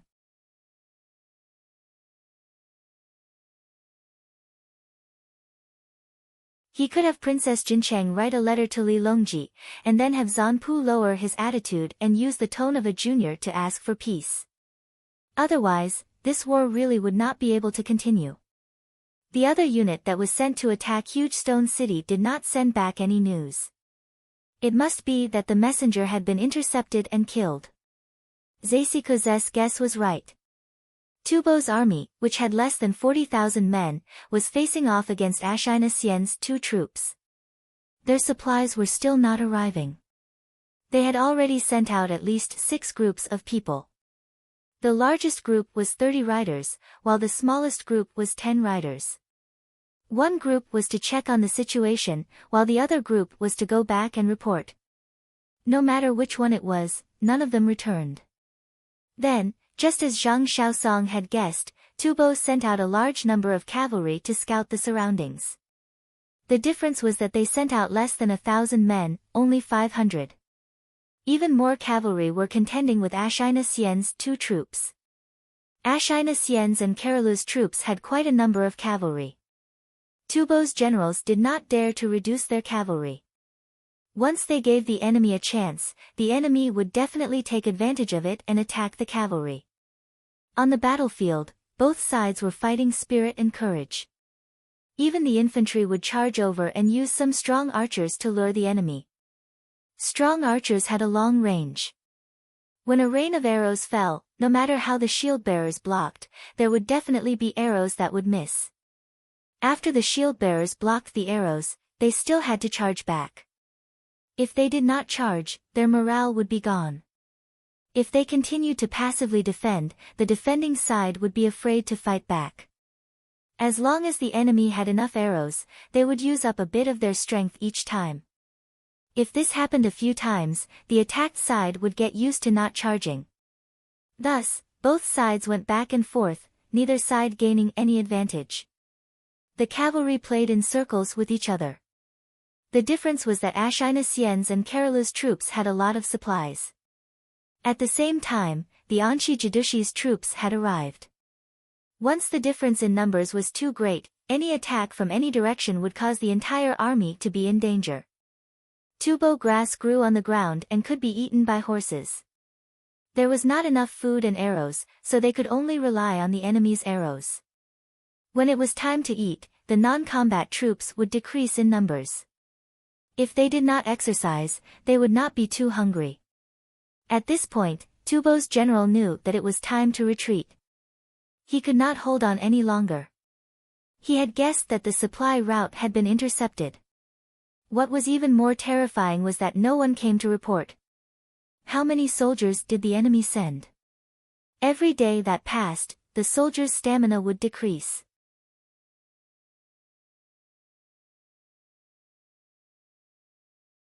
Just as he was hesitating whether to give up a portion of his troops to cover the retreat, he finally received a crucial piece of information. 500 people went out and encountered a surprise attack from 5,000 people. They chased all the way, switching horses back and forth. Each of the 500 people rode 2 horses. At first, they could still outrun them. However, if they continued to chase and escape, the horses could not take it anymore. A portion of them gave up their horses to their comrades. They let their comrades run back to pass on the message while they turned around to fight. After a rain of arrows, the people who wanted to fight fell. The people who had more horses did not care about anything else. They just urged their horses to run. When one horse fell, they would switch to another. The people chasing could not keep chasing. Even if the horse did not carry people, it could not keep running forever. When they stopped, the horses ate the grass on their own. The soldiers fed the horses with barley, as well as extra water.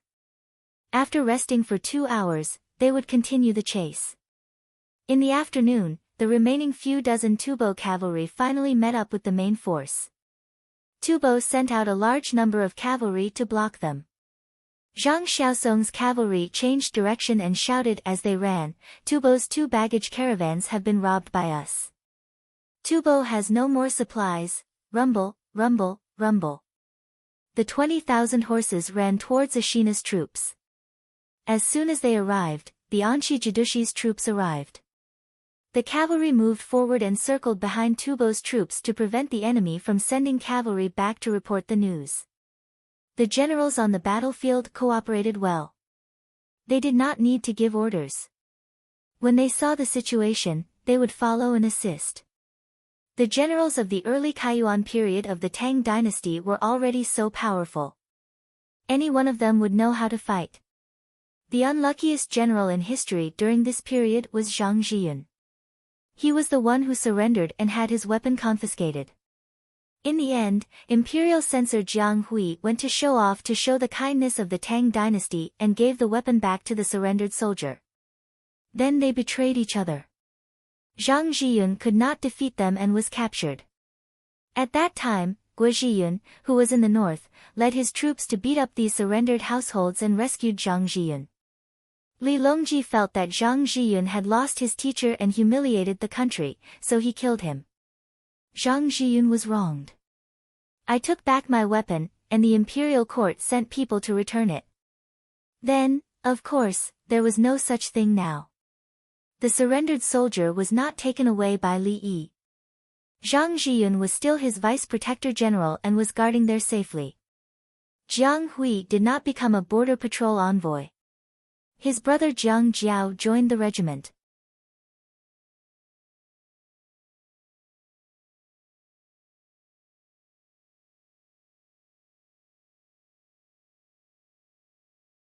Chapter 985. What happened in history had not happened yet, and what happened now was not from history. In history, it was clearly Ashina Xian's troops that fought against the three sides of the enemy. Now, it had become Zhang Xiaosong's sneak attack. At the same time, the Anshi Jidushi also dared to attack. With the 5,000 cavalry shouting, the morale of Ashina Xian's troops was greatly boosted. On the other hand, Tubo's side shouted that their baggage was not robbed and would be here soon. When Tubo's soldiers heard this, they did not believe it at all. There were so many cavalry coming over. Baggage had not been seen these days. Could it be that those cavalry did not go to attack the logistics team? Even Tubo's new Songbing did not believe his commander's words. They were not like Li Yi's country on the other side of the world. They did not believe anything the higher-ups said. At least their intelligence was still online.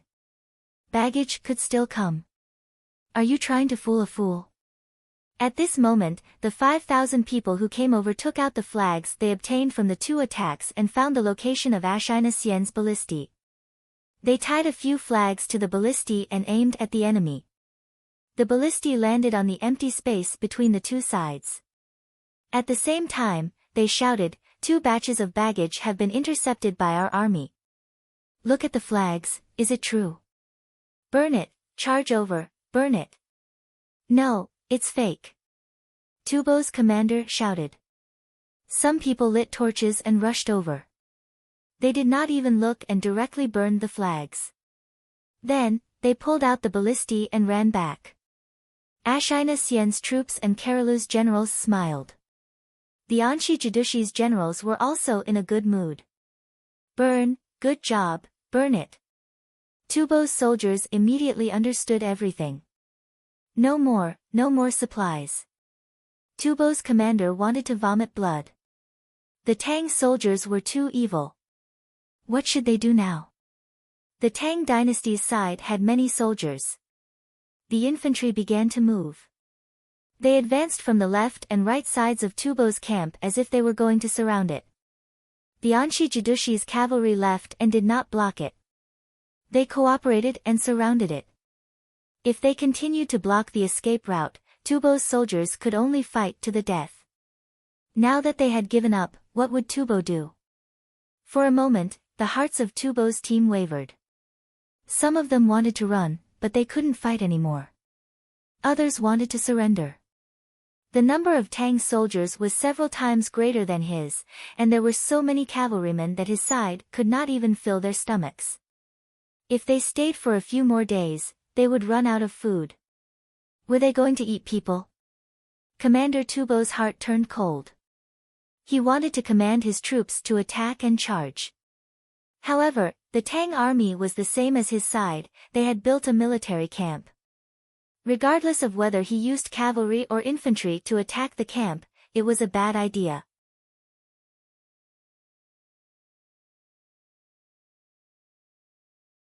Only if his own army was large enough to surround the Tang army's chain of military strongholds, would he be able to charge in.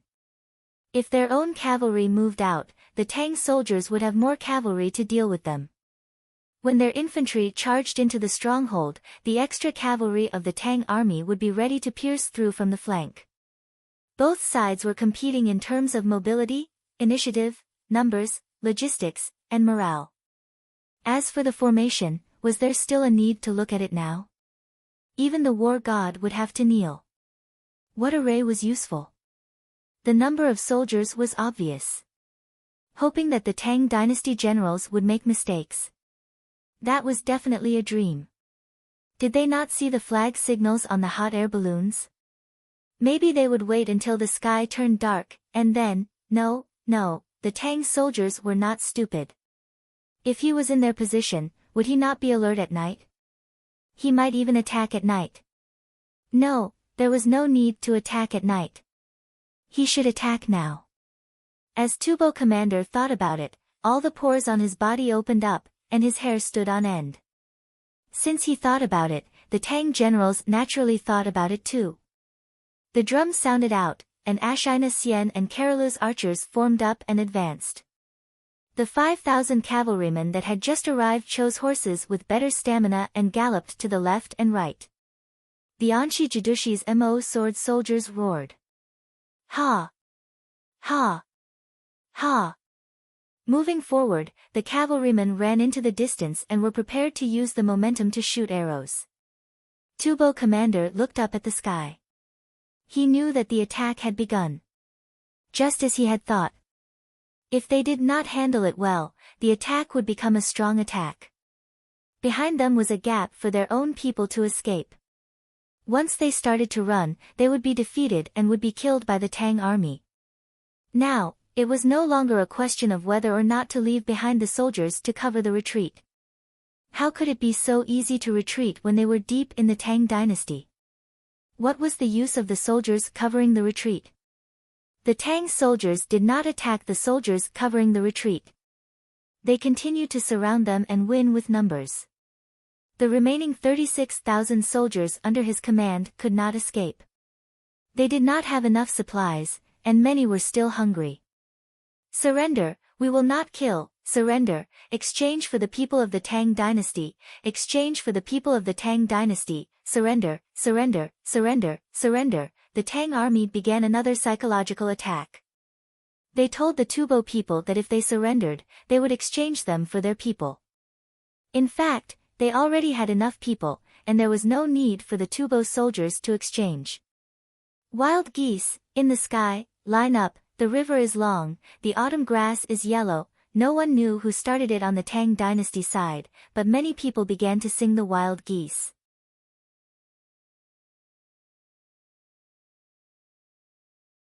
The soldiers could not sing with overtones, and the pitch was not high either. Instead, it was low, and there was no singing technique. It was just plain singing. It was hoarse, unaccompanied, low, and out of tune. It was obviously a single melody, but the singing had a harmonic effect. It was seriously out of tune. However, it was this kind of singing that touched people's hearts the most. Many Tubo soldiers were shaken. Some of them began to hum, and some of them even shed tears. Surrounded by geisha, besieged on all sides. The Tubo commander knew everything, but he could not find a way to break out of this situation. Surrender, surrender in exchange for the people, surrender, surrender in exchange. Another group of people was calling for surrender. The infantry was advancing, and the cavalry was looking for an opportunity. A few more hot air balloons rose into the sky. It was not the same hot air balloon anymore, showing the Tubo that they had reserved their strength. Wild geese, return to the north, take my thoughts, sing far away, commander, surrender, I can't stand it anymore. A soldier threw down his weapon and shouted with tears on his face. The people around him looked at him and also threw down their weapons. Rumble, rumble. Hundreds of cavalry appeared in front of them. The cavalry was holding a package in his arms and a torch in his hand. The Tubo army, who already knew how powerful they were, could not help but retreat. Their formation was in a mess. They were afraid that these people would rush up and ignite that thing. Then, with a loud bang, their formation would be destroyed, and their horses would be frightened. The Tubo commander's tears flowed out. He felt aggrieved. The soldiers had lost their will to fight. They could still fight to the death. Surrender. The commander squeezed out a word from between his teeth. They could not fight anymore. We surrender, the messenger shouted. The Tubo soldiers who heard the voice also threw down their weapons and shouted in a mess, we surrender, don't kill. Weapons fell to the ground one by one, and people knelt down one by one. Tubo's army was tricked into surrendering. The people of the Tang dynasty were very surprised. Was it so useful? There was no need to fight anymore. The cavalry holding the package breathed a sigh of relief.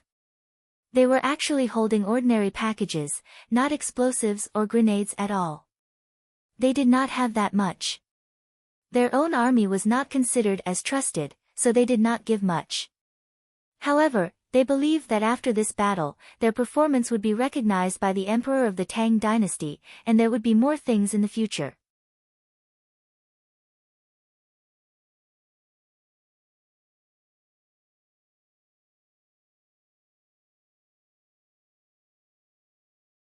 Chapter 986.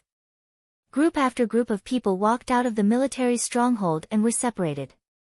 The Tang dynasty's Mo soldiers put down their Mo swords, picked up their Mo swords, and went in wearing heavy armor to continue to check. They looked to see if there were people hiding. If there were, they would catch them. Their armor was so thick that the enemy could not penetrate it with spears and swords. The Mo soldiers held the Mo swords as if they were toys. Tubo's cavalry dismounted and stood beside the horses. They lowered their heads and sighed. They could not run. The distance was too far into the Tang dynasty, and the Tang dynasty's cavalry would chase after them. One by one, they took off their armor. Their hands were empty, and they were not tied. They were disrupted and separated. They had already lost their fighting spirit. The horses did not care. Not all horses were so loyal to their masters.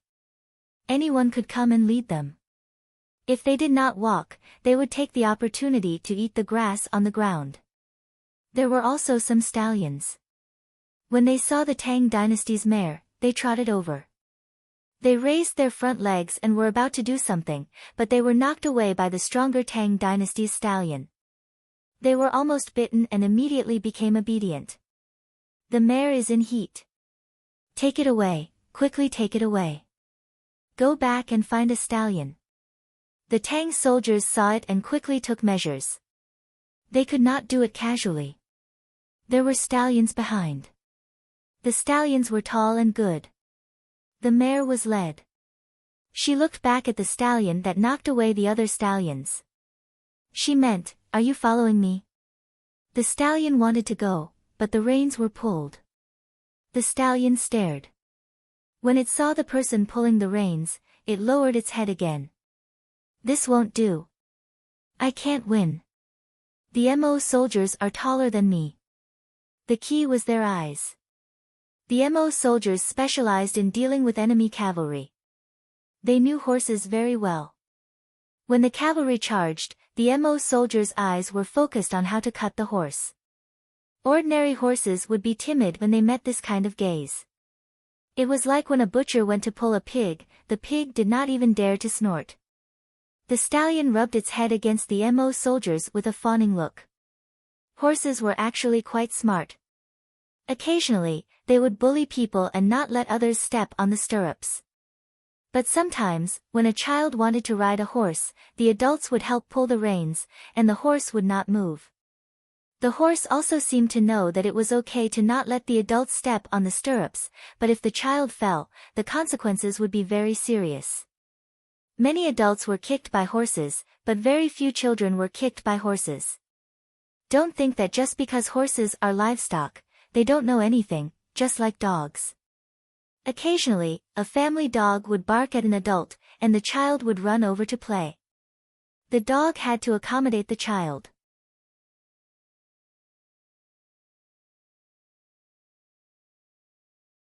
There were also bites, and the consequences were, "Quick, inform Inspector Zhang that Tubo's main force has surrendered." Someone shouted. Then, dozens of riders rushed out to see what else Zhang Xiaosong wanted to do. In truth, even the Anxi provincial governor couldn't control Zhang Xiaosong, but Ashina's subordinates respected Zhang Xiaosong even more. "To be honest, this injury of yours requires surgery." Fortunately, there are no deep grooves left, which means that the deeper layers of the muscle tissue are not damaged. Now it's hyperplasia. The scar is hyperplasia and it's higher than the rest of the skin on the face. After this surgery, it'll be fine to reduce the hyperplasia. The Li family Zhuangzi and Li Yi were looking at the patient's face. The person being looked at was Li Tsong, Li Longji's eldest son. His face was scratched by a monkey when he was hunting. 2 scratches were made, and then a scar appeared. The scratches weren't grooves, but scar hyperplasia after the injury. It was just a bulge. The 2 scratches were 2 strips. One was long and obvious, while the other was very short, like a lump. The color was about the same as the color of the skin, and it looked very sinister. Li Yi had equipment, including radiation equipment. He considered using surgery to remove the hyperplasia on the patient's face, and then try hormone intervention and radiation treatment. This kind of treatment was relatively easy. If there was a groove, it had to be supplemented, and then skin grafted. The process was too complicated. Can it really be treated? Li Yi, if you treat me, this. Ahem. Empress Wang, who was holding her son, suddenly coughed. This one is your brother. Li Zong's temples were sweating. Today, Empress Wang, his mother, brought him over to treat the wound on his face. He almost blurted out the words "this king." Empress Wang introduced him as a relative, and asked Li Yi to take a look. If he said, "this king," what would Li Yi do? Pretend he didn't hear. Empress Wang guessed that uncle would pretend to be absent-minded. At least 3 years, not 3 years of surgery. It's skin color. I'll operate on you, and then go through the follow-up steps, including hormone medicine. I have to exchange my life for it. I don't need surgery. That's my ability. The color will gradually change, and then I'll use horse ointment to slowly rub it in the sun. At most 3 years, at least 2 years. Are you willing? Li Yi said as he reached out to take the little fellow. The little fellow kept reaching out to Li Yi for a hug in his mother's arms. In Li Yi's arms, the little fellow looked at the scar on his brother's face with wide eyes, and poked his head forward. Huff, huff, it doesn't hurt. He blew on it carefully. It was as if the scar would disappear after he blew on it. Li Zong was actually a child, but he was more sensible. He was born in 706, and his nominal age was 12 this year.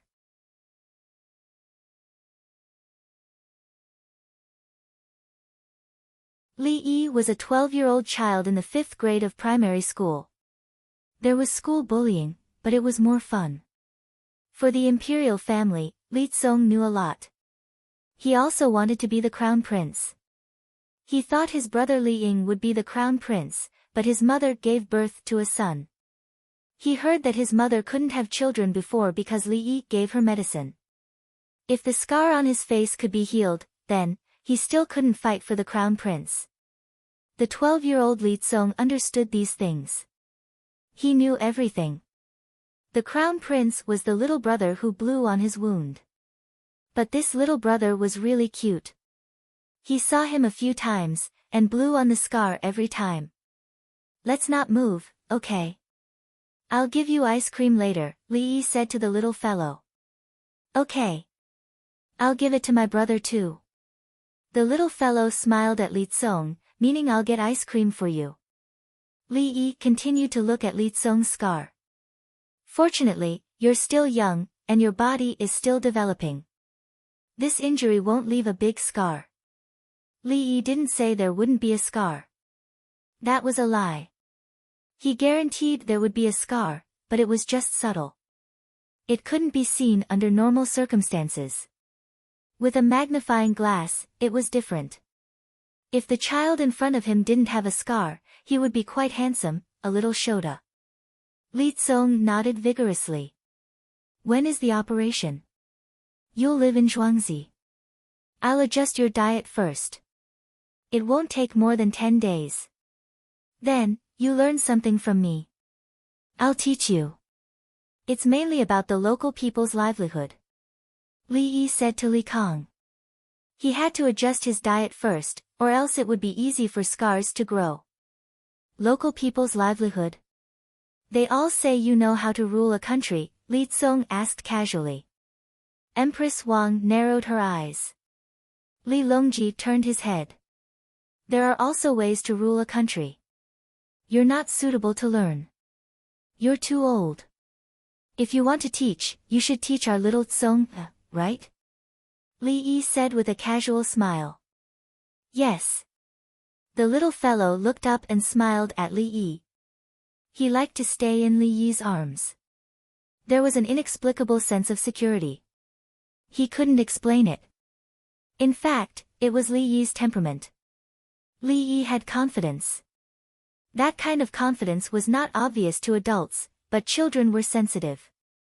Empress Wang's narrowed eyes turned into peach shapes. Li Longji also turned his head.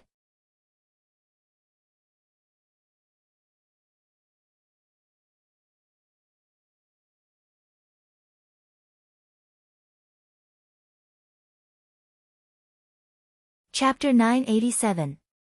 Good news, great victory in 9 bends, make way, good news, the sun slowly set in the west. In the afterglow of the sunset, 5 horses were galloping, and the people on the horses were shouting. The people on the road made way in advance. Their eyes followed the movement of the troops, and they turned to look at the others with joy. Another great victory in 9 bends. Where was 9 bends? It's going to be a sunny day tomorrow. A passerby looked up at the charming sunset and said with a smile. The cavalryman who reported the news rushed into Chang'an City and shouted in the middle of the road. Bai Gu and the others, who were about to get off work, heard the sound and quickly went to find the person. They knew where 9 bends was. It was closer than Huge Stone City. The courier probably took 2 days to get back. This speed was good. Shaoyi's Tenli relay station. If someone else came up with the idea and found a way to make the relay station not lose money, they would at least get a 5th rank merit. Bai Gu told the truth. There were still livestock sent out by the Li family Zhuangzi in the relay station. Xiao Yi always had a way to solve a problem when she raised it. Otherwise, he wouldn't have mentioned it. 3rd rank. Su Yi thought that 5th rank was low. The relay station could make money, and it was convenient for the people. The people could find a place to rest after walking. 10 Li merchants needed the relay station more. Before dark, they could rest at the relay station and feed the horses, mules, and donkeys pulling the carriages.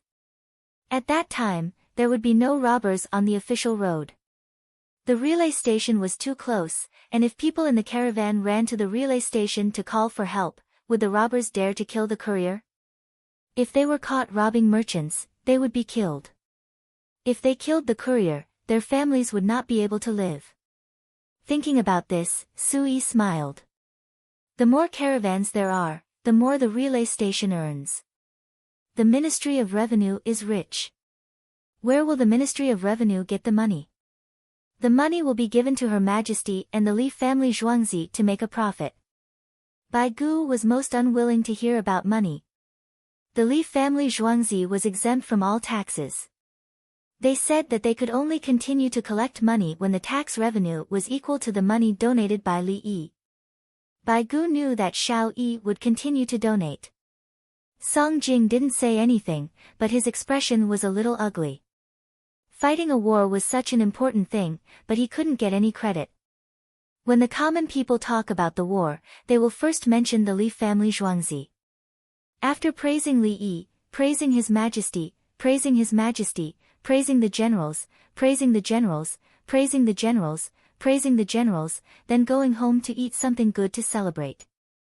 No one praised the Prime Minister.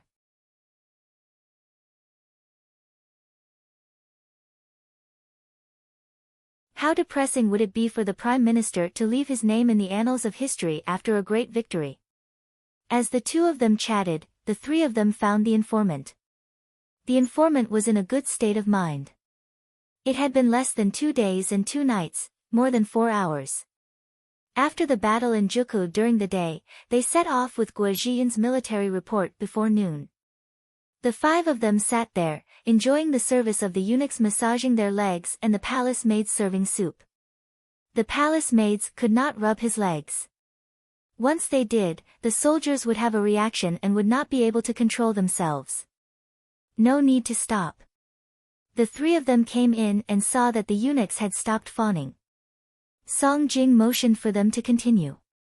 The 5 of them were about to stand up and salute when Bai Gu waved his hand. No need. Su Yi went to receive the battle report.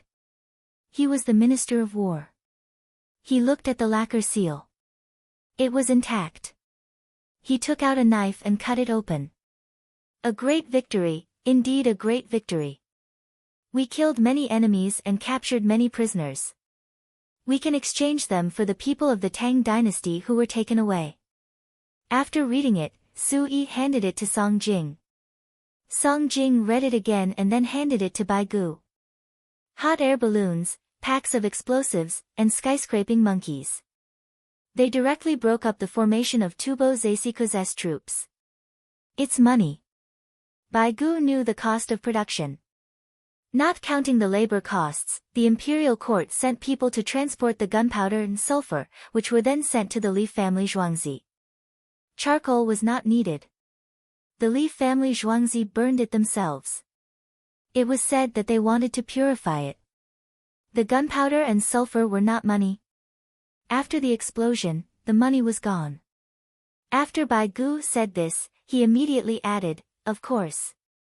No matter how much money is spent, it's not as important as the lives of the soldiers." He realized that he could not be stingy about the money. The soldiers who delivered the news were here. Li Longji came in at this time. Everyone greeted him. He did not take the battle report from Bai Gu and sat directly in front of the 5 people. "How are the casualties of our army?" Your Majesty," answering Your Majesty's question, "No, not at all." The soldier who Li Longji looked at was excited and trembled all over. The soldier next to him said, "We will be careful next time." This time, when we were chasing, there were still Tubo people who dared to resist. "Your Majesty, when we blew up the front lines, the Tubo people were defeated. When the first batch of hot air balloons flew over, the Tubo commander, Zeisiko's, was running all over the place. However, we blew up the rear lines of his army. I don't know how much money we spent. If the imperial court does not have enough money, we can charge." The soldiers all spoke out.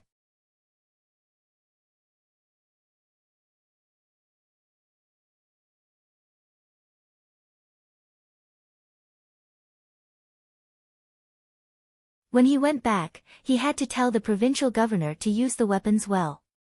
He could not just throw them around. Otherwise, he would be letting down Li Dongzhu.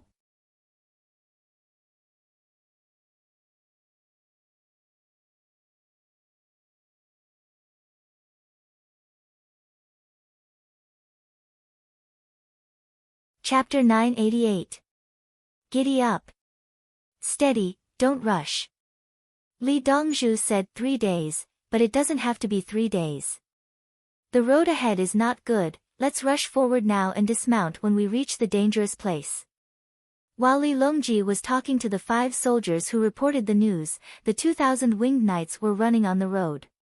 The sky they saw was also sunset, but due to the rotation of the earth, their sky was still relatively bright and not dark.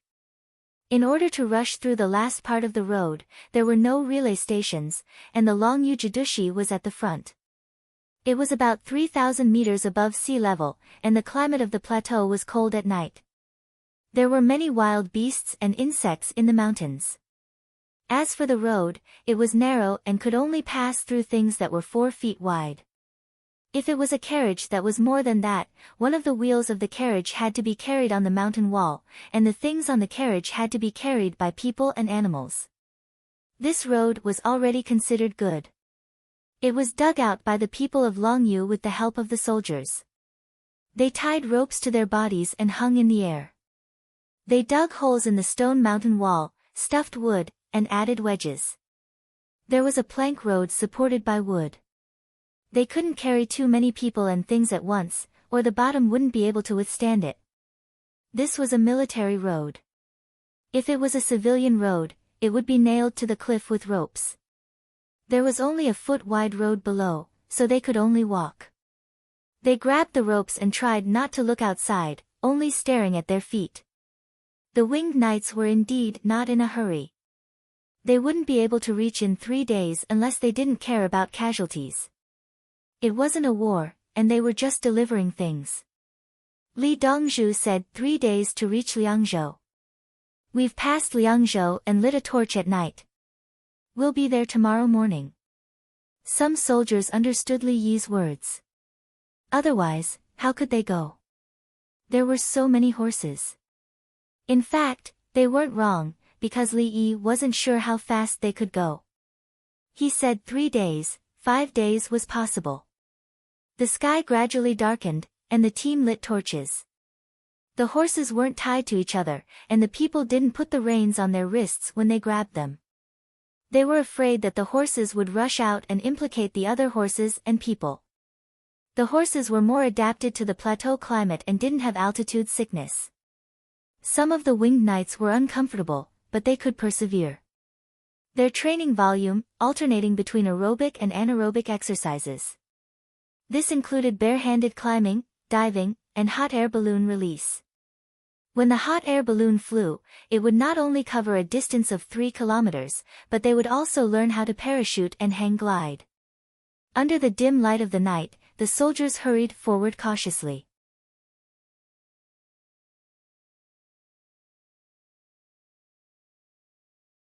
The horses also knew that they could not fall off and tried their best to stay close to the mountain wall. The Li family Zhuangzi, Li Kang. More accurately, he should be called Li Tan. He was now Prince Qing. His official position was the Protector General of the Anxi Protectorate, but in reality, he didn't care about anything. He had no say in this matter. Li Yi performed an operation on Li Tan. He removed the small scar, bandaged it, applied hormones, and strictly controlled his food intake. You'll be able to see the specific recovery after changing the dressing in a few days. At that time, you can't stop using external medicine and hormones. Li Yi said to Li Tan, who was sitting opposite him. Li Tan always wanted to reach out and touch the scar on his face. It had become a habit. Whenever he had nothing to do, he would touch it. He was not in a good mood. He was not old, and he also liked to look good. With the scar on his face, he knew that he had no fate with the position of crown prince. For a child, this kind of pressure was not something that an ordinary person could bear. However, Li Tan persevered until he was sent to the Li family Zhuangzi. He now understood that even if he recovered, he would not be able to become crown prince. His younger brother had already been decided. Li Tan rejected this idea. The consequences of his younger brother's death were too severe. Moreover, this younger brother looked quite cute. At most 3 years, right? Li Tan felt that time was passing too slowly. He wished that he could close his eyes and open them again. 3 years had passed. Li Yi could see this and said with a smile, "Time will always pass. When you're young, you hope that you can grow up quickly. When you really grow up, you want to go back to when you were young. However, we shouldn't always think about one thing. While we wait, there are many more beautiful things waiting for us to discover and explore. Do you know what kind of person your enemies fear the most? Do you know what kind of person deserves the respect of others? Li Dongzhu, please teach me." Li Tan resisted the urge to touch his face and asked Li Yi for advice. Tenacity, the tenacity of the heart. No matter what setbacks you encounter, you will not bow to fate. No matter how much pressure you are under, you will not kneel. All those who commit suicide are cowards. They only think about one thing and never have another goal. A true expert can always find something that fills him with confidence. Even if it is farming, he can do it better than others. Even if he is penniless and beggars, the strong can still get more food than other beggars. Life is a war. There are few victories and many defeats. If you lose, you can't take things easy and die. How can you have a chance to win? Li Yi was clearing the way for Li Tan. He noticed that Li Tan was slightly autistic. It was caused by his injuries. He did not dare to see others.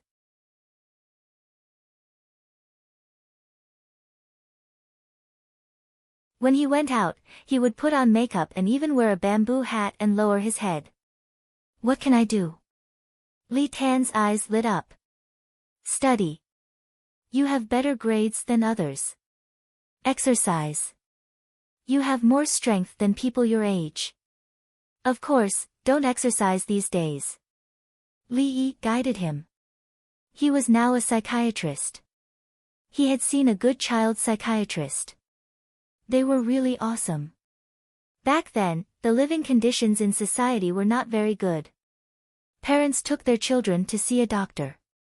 The main thing was to see if there was any illness. The child did not like to talk all day and was not even willing to go to school. His grades were very poor. The doctor he met was a child psychiatrist. He asked about the family's situation and looked at the patched shoes and clothes the child was wearing. He talked to the parents and the parents paid for new clothes and shoes. However, they did not let the child wear them because they were too big. He needed to be 2 or 3 years older. From then on, the child was willing to go to school. His grades improved rapidly. The reason was that the child had low self-esteem. He felt that he did not dress well and was embarrassed. He was afraid that others would say that his clothes and shoes were old. When he had the clothes and shoes that he could not wear for the time being, his thoughts changed. The child considered that it was not that he did not have them. He did not wear them. It did not matter what he wore now. He had good ones. They were beautiful. Li Yi knew that adults were like that too. With 10 million at home, adults did not have to live extravagantly like others. Because they had money, they had confidence in their lives. People who spent the same amount of money did not have the same amount of savings. In fact, everyone's expenses were about the same. This was the key to thinking. Those who could change their minds were not ordinary. They had to have a strong mentality to succeed. Right now, he wanted to motivate Li Tan and give Li Tan a belief that he could be better than many people and to work hard. Li Tan did not know that he was receiving treatment. He thought that it was just a chat. When he heard Li Yi's words, he had an idea. Li Dongzhu, I'm actually good at drawing. Li Tan found his own strengths. Really? That's great. I have a new drawing idea. Let's think about it together. Li Yi immediately said. Okay. Li Tan nodded vigorously.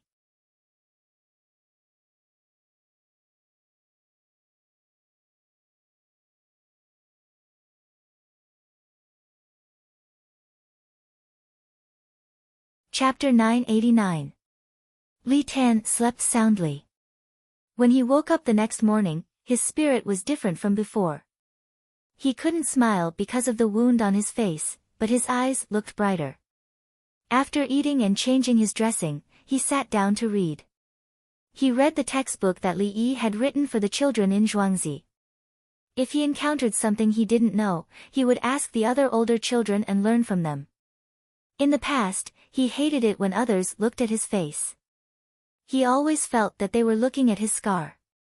Now, when the children in Zhuangzi asked him curiously why there was a gauze on his face, he would tell them generously. He would say that he was scratched by a monkey while hunting, and the scar was very scary.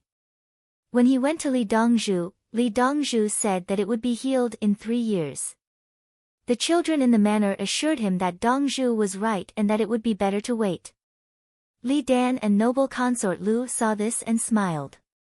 Xiao Yi's medical skills can not only cure diseases, but also the heart. This is good. The eunuchs and palace maids in the palace will be beaten less. Noble consort Lu sighed. The people who served Li Tan would always be beaten. After being beaten, they could only endure it. Who could they complain to? Everyone knew that the eldest son was in a bad mood, but the beatings were usually very light. When he said that he would beat them dozens of times, the people who were beaten understood and would gesture. If Li Tan said to beat them to death, they would go work elsewhere. If they couldn't be beaten to death, who would be willing to serve him in the future? For example, some eunuchs who had lost their family members wanted to live and be promoted. If they were beaten to death, they would rather do it first and kill Li Tan first, then commit suicide. Now, Li Tan had changed. He was no longer impatient when he spoke and didn't care if others stared at his face. Just look, he would get better. More importantly, Li Tan wanted to be stronger than others in a certain aspect. This strengthened his confidence. Li Dan smiled and nodded. Yuan Shu will have a better life in the future. She won't be bullied by Li Yi. Yuan Shu hasn't been here for the past few days. What is she doing? Noble consort Lu missed Princess Yongmu. Raising insects. Li Dan knew. Bring this leaf over and put it in front. There are fewer insects in front, so the moths will lay their eggs here. In Zhuangzi, Princess Yongmu was looking for insects with a magnifying glass. The heavenly bean moth had already laid eggs. Then, a little bug appeared. It was like a silkworm, very small. Some bean sprouts had a lot of worms, while some had none at all. He needed to pluck the leaves and place them on the leaves over there. As he ate, the worms would settle down. The neighbors watched and learned. They did not have a magnifying glass, so they could only look carefully.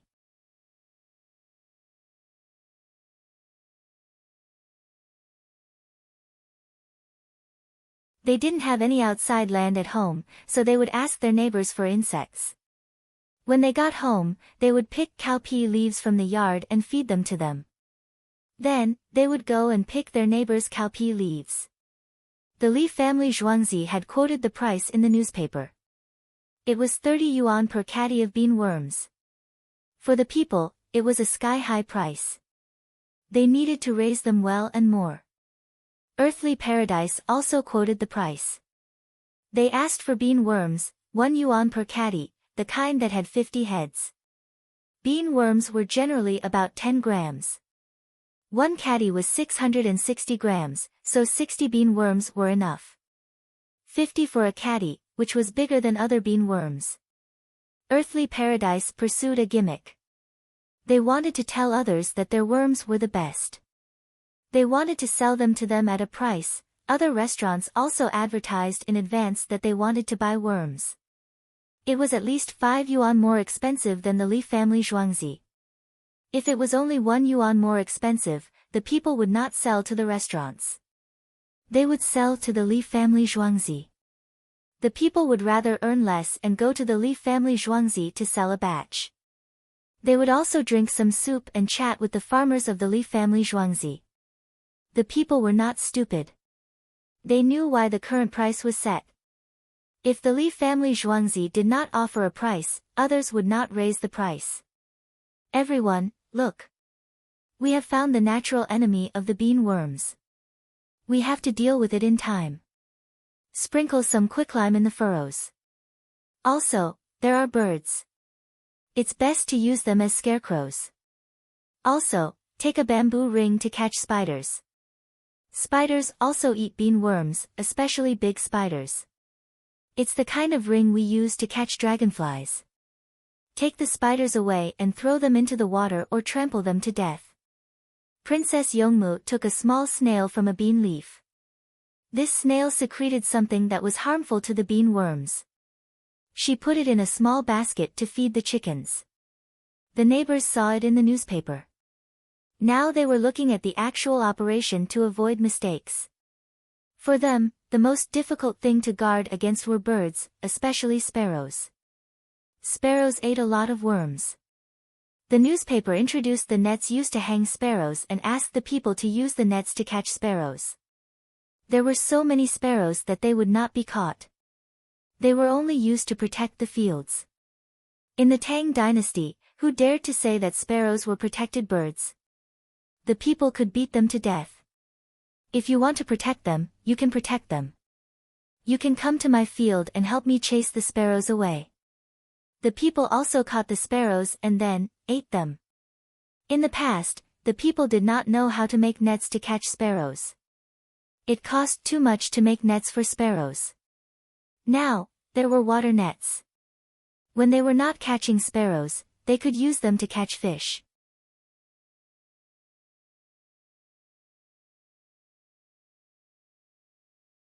If the net was smaller, it could be used as a net bag. Princess Yongmu walked in the bean field. She was wearing a bamboo hat. The back of her hand was scratched, but she was very happy. Some people weren't just happy now, but shocked and pleasantly surprised. Guo Zhiyun got up early in the morning and walked around the military camps to check on the construction progress. The main thing was to dig the trenches deeper and wider so that the enemy would not fill them up easily. With the trenches, the horses could not charge over and the infantrymen could not jump so far. As for jumping into the trenches and then climbing up, they would know the result after trying it. The people on the trenches would hold shields and use their spears to stab the trenches. Tomorrow, open up the place by the river and let the water out. Then, the brothers can rest for a few days. Tubo can't attack and their morale is too low. Guo Zhiyun said to the soldiers digging the trenches and building the trenches. As he spoke, the hot air balloons in the sky signaled that they had discovered the situation. 25 miles to the east, their troops had appeared. They were about 2,000 people and each person was riding 3 horses. The scout's horse ran out. In less than an hour, the scout and the other party came back together. The nearby soldiers stood on the top of the military camp and watched. Those who had binoculars were using them. There was a flag raised. Feather, flying. Feather naturally meant Yulin. It meant that they were the wings of the country, as flourishing as the forest. Flying represented speed and willpower. It was fast. The definition of a soldier was light cavalry. Seeing the winged knights coming over, the soldiers were excited. His Majesty had sent people over. There should be 2,000 people. If the 2,000 winged knights were used well, they could become the Tubo people's nightmare. They had long known that the winged knights were the best at shooting. They were accurate and far. Guo Zhiyun and Wang Juankui stepped forward to welcome them as the sound of horses galloping could be heard. The group of people slowly stopped their horses. 2 of them stepped out of the stirrups and pressed their hands on the horse's back. Their bodies floated to the ground. This was less of a burden on the horse than stepping on the stirrups and landing on the ground. The winged knights also needed to use this. The leader of the winged knights saw Guo Zhiyun's clothes and walked over. He saluted. Fan Fan, commander of the winged knights, has delivered 2,000 packs of explosives and 50,000 kilograms of diesel oil to General Guo. The soldiers, led by Guo Zhiyun, immediately fell silent. They stared blankly at the horses and the things on their backs.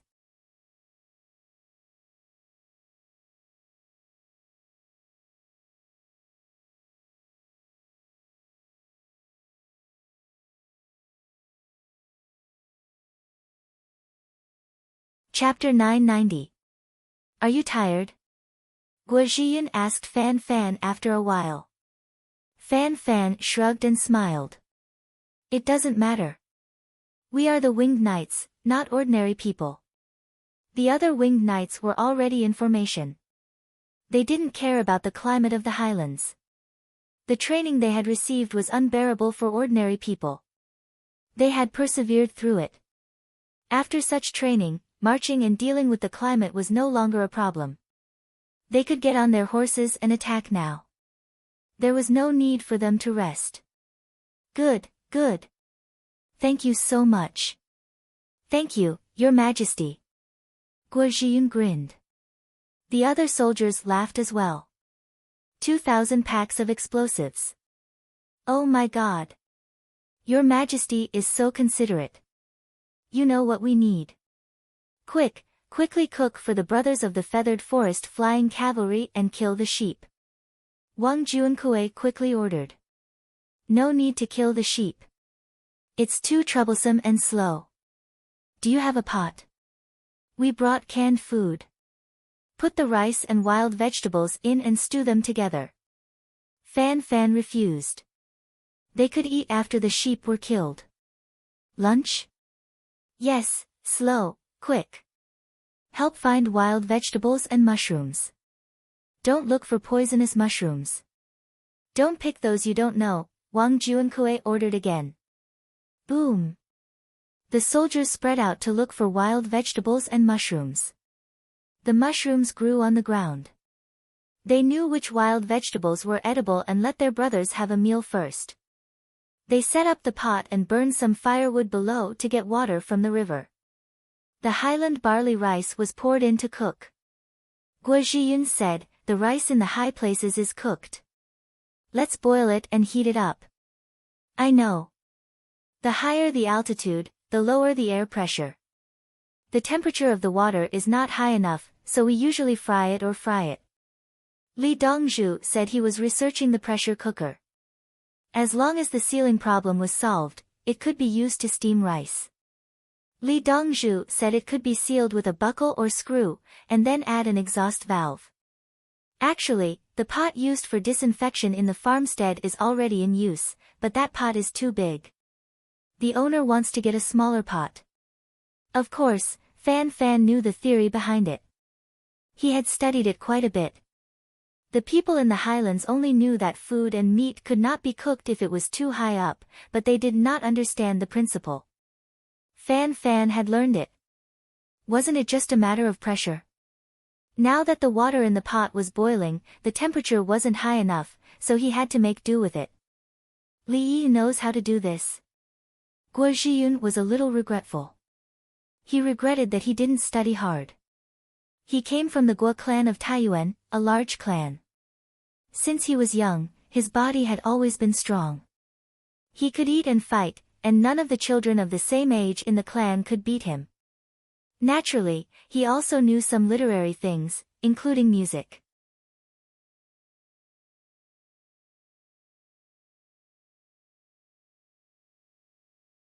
However, he did not take the imperial examinations and was directly assigned an official position. He was very good at fighting and was also very smart.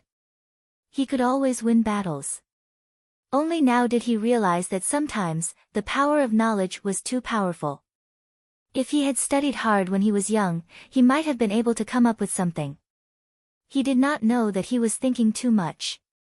The pressure cooker looked simple, but one had to have the thought process. No matter how hard he tried, it was impossible for him to reach Li Yi's level. Li Yi and he were not from the same era. When the water boiled, the wild vegetables and mushrooms were brought over. Don't put the mushrooms. Blanching fresh mushrooms is useless. In the future, remember to dry the mushrooms before eating, or stir-fry them. Add some oil. Fan Fan refused to eat the mushrooms. He was afraid of being poisoned to death.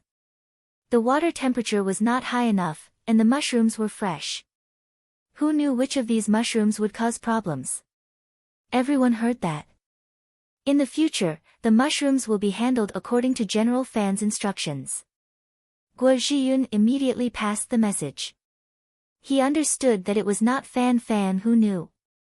It must be Li Yi who told him. When the water boiled again, the winged knights took out the canned food. The canned food was in a thick bamboo tube. Canned braised lean meat, pork. Canned lean meat was used to replenish protein. The winged knights needed protein intake. Fat was not the first thing that the human body consumed. When losing weight, the first thing that was consumed was protein, followed by fat. Therefore, Li Yi's military canned food usually had more lean meat, especially canned chicken. The protein content of chicken was higher than that of pork. Another point was that the canned pork was related to ethnic issues. Some ethnic groups did not eat pork. Red braised meat was red braised meat. The canned food made by the Li family Zhuangzi was cooked.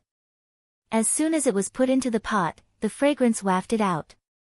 General Fan, do you usually eat this? Some soldiers were envious. The winged knights were treated well. No, no one likes to eat canned food. It can't be helped when we are outside. In Chang'an, the food we eat is much better than this. Fan Fan shook his head. He had stayed in the Li family Zhuangzi since he returned to Chang'an. What did the Li family Zhuangzi eat? How could mere canned food compare? Oh! The soldiers at the border were a little disappointed. They were guarding the border, but their food was not as good as that of their brothers in Chang'an. Li Dongzhu is working hard to build a ship. According to what we know about Li Dongzhu's character, as long as the transportation can keep up, he will send you better things. Your cotton-padded clothes were given by Li Dongzhu, and there are also canned fruits, hardtack, and meat floss.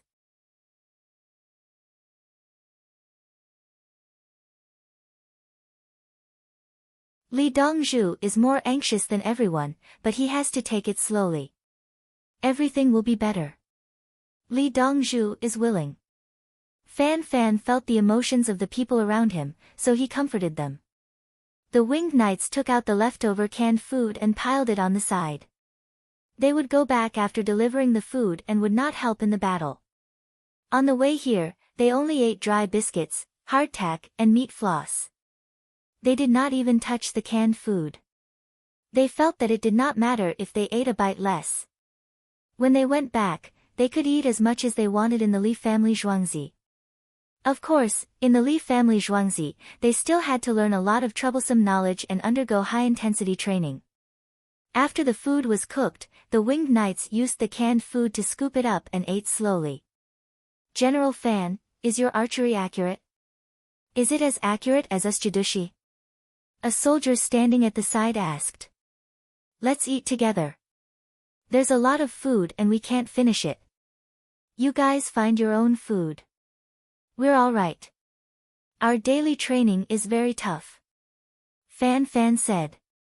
Immediately, the other winged knights followed up. Li Dongzhu is simply not human. How can he shoot 500 arrows in a day? He requires that the target within 50 steps must be within the 8th ring. I dream of archery. Sometimes, I dream of 3 consecutive shots hitting the 6th ring. I wake up in fright. I have to carry 40 kilograms of stuff and run 10 li cross-country. Then I have to do 30 push-ups. Then I have to pick up a bow and shoot a human target. There's also the armed swim. The most helpless part is that Li Dongzhu leads the armed swim. He's a good swimmer. Li Dongzhu already said that this is nothing. Because of the limited conditions, he did not give us the team's anti-drowning training. You probably don't know about the anti-drowning training. Some people are already doing it. They are too strong. They tie their hands behind their backs and their legs and throw them into the water. They need to adjust themselves to float and breathe quickly. At the same time, they need to relax. They can't be nervous. The key is to move forward. Do you know what it means to move forward? In that state, you have to swim to the shore. The winged knights complained as if they had a bitter feud with Li Yi. The soldiers on the front lines, they felt a chill run down their spines. How could such a good Li Dongzhu do something so inhumane?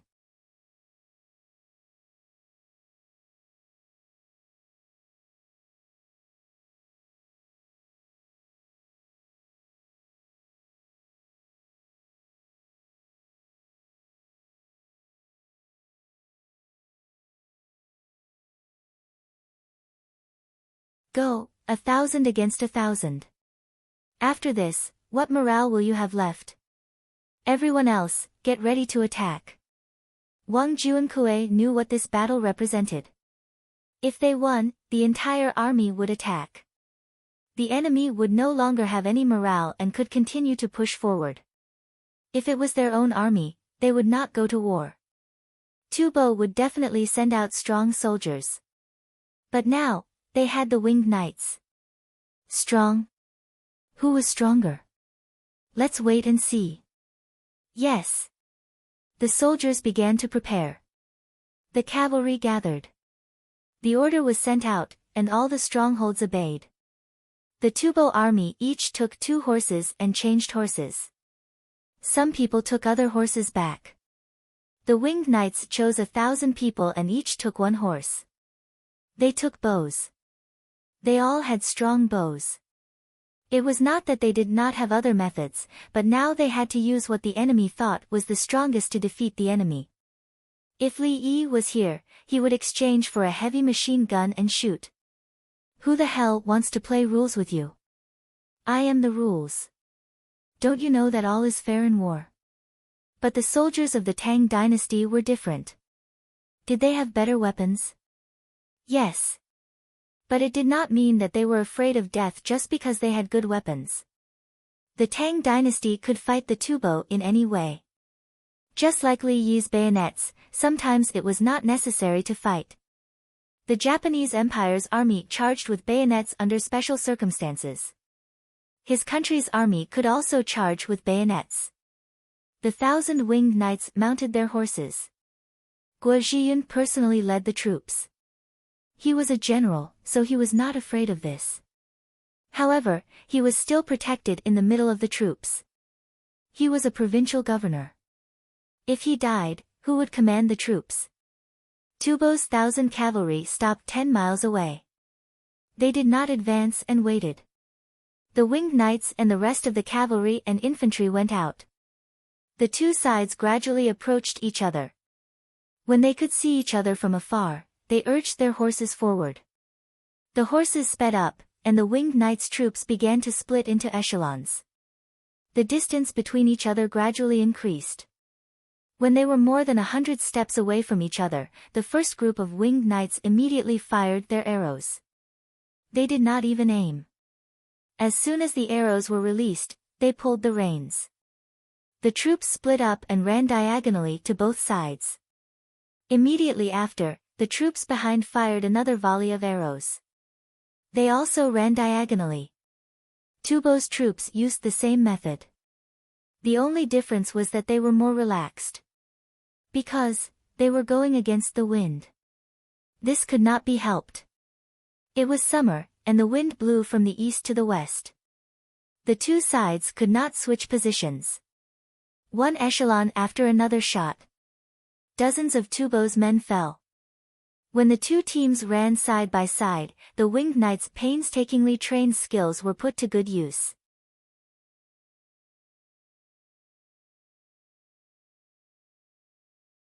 Their instructor was not Li Yi. Li Yi could only teach them how to shoot. Their instructor was Guo Zi. Then, Li Yi saw Guo Zi's teaching and thought of two good games. They were baseball and badminton. Baseball was not as fast as badminton. The world record for a pitcher was only 40 meters per second. It was much slower than a bow and arrow. Moreover, the ball was big, so the bow and arrow could not see much. The reason for practicing baseball was to receive the ball head-on. When the ball flew over, many people would instinctively dodge. Catchers were different. They had to catch the ball. On the other hand, badminton smashes were faster. Li Yi requested that all smashes should be aimed at the body of the person as much as possible. The training was explosive power and reaction speed. Now, it was time to use it. When the two teams ran side by side, they continued to shoot at each other. Then, no one went to catch the opponent's arrow. When the arrow flew over, it was just a small dot. It did not fly horizontally for you to see. Everyone used the same method. They hid in the stirrups and hid on the other side of the horse.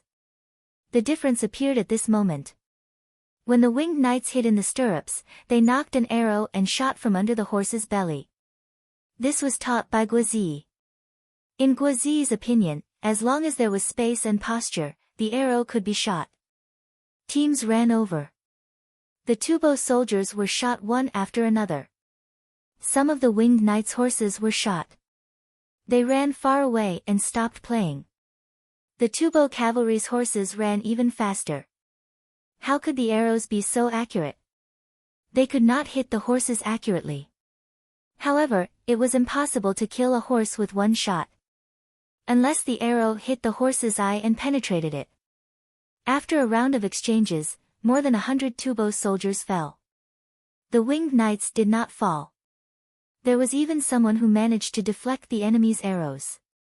No one knew how he did it. Guo Zhiyun also continuously shot his bow. He also knew how to hide behind the horse. Widen the distance. Fan Fan judged that the range of the enemy's bow was closer than his sides. His bow was stronger, so he did not have to shoot at the enemy from the same distance.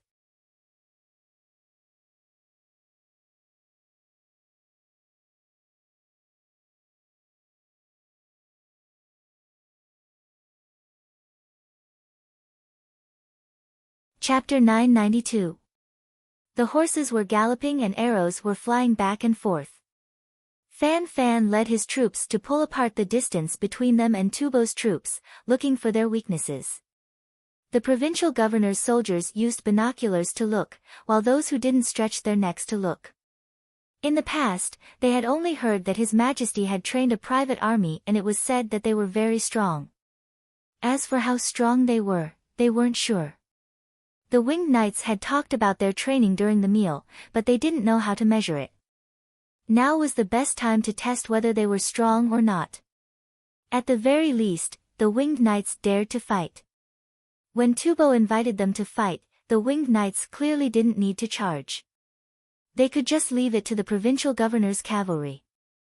However, the winged knights took the initiative to fight. They weren't afraid of dying in battle. The troops in front of them circled back and forth, and the provincial governor's soldiers became excited. I don't see a single one of them dead. Be careful. Beautiful, Provincial Governor Gua is beautiful. You killed one of them with one arrow. Can you see whose arrow it was? No need to look. After the rain of arrows, I guarantee that the provincial governor's arrow will hit the enemy. When you get promoted, remember to guide your brothers. Accurate, the winged knight's timing is very accurate. He got shot. Not good, why did he get up again? Did he catch it? There's blood on his hand. The arrow scratched his hand. He threw the arrow away and shot his own arrow back. The people watching with binoculars saw a shocking scene. One of the winged knights had just gotten up from the side of his horse when he suddenly fell back. His body didn't fall from the horse. He threw away the arrow he caught. His hand was covered in blood. He ignored the pain and shot another arrow. After half an hour, Tubo's troops stopped. Someone shouted, and the winged knight's troops also stopped.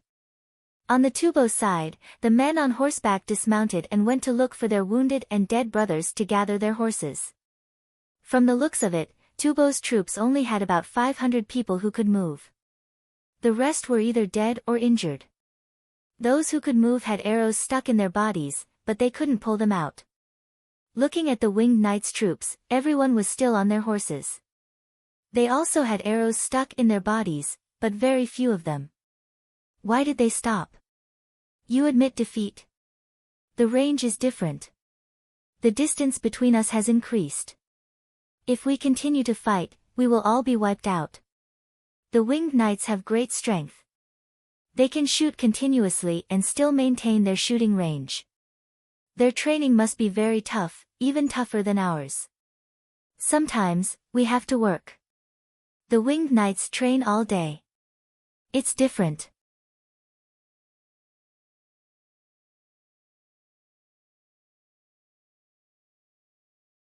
The Jadushi soldiers spoke as they watched Tubo's men pack up and leave. Their leader did not die, but there were 2 arrows in his thigh. He walked with a slight limp, but even so, he still managed to mount his horse. He turned around to look at the flag of the winged knights. With a complicated expression, he led the team away. The winged knights came back on horseback. The arrows on their horses were still there, and the arrows on their riders were still there. Before they arrived, the other winged knights went over to take care of their wounded brothers. They weren't worried that the arrows would be poisoned. Since they were topless and had applied poison, even if they won, they would still lose. They could not attack the morale of the Tang soldiers, nor could they boost the morale of their own side. The others also went back together and carried the injured down. The winged knights took out their medical kits to treat their brothers. They had iodophor and antibiotic pills. The iodophor that Li Yi exchanged for was very pure. He diluted it himself, but the concentration was too high to be used.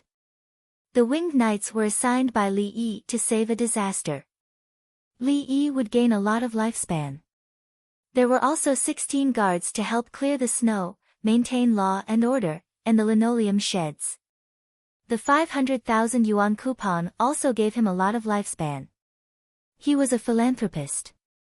After he had earned enough, he still had to take it out and lend it to the people at low interest rates. Lending money was also to promote economic development and improve society as a whole. Old Lu, hold on. Your arrow is in your stomach. Everyone, help set up a tent. We don't want the old one. Set up a new one. We will disinfect it first. Fan found a seriously injured person. There was an arrow in his thigh and an arrow below his navel. Battalion Commander Fan, let me do it. A winged knight came over. He wanted to remove the arrow for old Lu. Okay, you are the one who can bear to do it. Fan agreed. Usually, when Li Yi wanted to give this brother food, he would ask him to kill it himself. Then, he would tie up the live sheep and pigs and slowly dissect them. Sometimes, the sheep that should have been turned into mutton soup actually lived for half a month. He would cut open the sheep's stomach, cut off a section of its intestines, and reconnect it. After that, he would clean the sheep's abdominal cavity and sew it up. He would not give it food. When the sheep was hungry for a few days, he would feed it some food. When he felt that the sheep could live, he would kill it and drink the mutton soup. Normally, this was not something that humans would do, but he liked it. Pigs could live even if they were hungry for many days. At first, everyone laughed and said that he was cruel. Later, when the winged knights who came with him told them about his family's situation, everyone stopped joking. He had an older brother in his family.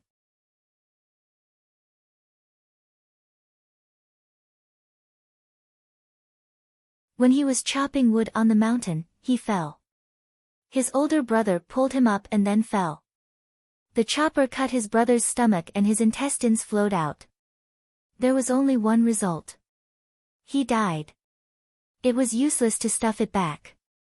When he found that his intestines flowed out, he could still live. He practiced with all his might and found an opportunity to practice with animals. He hoped that if his brother encountered the same situation as his brother, he could save him.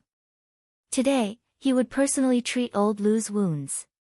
He had the most experience. Some people began to spray alcohol on themselves, wash their hands, and surgical tools with it. The tent was quickly set up. They went in and disinfected it completely with alcohol. They placed the table, covered it with gauze, and hung more than 10 diesel lamps. The provincial commander also sprayed alcohol on 2 people. They put on masks and hats and went in. They wanted to take a look. The others were not as badly injured as old Lu. They treated their wounds directly in a place where there was no wind. Small scalpels, various forceps, and a few suture needles were laid out. First, the arrows were removed, then the wounds were cleaned, sutured, and fed antibiotics. At that time, Li Yi ate 2 pieces at a time. The soldiers ate half a piece. The bacteria in their bodies did not have any resistance to the medicine. The others were dumbfounded. The winged knight's treatment was better than theirs. They just took a small knife, disinfected it with alcohol, and cut it in various ways. The winged knights changed to a knife or forceps at every step to try to make the wounds smaller. The only thing that felt fair was that the winged knights did not drink anesthetics and bit a piece of wood. We brought anesthetics, but Li Dongzhu said that if we always use anesthetics, it might affect our heads. We'll bear with it. Fan wore a mask and removed the arrow from his brother's shoulder. He carefully used a needle holder to hold the needle and suture it. The needle was not an ordinary needle used to sew clothes. It was bent, so it was directly pierced. When we go back, our needles will also be bent. It turns out that this is the most convenient way to sew. Guo Zhiyun was depressed. Needle, you guys used the left and right method to recover your strength. Very accurate. Wang Junkue praised from the other side. The winged knights continued to shoot arrows. Both hands were fine. This way, their strength could be recovered quickly. We trained a lot and ate well. Not only did we eat meat, but also vegetables, fruits, and dried fruits. We spent a lot of money. Fan Fan wrapped the bandage around his brother's shoulder and explained the reason.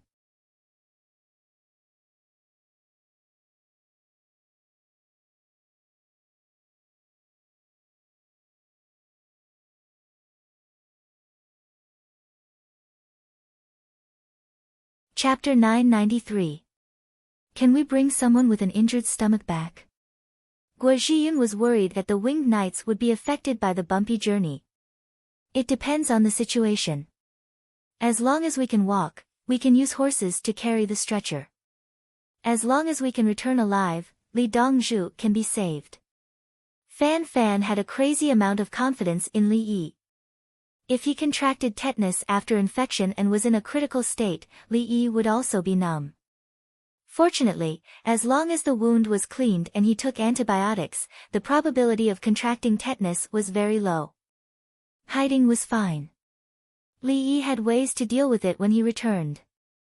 On the other side, Tubo's people were rushing back. Some of the injured stopped breathing after the bumpy journey. Fewer people were directly shot to death. If the arrows didn't directly hit the organs, head, or throat, they wouldn't die immediately. Those who were shot in the limbs and cut the body had deeper wounds. The follow-up treatment couldn't keep up, and more people died. There were also spears and swords that pierced the body. The swords and spears on the battlefield couldn't be disinfected first. Both sides of a siege would first soak their weapons in feces. Most of the people who died under such circumstances. After the battle, infection and mortality rate were the biggest reasons for the loss of people in the war. In the afternoon, when they returned to the camp, the leader directly knelt there to accept his death. What happened? Zasikus looked at his subordinates and knew that they had lost. They were all listless, injured, and dead. We lost. Their arrows were accurate, their range was longer than ours, their equestrian skills were not worse than ours, and they had good teamwork. The leader lowered his head. Guo Zhiyun can bring out 1,000 people who can shoot farther than you. They used more people to fight you. A general beside him didn't believe it. It wasn't the Heshi provincial governor's soldiers, it was the winged knights. In the beginning. The leader recounted what happened. In the beginning, he didn't know who it was. When the two sides came into contact, the enemy had the advantage. After that, the enemy slowly adjusted, and the distance between the two sides increased. His side could only passively take a beating. The bow was different, and the arrow was also different. Looking at the shaft and tail of the arrow on his leg, it was clearly exquisitely made. The feather was smooth and neat, and there was no sign of bending on the arrow shaft. Get up quickly and go treat your injuries. Zasikus was no longer angry when he heard that the winged knights were up against him. He didn't blame his own people. Every time the people in the Tang dynasty sent a report, they would mention Li Yi and the winged knights. It was said that apart from carrying out missions, the winged knights were also training.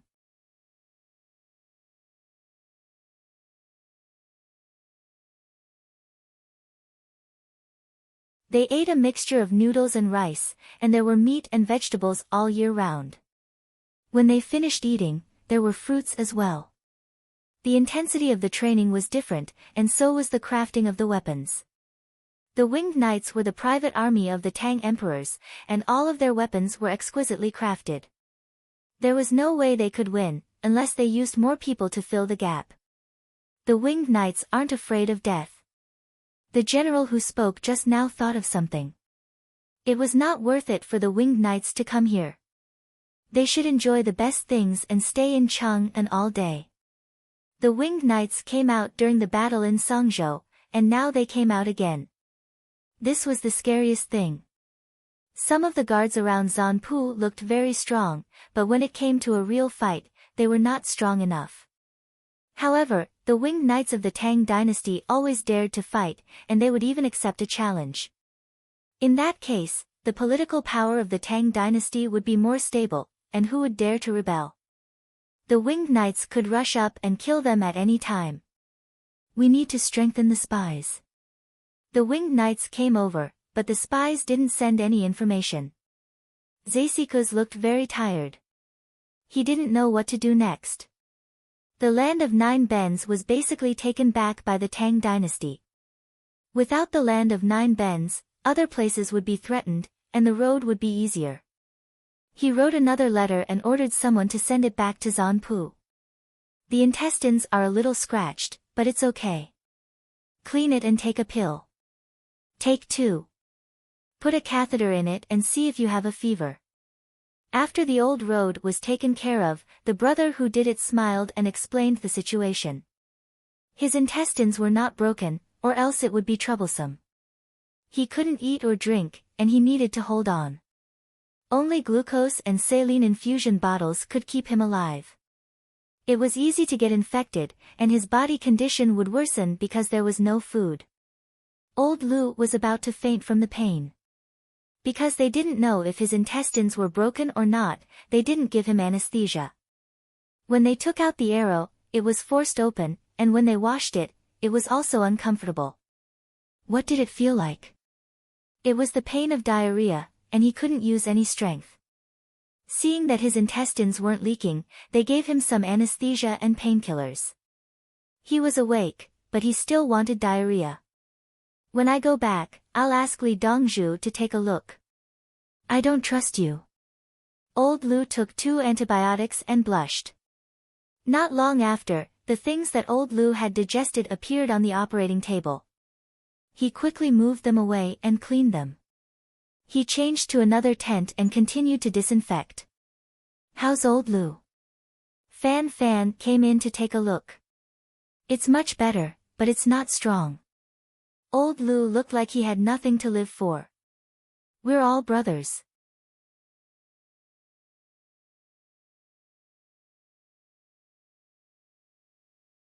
Let's wait for you to rest for a few days and then we'll go back. Fan Fan didn't care. Old Lu was being pretentious. At the location of the Anxi provincial governor, a person was also eating.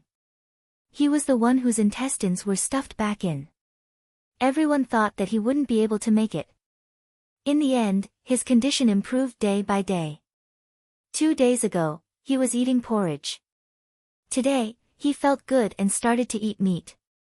A chicken stewed with ginseng roots. He ate happily. The others didn't eat and just watched him eat. Li family Zhuangzi's method is really useful. He's alive now.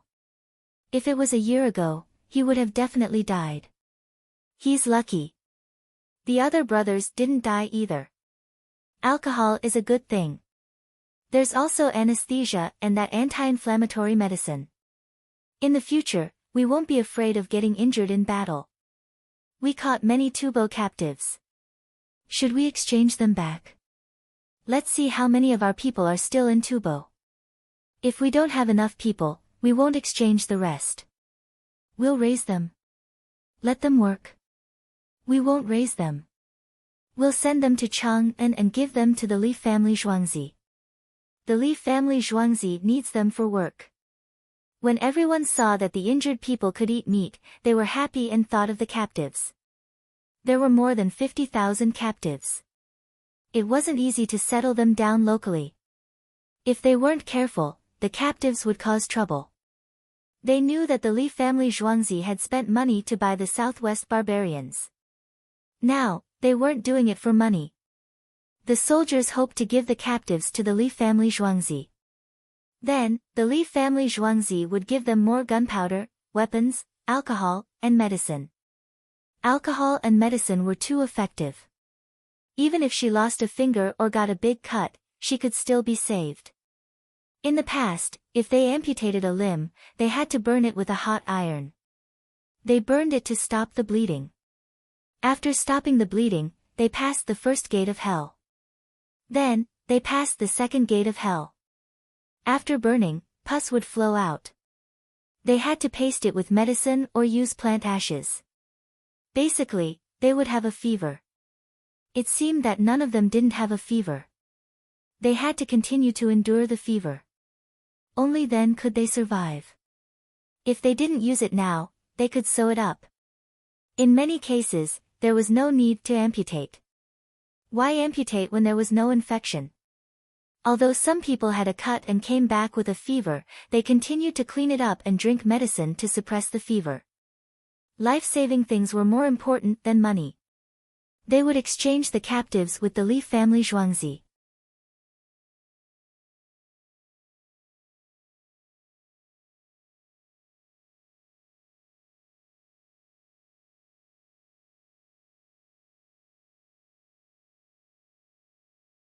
Chapter 994. Zhang Shaosong led his troops to meet up with Ashinaxian, Karalu, and Anshi Jidushi's troops. The other soldiers looked at him with reverence. This was the person who turned what should have been a defensive battle into a battle of annihilation. He had once led 10,000 soldiers and was famous in the western region. Now, he led 10,000 elite cavalry and destroyed anyone in his way. He was also a jinshi, so he was so good at fighting. The officials and the emperor would be worried. A person who could govern and fight at the same time. He led an administration in a remote place and rebelled just like that. The generals looked at each other and didn't know what to do next. They were worried about Zhang Shaosong and were afraid that the imperial court would find a reason to arrest Zhang Shaosong for corruption. The local government needed Zhang Shaosong. With Zhang Shaosong around, who would dare to come? He brought less than 500 soldiers with him, including those who died or were injured.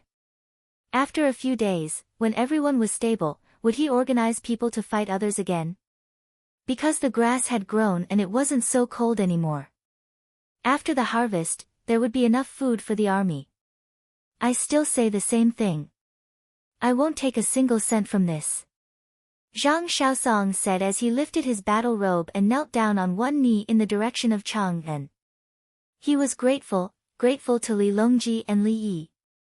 Li Yi insisted on protecting him, even though they had never met or given each other a piece of paper. Li Longji even increased the reward and asked if there was enough. If there wasn't enough, he would be greedy. If he met a wise ruler, so what if he died on the battlefield? Voila! Zhang Shaosong knelt down, so the others could only follow suit. Ordinary soldiers were just excited and didn't have so many tricks up their sleeves. They had won the battle, killed so many, and captured so many. In the future, the enemy wouldn't be able to organize people to fight again. War needed people. They couldn't get 20,000 people today and another 20,000 tomorrow. The Tang dynasty only had 500,000 to 600,000 soldiers. They couldn't afford more. Come, let me take a look. You're recovering well. One is your diet. Don't eat too much, and don't eat anything spicy. It's easy to cause allergies, and don't touch anything. Li Yi didn't know what was happening at the border.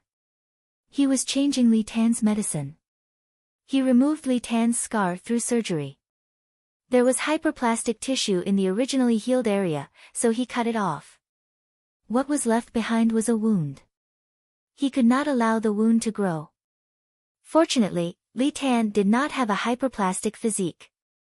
Otherwise, he would have to use more hormones. I know how to see through things. I've also learned a little about shadows. It's easier to draw with a charcoal pencil, but it's harder to control the ink. Li Tan, who was only 12 years old, had been working hard on his painting recently.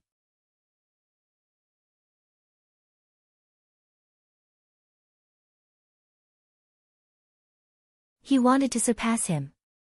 Our Chinese art is also very particular about light and dark. However, it can't be pure ink. At the same time, it can also have a perspective and shadow effect. Li Yi talked about the Chinese paintings of his time. He used all kinds of brushwork. Not only were the things he painted more realistic, but they also had a charm when they were realistic.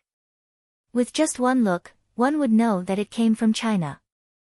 China's Chinese art could not be painted with any other techniques.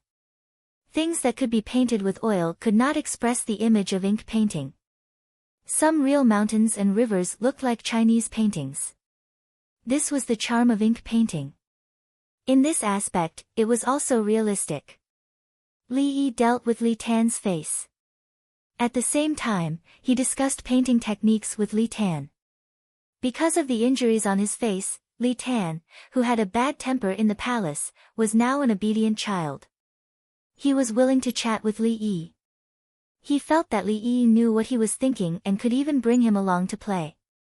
He just didn't understand why when he told the winged knights that big brother Dong Zhu would bring him along to play, everyone would reveal a look of fear. These people must be guilty.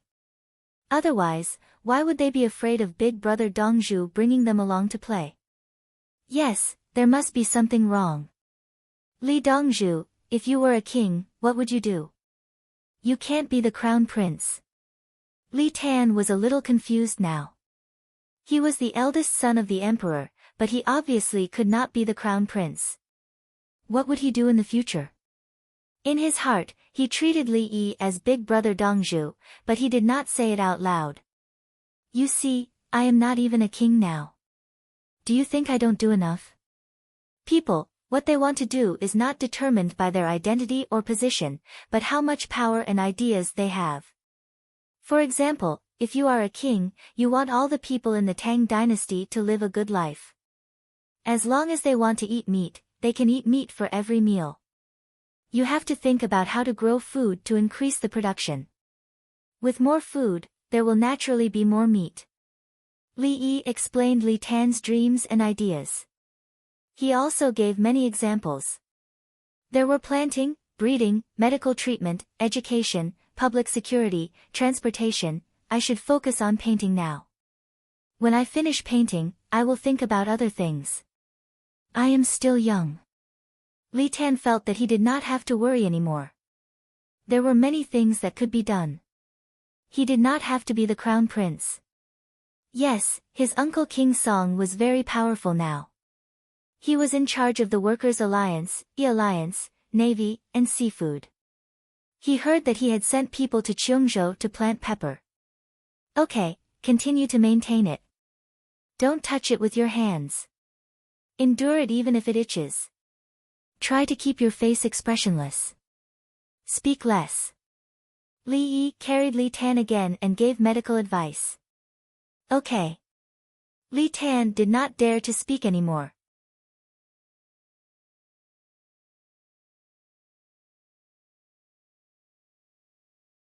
He nodded with a straight face. When he went out, he saw his younger brother playing with sand. Snot was flowing out. He went over to wipe it. Then, he went to the painting room with the little boy's laughter.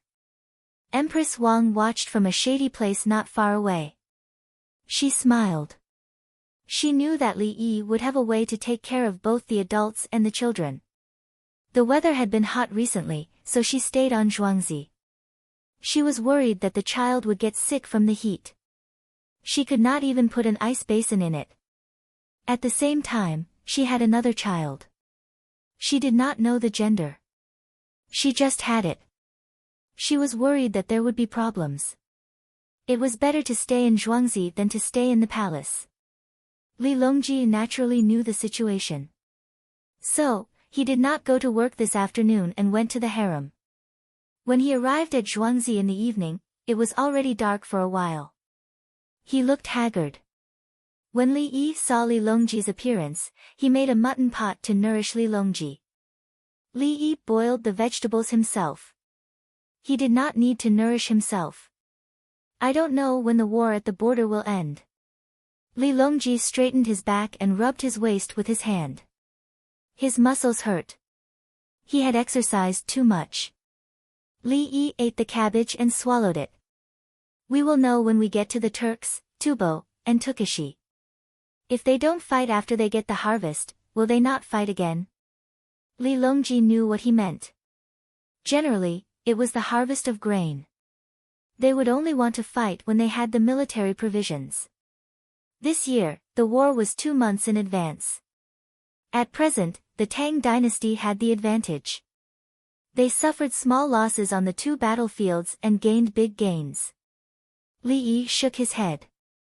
It depends on whether the winter is good or not. In winter, the snow in 3 places is too heavy. Many livestock die. They will take people to fight the Tang dynasty. One is to consider whether they can get some benefits.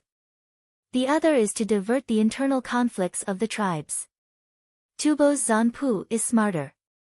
He has been fighting the Tang dynasty. If he wins, he will build up his prestige. If he loses, others can't do anything. He can ask Princess Jincheng to write a letter to ask for peace. This is another kind of prestige. Li Yi finally understood some things about Tubo. According to the historical data, if the Tubo's Zanpu was not smart, he must have a powerful think tank.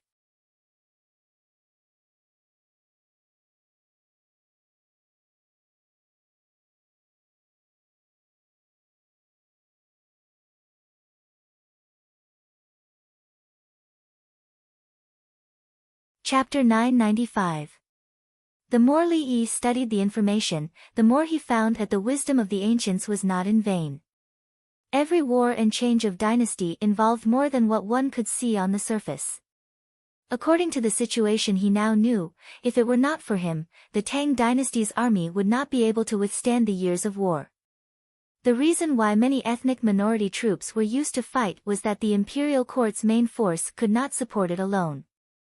This was the reason why the provincial governors had too much power in the future.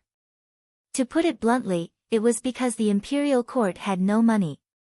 The price of rice was very low in the Kaiyuan era. The price of rice was low because the farmers had suffered losses. Cheap grain hurt the farmers. Salt was also cheap. What about the people who cooked salt by the sea? This low price referred to the price of grain in the capital.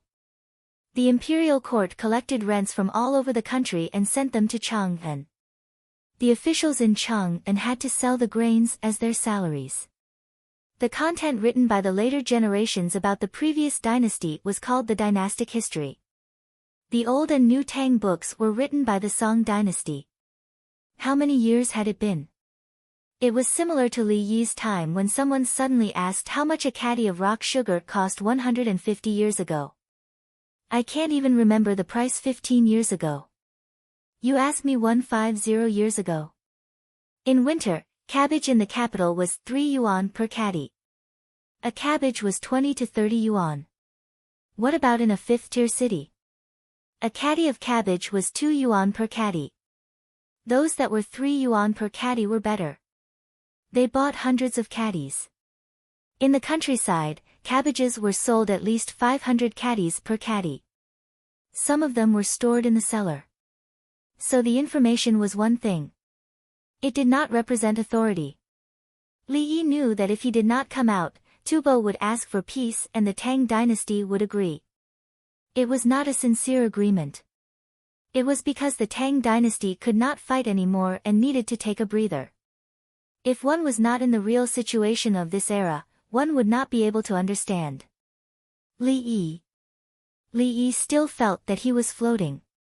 Yes, he had been in the Tang dynasty for several years, but he still could not fully integrate.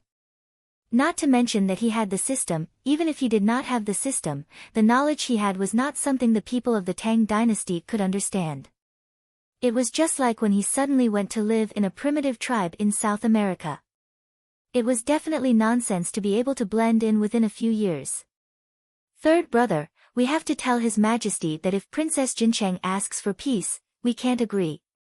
Li Yi thought for a long time and suddenly said. Prince Cheng's daughter, Li Nunu. If the Tang dynasty doesn't agree, will she be in danger? Will she still be able to influence the affairs of the Tang dynasty and Tubo in the future?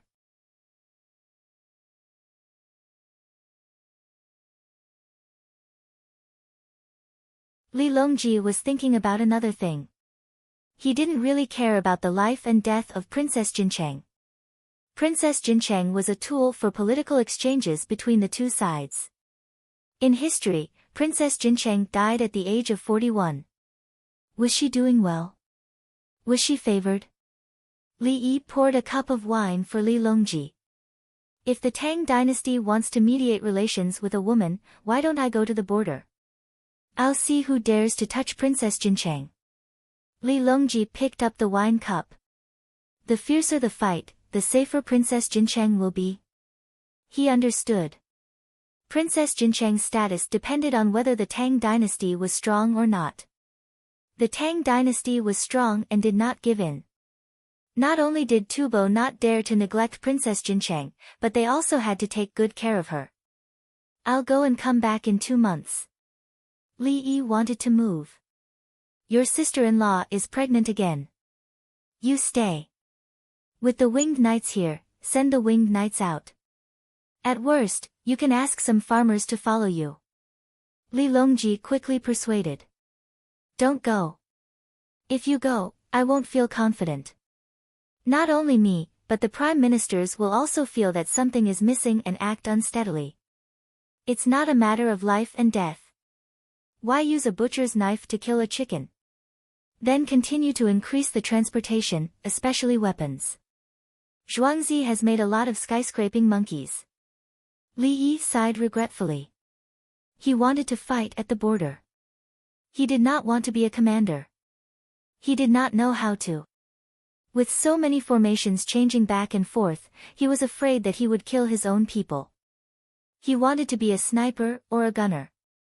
A sniper's job was to kill the enemy's commanders. A gunner was different.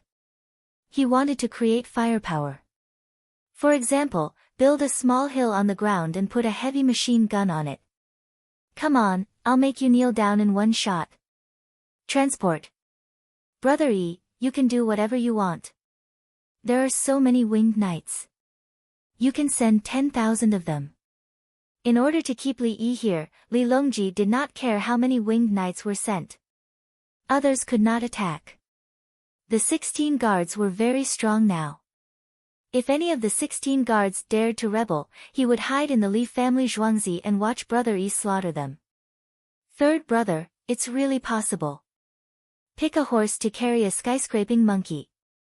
It's okay if the overall speed is a little slow. Send it over in 10 days. That's 10,000 skyscraping monkeys. Li Yi suddenly thought it through. It was better to transport slowly. Once the goods arrived, things would be easier. 10,000. Li Longji thought of the numbers. Li Yi shook his head. No, more than 4,000. It's not easy to make them. They're too big. They're not fireworks or firecrackers. Bring something else. We're not in a hurry. Li Longji thought of the same situation. Toilet water. Big porcelain bottles. We'll leave the porcelain bottles for local use.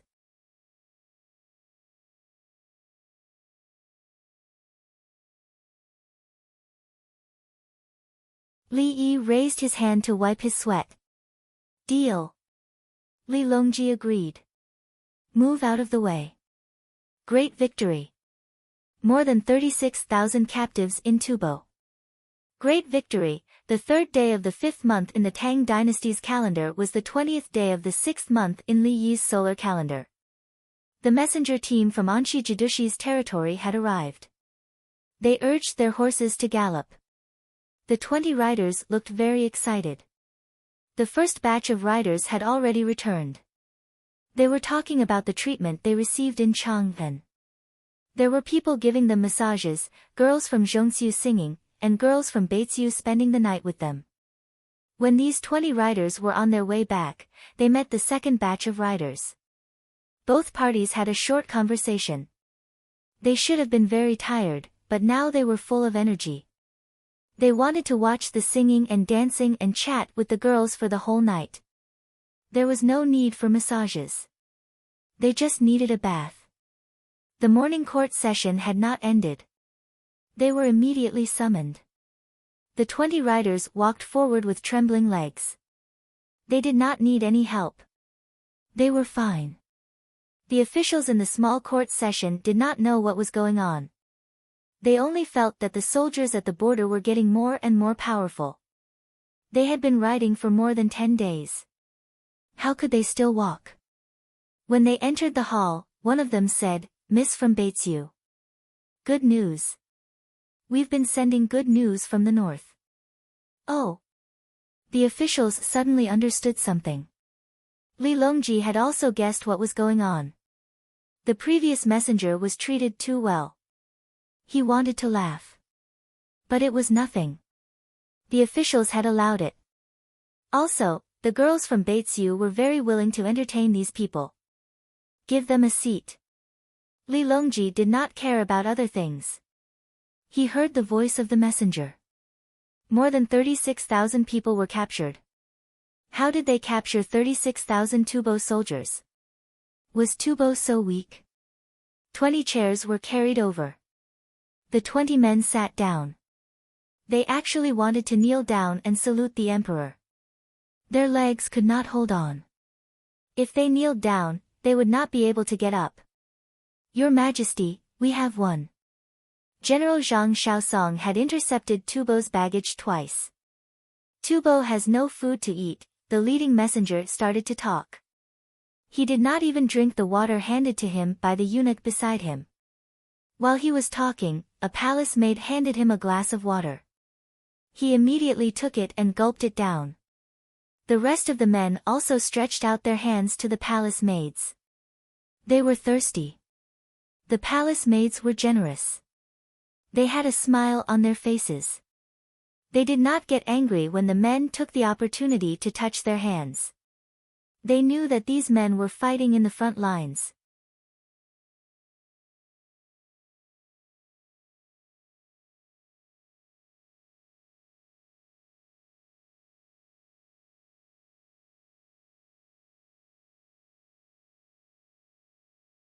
Chapter 996. A total of 54,900 captives. Li Longji asked in disbelief after hearing the report. Yes, we are treating the captives' injuries. Everyone said to exchange alcohol, diesel, explosives, and grenades for the Li family Zhuangzi. The leader nodded vigorously, indicating that the data was accurate and not fake. Later, the captives would be sent over, so there was no way to fake it. Zhang Shaosong. Li Longji repeated the name. Your Majesty, this subject requests that Li Yi be promoted to a military officer. Wei Zhigu took 2 steps forward. He was wearing a mask. He had a fever and a runny nose, but he didn't have a fever or tears. His condition was relatively mild and he was currently taking medicine. The mask was a thin one given to him by Li Yi. He would wear it at night to cover his nose and eyes. If he breathed through his mouth, he would snore. However, he was also given a lozenge. With his tongue and palate pressing down on the lozenge, he couldn't open his mouth and could only breathe through his nose. His throat didn't feel uncomfortable. 3 years ago, Wei Zhigu was very afraid of a fever. Oh, anyone would be afraid of a fever. Now, a fever wasn't a big problem unless he had a fever and coughed. A cough wasn't a cold, but a fever. Which one should I promote? Li Longji asked. Su Yi looked at Bai Gu and Song Jing. The two gave him an encouraging look, so he stepped forward. This subject requests that Li Yi be promoted to a military officer. This subject agrees. Everyone chimed in. The 20 messengers were dumbfounded. What the hell, so many of you are working together to promote one person? The key point is, a military officer is a bit higher than a military officer. A military officer is a lower 9th rank official, while a military officer is a higher 9th rank official. A 9th rank military officer. The entire imperial court is working. Do you have nothing better to do? Do you dare to come to our place and repeat your words to the soldiers? Our brothers will beat you to a pulp. Not to mention the others, if your intestines are stuffed back in, they will be able to pierce you with a knife. How many benefits did Li Yi give us? With such a big contribution, you promote him by half a rank? That's not right. Wasn't this about Zhang Shaosong? How did it become about Li Yi? As the 20 people thought about it, they suddenly realized that something was amiss. Was this how the imperial court normally operated?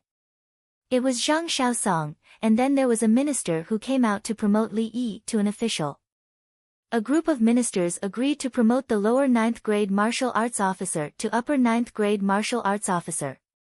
There were more than 50,000 captives over there, as well as the enemies they had killed.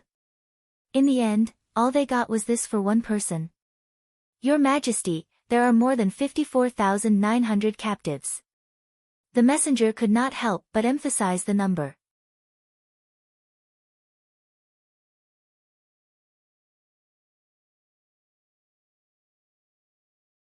There is a reward, I will reward you all. I know you want weapons, alcohol, anesthetics, and anti-inflammatory drugs. None of them will be lacking. Li Longji understood what the 20 people meant, but they didn't understand Li Yi's situation. The civil and military officials promoting Li Yi by half a rank wasn't actually a promotion. It was an expression of everyone's recognition of Li Yi. Li Yi did not care about any official position. If he wanted to deal with people, even the lower first-grade martial arts officer and the prime minister would have to join the group. If he wanted to deal with them, it was useless. Other officials had a month's salary to support their family. It was enough for their family to eat and wear. For Li Yi, the lower first-grade martial arts officer's salary was just a meal. Li Yi not only had a manor, but also nearly 12,000 captives. The lower first-grade martial arts officer's monthly salary was enough to make porridge. If it was a little diluted, it would probably be enough for everyone to eat. They also could not eat salted vegetables. Salted vegetables were not enough. The minister's intention was to express their thoughts to Li Yi. Okay, you, Li Yi, are amazing. We are convinced. We will promote you. Your Majesty, I asked the Prime Minister of Tubo to ask about the number of people in our dynasty so that we can exchange. Bai Gu looked at Song Jing and said. I second that. Song Jing followed. I second that. Su Yi also cooperated. The Prime Minister's mandate could only be issued by the Prime Minister. The Prime Minister would not involve the highest person on both sides. This was the tradition of the Chinese regime, which had lasted until Li Yi's era. During Li Yi's era, who saw the highest person stand up like a madman and shout at other countries? No, never. It was all handled by diplomatic spokespersons. The highest person would never directly target a matter. Civilization, cultural heritage, and the demeanor of a big country. Otherwise, what was the difference between them and a hooligan? As a country's leader, shouting all day could only mean one thing. That was that there was no civilization, no dynasty etiquette, no heritage, and no rules. To put it bluntly, such a white-skinned person lacked education. It was not known whether it was because he was not raised well or not taught well. The Tang dynasty was not like that. Although they usually talked to Li Yi casually, when it came to national affairs, everyone knew what to do. Of course, the officials in the imperial court were most afraid of Li Yi writing a formal document. It was not that Li Yi did not know how to write. He was very good at writing. He would usually write a limerick or say what he meant in a straightforward way. That was negotiable. If Li Yi suddenly wrote a formal document, it would be a big deal. It would be very scary. Agreed.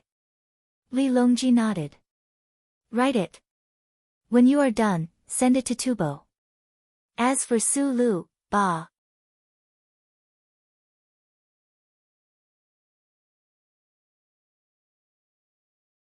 Wait for me to free up my hands. I just don't want Brother Yi to go personally.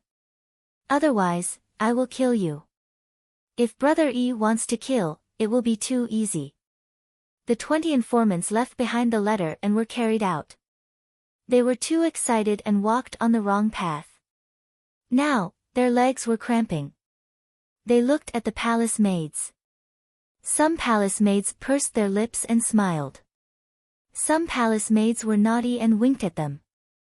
Don't be like this.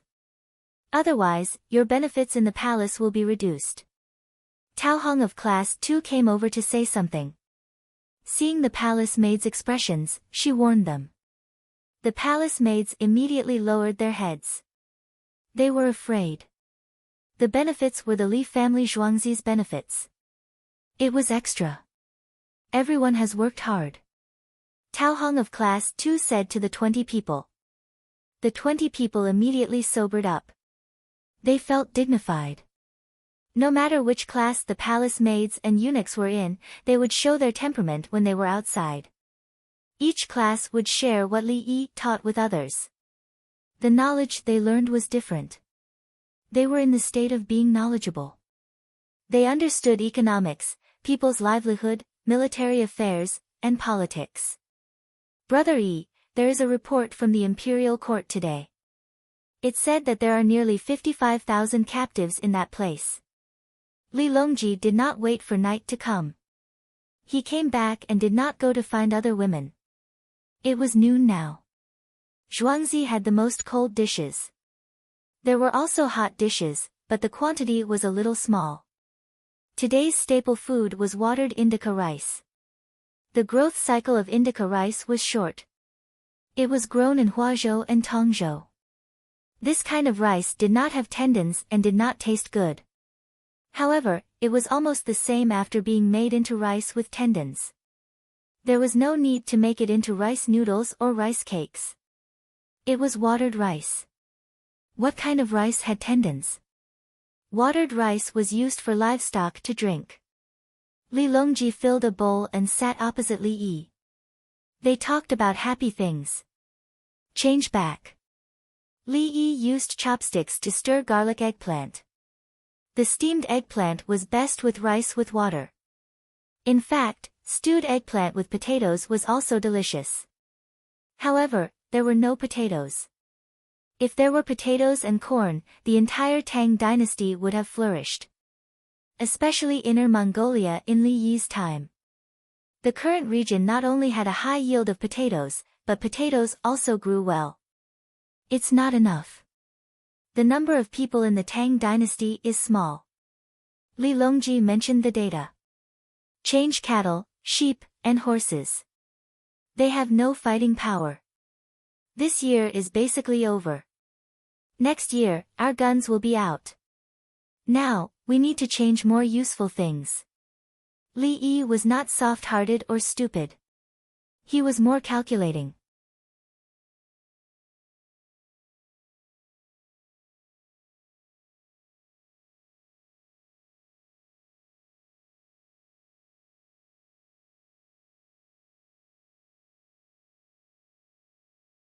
Chapter 997. On the morning of the 4th of May, the 10,000 winged knights set out. They brought 4,000 sky monkeys, large amounts of floral water, alcohol, and hang gliders. Zhuangzi began to work overtime to produce sky monkeys. They needed to have enough reserves. Guojian's team only had 20 carts of sky cracker monkeys left, and each cart contained 20 sticks.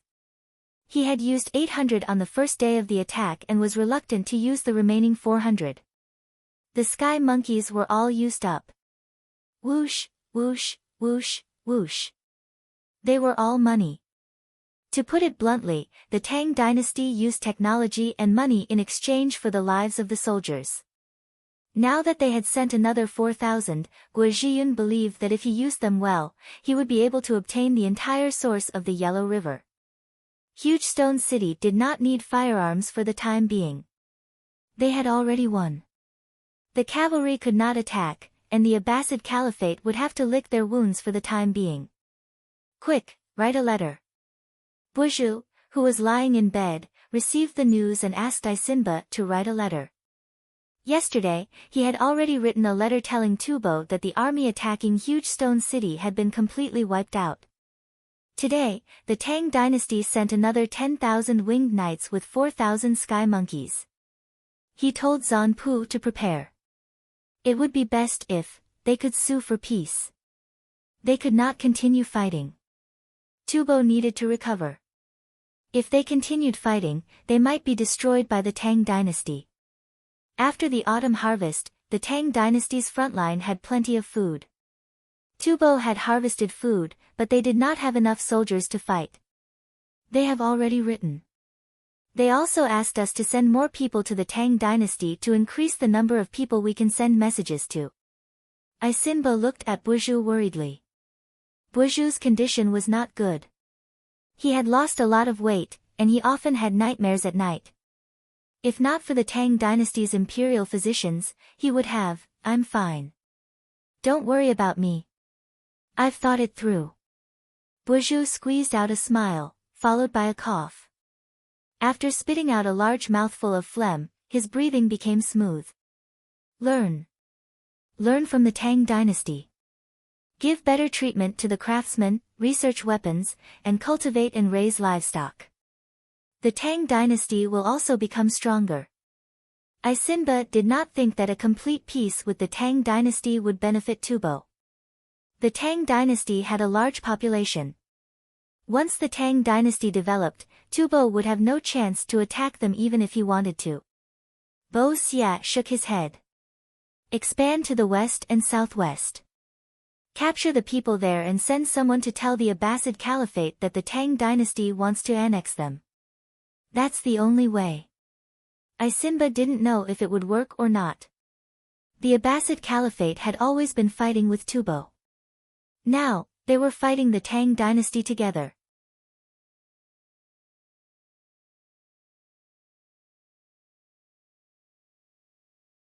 Then think of a way to go to places where the ships of the Tang dynasty can only go and tell the locals that the people of the Tang dynasty eat people and take them as slaves. Boxy came up with another plan. Tubo could not deal with the Tang dynasty at the moment, so he had to think of a way to make things difficult for the Tang dynasty. Isinba nodded in agreement. He didn't really believe it either. The silk and pottery of the Tang dynasty were good things. Would others not know how to look at them? Unless Tubo spent money to bribe some people to attack the merchants of the Tang dynasty and muddy the waters. The results might not be good, but Tubo would pay a great price. After the letter was sent out, Boxy seemed to have thought it through. His spirits suddenly became better, not like a dying flash. The people of the capital office couldn't feel their worries. They only knew that they had won a great battle and captured so many enemies. The people began to prepare to go up the mountain. Tomorrow was the 5th of May. The price of mugwort on that day was 10% higher than usual. In fact, the effect of the medicine was about the same. If it rained on the 5th of May, the mugwort harvested would be better than harvesting 2 days earlier or later. Li Yi was purely making everyone happy. The mugwort processed by the Li family Zhuangzi would be sold to the medicine shops at cost price. If the medicine shops didn't have disciples, they didn't have to make the mugwort themselves. Those with disciples would teach them how to make the mugwort. At the same time, they could save money and even let their disciples pick the mugwort. Dongzhu, a ship of elm bark powder has just been harvested. We didn't get much honey. Songda had just handed over a batch of elm bark powder and came to report. It's okay. The imperial court is collecting honey. Li Yi didn't worry about the honey. He made malaria pills and gave a portion to the imperial court. The imperial court sold it to outsiders. Tubo and Tujue didn't have a quota. Other people bought it at a high price, but there was a limit to the amount. The imperial court collected the honey and gave it to the Li family Zhuangzi.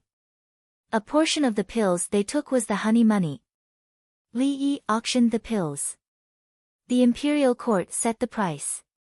If others wanted to buy more, they could only bid. The minimum price for the pills was higher than the imperial court's price. In this way, the imperial court made money, and others would say that the imperial court of the Tang dynasty was good. Tubo and Tujue could only buy the pills at a higher price and send them back to the slave masters there. In addition, Li Yi also smuggled the pills to the southwest barbarians. The local military forces of the Tang dynasty opened the market first. A portion of the money was kept by the local people to live, and a portion was used to make up for the goods there.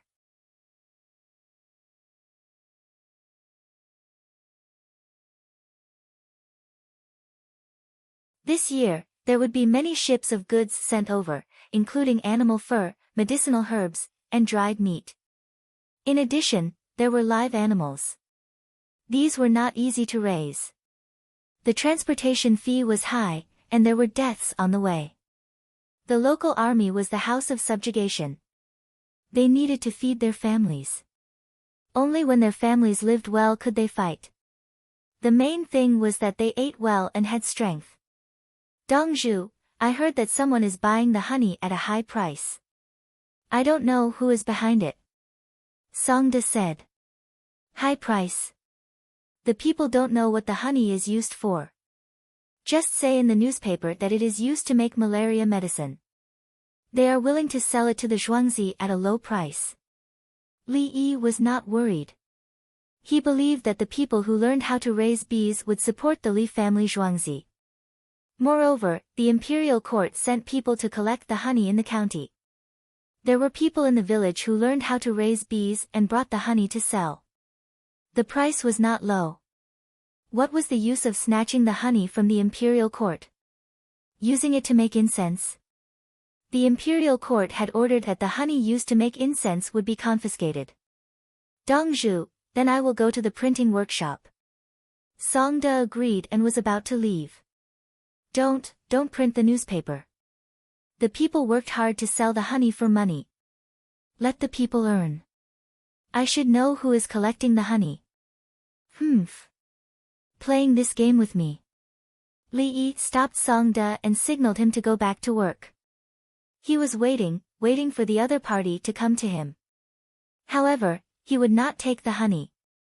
He would take it and keep it. Let's see how long it can last. Who is Dongzhu? Eunuch Huang Bai was curious. How could he guess? The merchants of the imperial court do not dare to snatch the honey from me. Let's see who has more money now. Li Yi hinted. The merchants of the imperial court were sensible. If they wanted to make money, they would cooperate with the Li family Zhuangzi or copy some of the behaviors of the Li family Zhuangzi. When the merchants from other places came to Chang'an, they would need to interact with the merchants of Chang'an. The merchants of Chang'an would tell them what to do and what not to do. The rest were the people from other small countries. The small countries did not have much money, and they still wanted to buy the sadomasochism pills.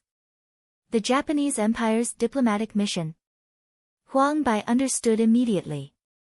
They probably want to show me their wealth and then give me the honey. They want to get closer to me and get some secrets from me. Li Yi guessed that this was the most likely possibility. He used to buy walnuts. Some people liked to play with walnuts and would choose them. He would then buy them all at a high price. The other party could not buy them and was angry. He would bring the walnuts to them.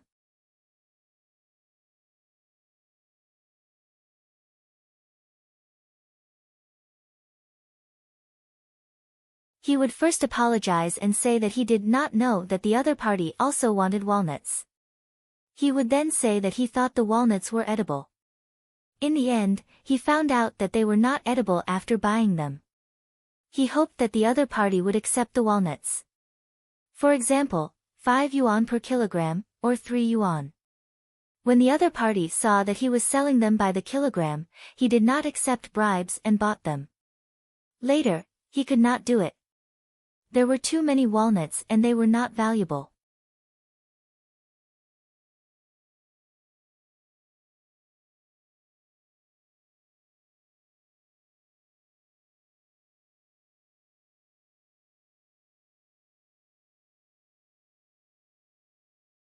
Chapter 998. Shao Yi, you've been promoted. I'll bring it to you. Bai Gu came while they were eating. He gave the document of the Ministry of Family Affairs to Li Yi.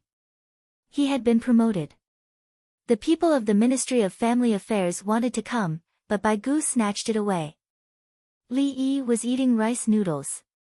The weather was hot, and he had been eating things that had been soaked in water for several days. He needed to adjust. Rice noodles are fine. Bai Gu sat opposite Li Yi as he spoke. Jin Ju was the closest to the door. She went out to get something for Bai Gu. Cui Lu went out to help. Li Yi opened the document and glanced at it. He saluted to the west and said, "Thank you, Your Majesty. It's because we all approved it. Otherwise, you'd still be a secondary grade 9 official." Bai Gu wanted to make things clear. Thank you. Li Yi replied. You're welcome. It's what I should do. You've contributed to the Tang dynasty. Bai Gu waved his hand, as if he didn't want to take the credit. You've been eating hot food recently. I don't recommend you eat rice noodles. Does your stomach feel good? Li Yi said as he checked Bai Gu's pulse. I had noodles with soy sauce last night. I'm having acid reflux. In the morning, I'll soak the rice in cold water and eat some pickles. Bai Gu sat down and talked about his diet. Eat. It's okay.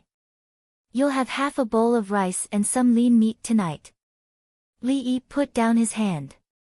Jin Ju came back with a clay pot and put it on a bamboo mat. Chui Lu took a tray and put it aside. She sat back in her seat and ate her rice noodles. Bai Gu began to carefully put something into the pot. There was a layer of oil on top, and the temperature was completely suppressed. Xiao Yi, do you know? The envoys of the Japanese Empire are collecting honey. Guess what they want to do? Bai Gu said to Li Yi with a mysterious look on his face as he placed the items in order. For Li Dongzhu. The 8 palace maids and eunuchs spoke at the same time and looked at Li Yi with admiration. You know. Bai Gu looked at them and then at Li Yi. I don't want it. I don't accept everything. I won't even see them when they see me. After meeting you for the first time, they will try to find a way to meet you for the second time. Li Yi scooped up the rice noodles with a long spoon placed at the bottom. He scooped up some with his chopsticks. Bai Gu showed a regretful expression. They bought 4,000 cubes of honey. Even if they don't want 40,000, do you think they will fall? If they have the ability, they can bring back whatever they want. If they want to get the secret recipe from my mouth, dream on. Li Yi expressed his attitude and said that he wouldn't interact with the people of the Japanese Empire no matter what. The other party's purpose was clear, and he couldn't agree to it and waste time. As for whether he could cheat them after interacting with them, why would he cheat them himself?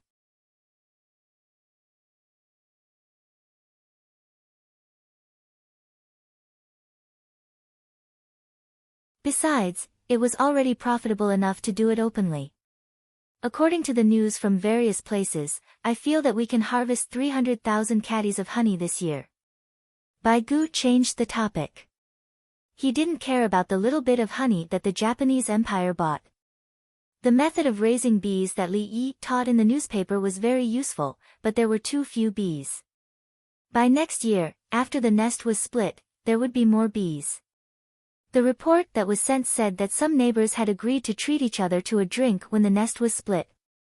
Li Yi added some chili oil to his small bowl. Tell them that beeswax will be exchanged for Li family Zhuangzi's candles at a ratio of 1:3. I want to use it to make cosmetics. Li Yi was afraid that the people would use beeswax as burning wax. It was a pity that he had paraffin wax, which was a byproduct. Bai Gu laughed. Xiao Yi, you don't know, right? If we buy extra beeswax, the people will give it to us.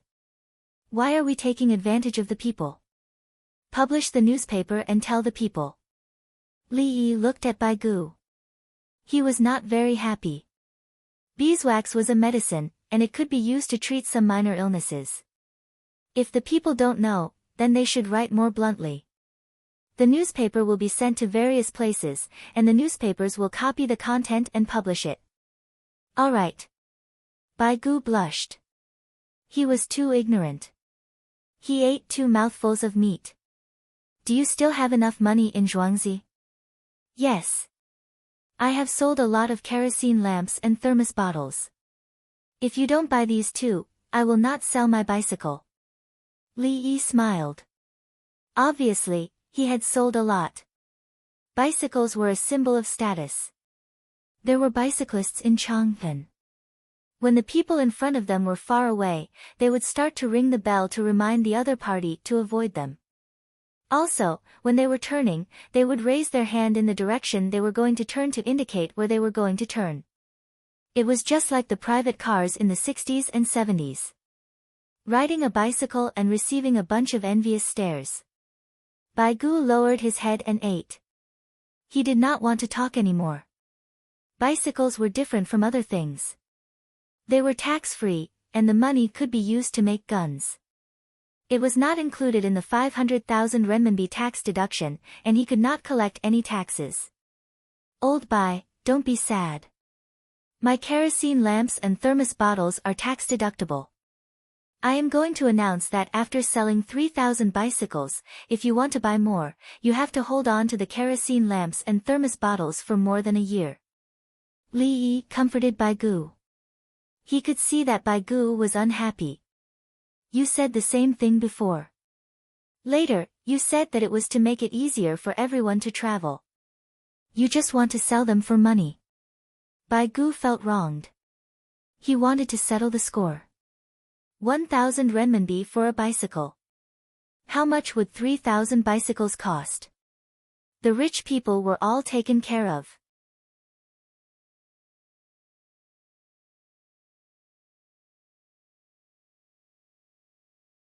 They were mainly businessmen from other places. They bought a set of items and sold them. I'm doing this for everyone's sake. Li Yi sighed. Baigu looked at him with disdain and suddenly asked, can you lower the price in the future? The people in the imperial court also want to ride bicycles. Impossible. We can only raise the price. If we lower the price, Li family Zhuangzi's brand will be worthless. Do you think you are selling vegetables and lowering the price at night? Li Yi would not do such a stupid thing. He was selling a brand. If the price was lower, what would the people who bought it think? Not only could he not lower the price, but he also had to send people to secretly say that he wanted to increase the price. That's not bad. Baigu was not very good at doing business. He thought about it in a stupid way and felt that it made sense. After he finished eating, he took 2 caddies of secondary grade 2 tea and left. He looked very happy. Stealing other people's business. Not good. Li Yi looked at him with disdain. If the people from the province were willing to send things, they could take things back. At the same time, in 4 Quarters Embassy, Abita Nakamaro and the others were eating and waiting. They purposely released the news of 4,000 taels of honey. They hoped that some officials would drop a hint to Li Yi. When the time came, they would do as Li Yi said and give it to Li Yi. In the future, they would use all kinds of reasons to contact Li Yi in Zhuangzi. In their view, 4,000 taels of honey was not a small amount. Li Yi would be very happy if they used it as a gift. I heard that cement needs to be burned. How do you burn it? Masato Shimoto told the others what he heard. Is it the same as burning lime? Write a letter and let us burn it in China. Fujiwara Mayung did not want to buy Tang Dynasty's cement. It was too expensive. I don't know what to burn it with. Stone. Lime cannot be used as cement. It must not be that. Takagi Junichiro still did not get the cement formula. Let's wait for a while. Wait for Li Yi. Give the officials of Tang Dynasty money and let them talk to Li Yi. Abita Nakamaro did not want to waste time. He did not believe that there was anyone who did not like money.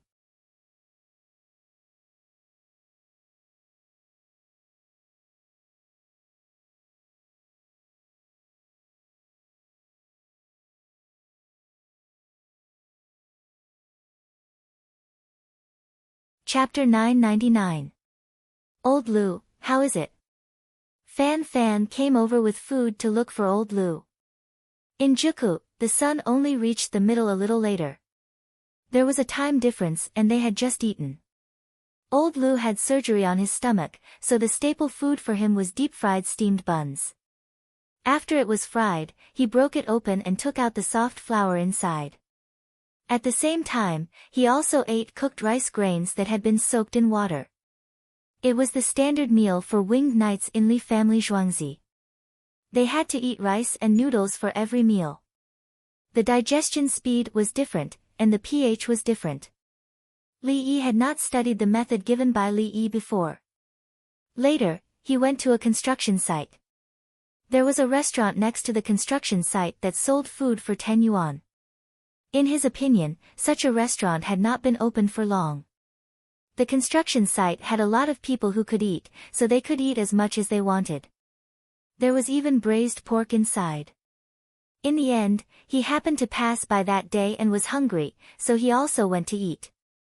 He found that the construction site people served meat and vegetables, as well as soup and pickled vegetables.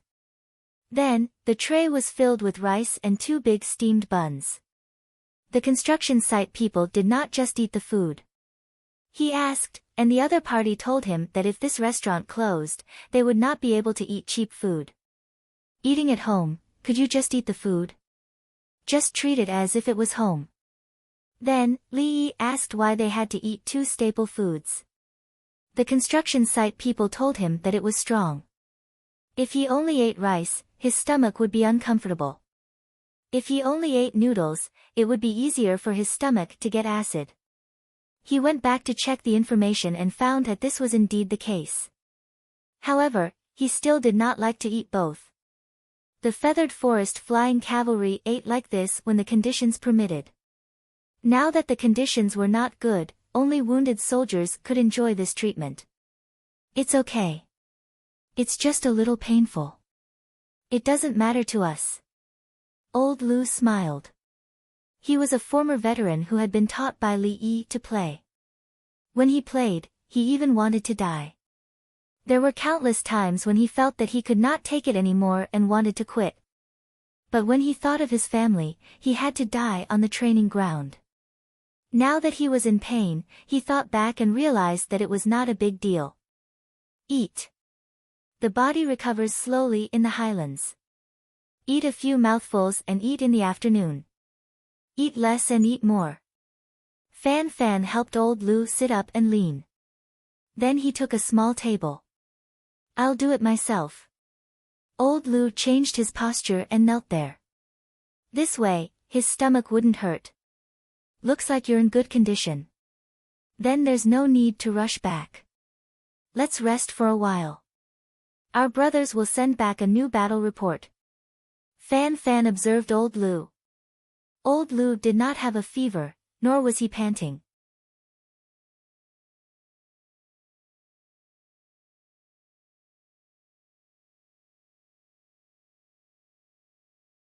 If the situation on the old road was not good, he would have to run back and deliver it to Li Yi alive. Someone went back to report the news. Naturally, he had to tell Li Yi about old Lu's situation and see if Li Yi had made any arrangements. Outside, Guo Zhiyun and Wang Juankui stood at the entrance of the tent and listened. Feeling relieved, they turned around to look elsewhere. The 2 of them were not in a hurry to eat. They were observing the injured winged knights. They're recovering faster than us. Wang Juankui noticed the situation. In comparison, the recovery speed of his own party members was not as fast as that of the winged knights. In the past, they ate well and built a foundation. Guo Zhiyun didn't have any good ideas. The soldiers of the Heshi provincial governor sometimes had to go to the fields. It was good enough that they could eat their fill. How could they learn from His Majesty's private army? Wang Juankui looked up at the sky to see if it would rain. She saw that there were few clouds in the sky, only a few scattered ones. Without rain, Tubo probably won't counterattack this year. Wang Juankui judged Tubo's situation. Guo Zhiyun pondered for a moment and said, without the winged knights, Zeisikus probably won't send troops. But with the winged knights, if it were me, I'd rather die than fight. Wang Juankui was stunned. After a few breaths, she nodded. Indeed, as long as there are more winged knights, the morale will rise. He thought it through. The winged knights were powerful, but they were few in number. In a large-scale battle, the few winged knights wouldn't be able to come out unscathed. When the time comes and they spread the news, not only would they forget about their previous mistakes, they would also gain merit. It would also be beneficial for peace talks. Only by being strong enough could there be peace. Otherwise, the enemy would just fight. Why would they negotiate with you? The two of them went back to eat. Everyone except for the injured soldiers ate the same food. There were winged knights in every military camp, and they communicated with the provincial governor's soldiers. The provincial governor's soldiers had some tricks that the winged knights could learn. The winged knights taught them how to fall asleep quickly, how to hypnotize themselves, and how to calculate the terrain. Only then did the provincial governor's soldiers know that the winged knights could write and calculate. They were so envious. The winged knights found a sense of superiority. Look, we have knowledge. Back then, we were unlucky. Otherwise, we could have taken the imperial examinations. For a moment, they were in a state of bragging and not saying a word about being beaten and bullied. When they were learning, they had suffered a lot. Li Yi said that there was a new game for them to play. It was simply asking for their lives. Was that a game? Now that they had endured it, it was time to enjoy it. It was not easy.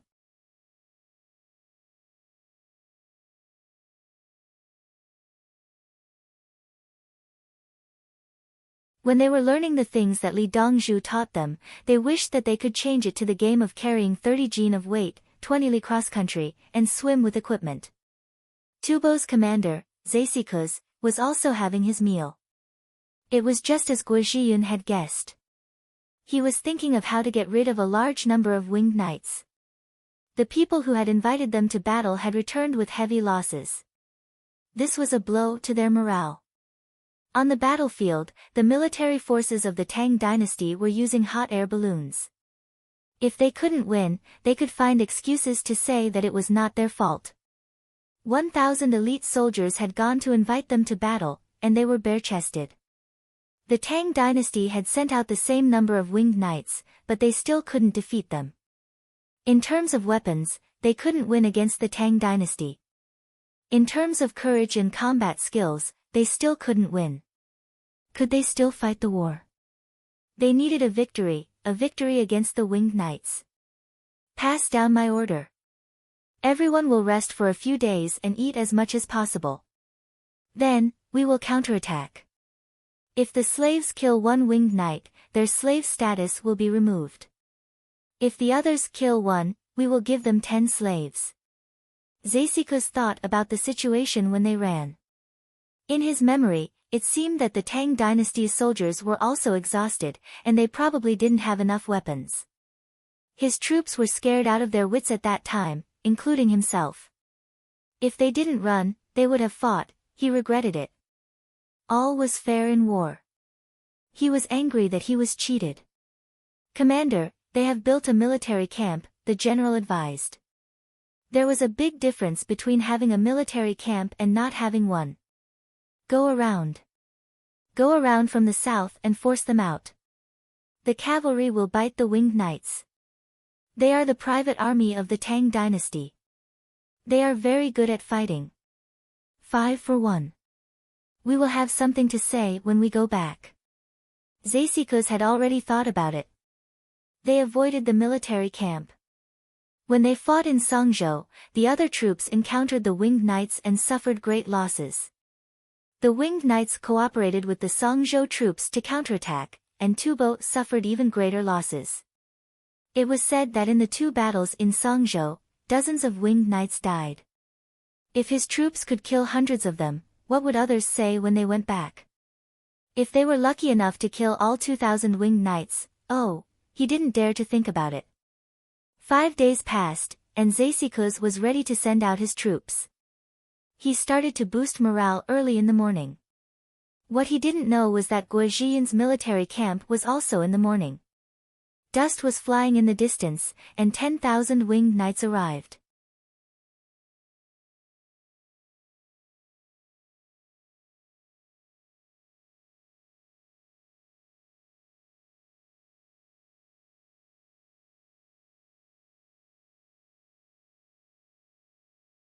Chapter 1000. The people of Guo Zhiyun's military camp stared at the cavalry that covered the sky and the flying flags in a daze.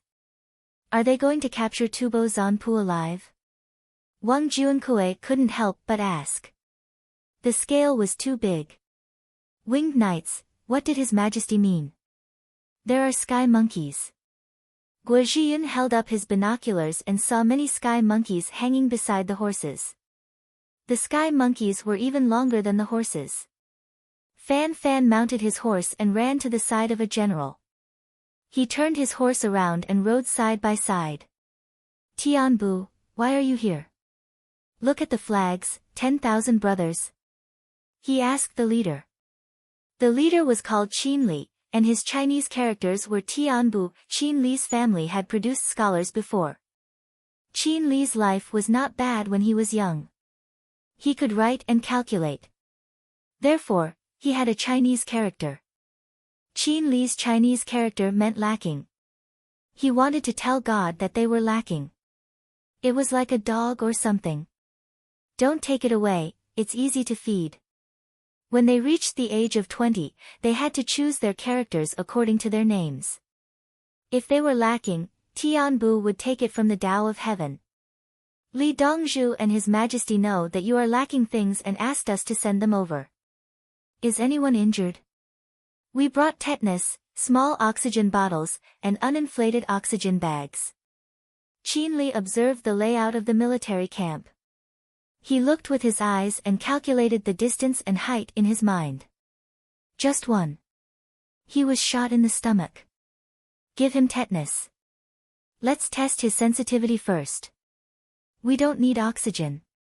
We can withstand the high-altitude environment. A smile appeared on Fan Fan's face. It was great that they brought tetanus needles. Okay, you go get the medicine. I'll go see Jadushigua. Go. Qin Li took the lead and rushed over. Fan Fan went to find the person who brought the medicine. He was afraid that old Lu would get tetanus. Old Lu didn't show any symptoms of tetanus, so it was probably fine. Jadushigua, my name is Qin Li. I'm now the temporary commander of this army. Qin Li saw Guo Zhiyun and the others and cupped his fists. Good, good. Hello, Commander Qin. Guo Zhiyun's face was full of smiles. God, so many sky monkeys and barrels of oil. He had occupied the entire Yellow River before the autumn harvest this year. His Majesty had sent people at the right time. Jadushigua, we have brought 4,000 sky monkeys and some other things. Please accept them and give us a receipt.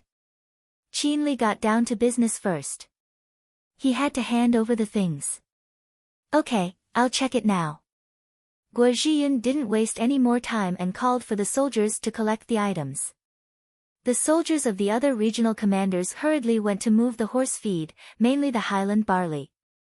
Since they had traveled so far, they had to feed them fine grain. The grass was to grow.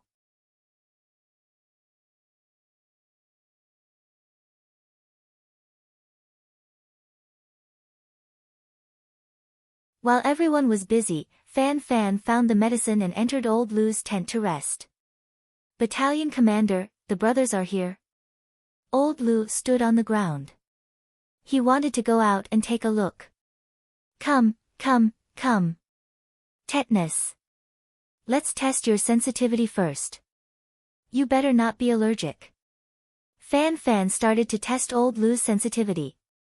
Okay, looks like I won't die. Old Lu was happy and stretched out his arm.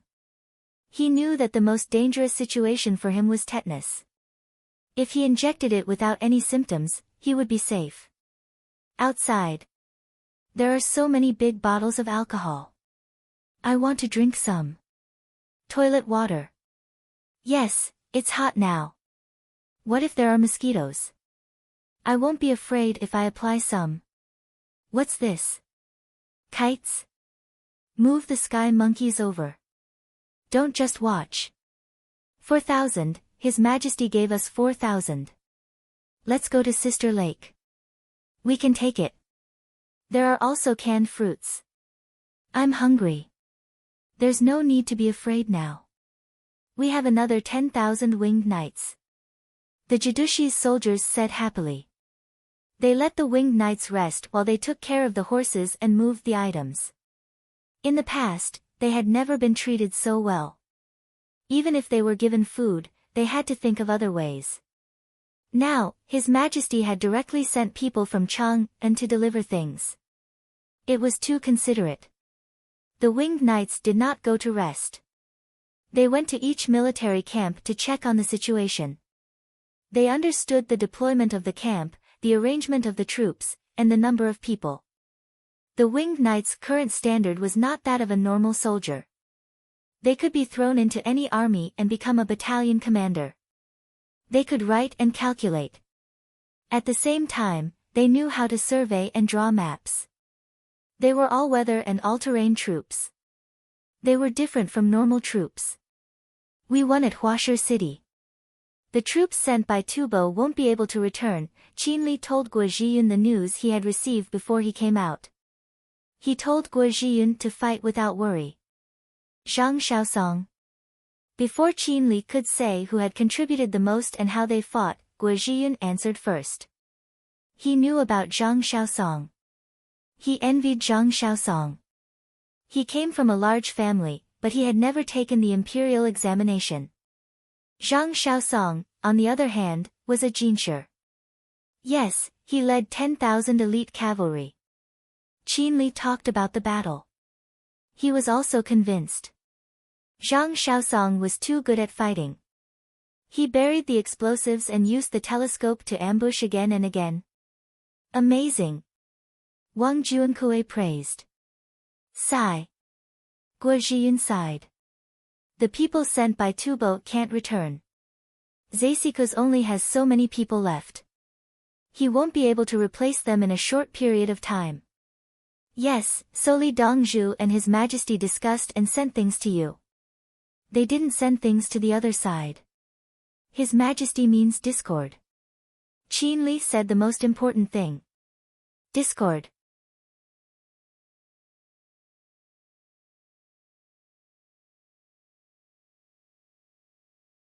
He told Guo Zhiyun that even if Princess Jincheng wrote a letter back, it would not be possible for him to withdraw his troops.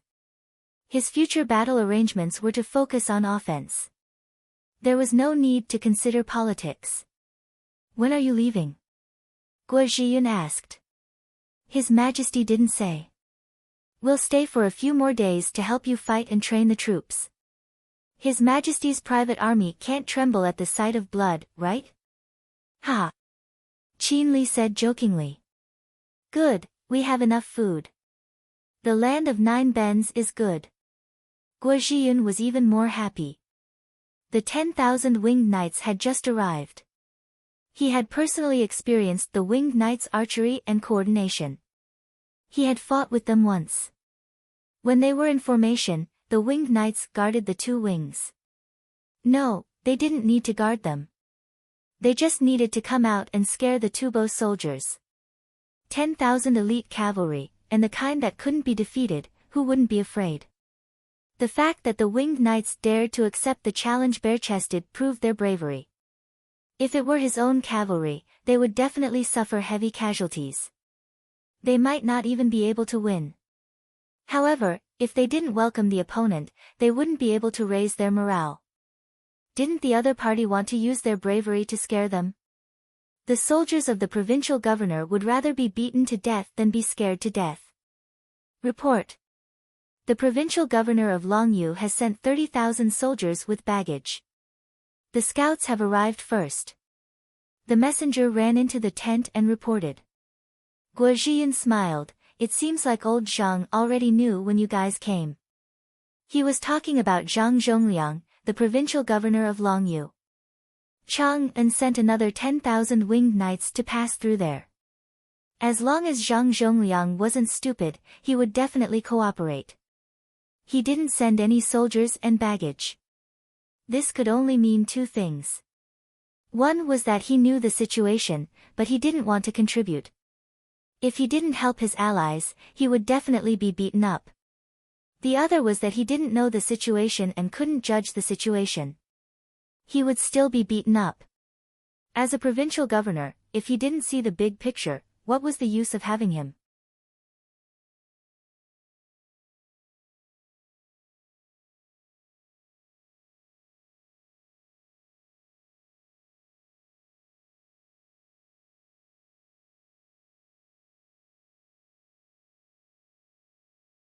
Chapter 1001. Let's eat some roast lamb. Brother, it's a pity we don't have alcohol. I heard that your training is tough. Li Dongzhu is like the king of hell. Is it hard to breathe? Outsiders can't stand it here. At night, the Longyu provincial governor's men arrived with the lamb. Everyone held a bonfire party. The newly arrived Yulin flying cavalry was taken care of, and everyone chatted with them about this and that. In fact, they knew a lot of things from the previous winged knights, but they still wanted to hear from the newcomers. The winged knights also cooperated. We have alcohol to drink. Every 10 days, we have to drink half a liter of rice wine. King of Hell. How can King of Hell be as fierce as Li Dongzhu? Even King of Hell is afraid of Li Dongzhu. It's okay. Our training is intense, so there's no problem with blood oxygen saturation. We also brought oxygen tanks. If you're injured and lack oxygen, take a few breaths. Don't breathe when you're fine. You'll get addicted.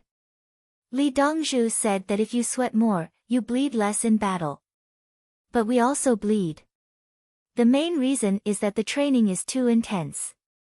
As long as you can breathe, you have to complete the tactical arrangements.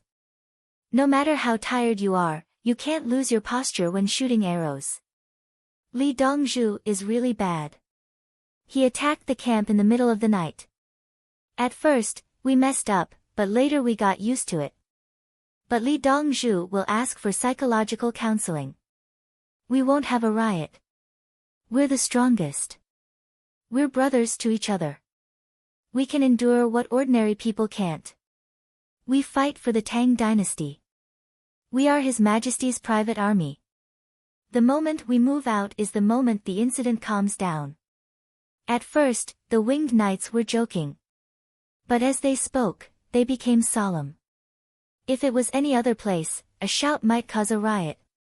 But when it came to the winged knights, a shout would cause complete silence. They didn't bully each other. They had faith. They had undergone the toughest training. Compared to combat skills, their will to fight was stronger. They wouldn't surrender, nor would they be defeated. Each of them could be a temporary commander at any time. This was what made them so outstanding. No matter what level of commander was sacrificed, there would always be a new commander to replace him. As for the new replacement, he continued to carry out his strategy without any deviation. Once the commander of the other troops was killed, the troops would fall into chaos. It didn't matter which of the winged knights died. Their troops were still in formation. This was the power of knowledge, the result of Li Yi's long-term faith. At that time, before Li Yi carried out the reorganization of the military deployment of the large military region, the sharp knife team of the Xinjiang military region could do it. During the Zhu Rai military exercise, there were 7 military regions in the country.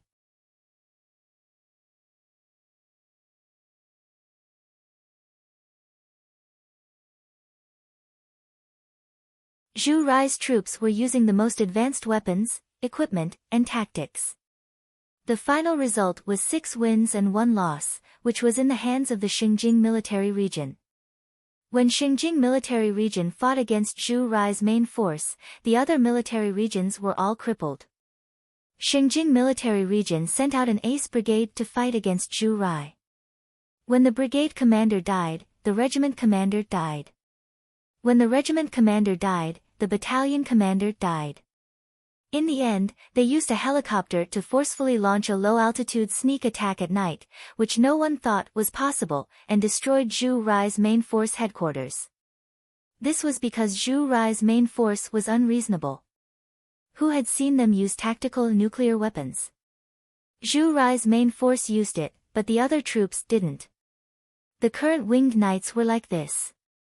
Li Yi wanted to create an absolute trump card. Whenever the winged knights talked about their troops, they would have a special feeling. Others could feel it.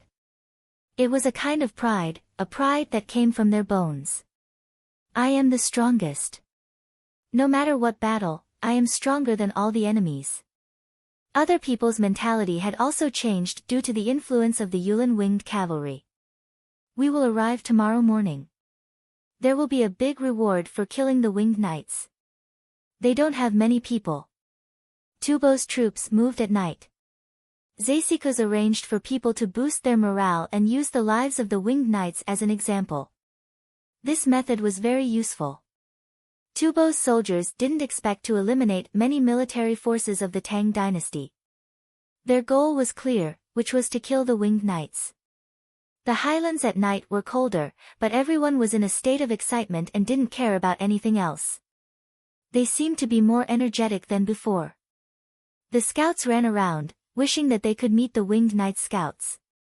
How big of a contribution would it be to capture one of them? However, Zeisiko's didn't dare to meet the Tang dynasty's army at dawn.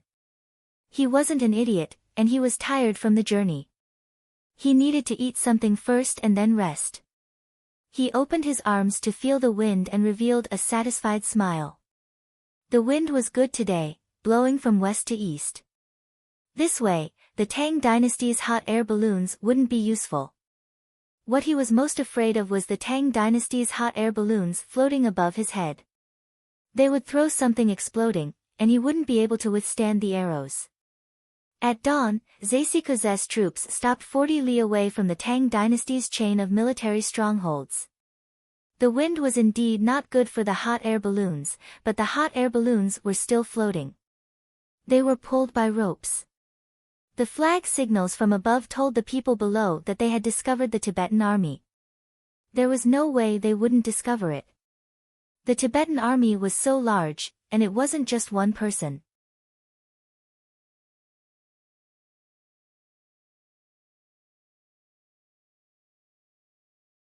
Looking from the sky with binoculars, the color of every place was different.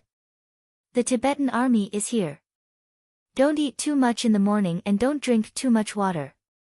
Guo Zhiyun received the news and gave the order. The soldiers knew that they should eat as dry as possible and then eat until they were half full. They would be sleepy after eating. 4 hours later, when it was almost noon, Tubo's troops were 20 li ahead. The Tang dynasty didn't send any scouts. They could see it clearly from the sky. Why would they send any scouts out? The wind is not bad. Come on, everyone, sign up. 100 people. Qin Li knew what Tubo meant. The hot air balloons couldn't fly over. However, the hot air balloons couldn't fly against the wind. The hang gliders they brought were just right. Nearly 12,000 winged knights recommended each other. Everyone knew who was the best during training. If they were weaker, they shouldn't show off. The 100 candidates were selected. Fan Fan and Qin Li were both there. They were the best. The other hot air balloons were heated up. They brought the assembled triangular hang gliders and grabbed the ropes. They were brought up into the sky by the hot air balloons. They adjusted the angle, let go, and quickly held the front support of the hang gliders. Then, they left the range of the hot air balloons, looked for the direction of the wind, and maintained their altitude. The hot air balloons came down again and brought another batch up. Like this, 3 batches, 100 hang gliders appeared in the sky. The west wind continued to blow. The hot air balloons didn't dare to fly too high. The fixed range of the ropes below was not enough, and it was easy to tilt the basket of the hot air balloons. 100 hang gliders went out and circled in the sky, gradually approaching Tubo's troops. They couldn't fly against the wind all the time. Their muscles were too tired. Moving forward against the wind, the hang gliders needed to nod. They nodded again and again, looking up and down. If they didn't circle, they would tumble easily. At that time, they could only use rapid unlocking and parachuting. The soldiers of the 2 provincial commanders stared with their eyes wide open. Wow! There was such a fun thing in the Tang dynasty. Hot air balloons with the wind and hang gliders against the wind. The 100 glider pilots performed their best, and some even exceeded their usual standards. They flew and flew above the Tibetan army. They circled, and their altitude fluctuated. Tubo's soldiers looked up.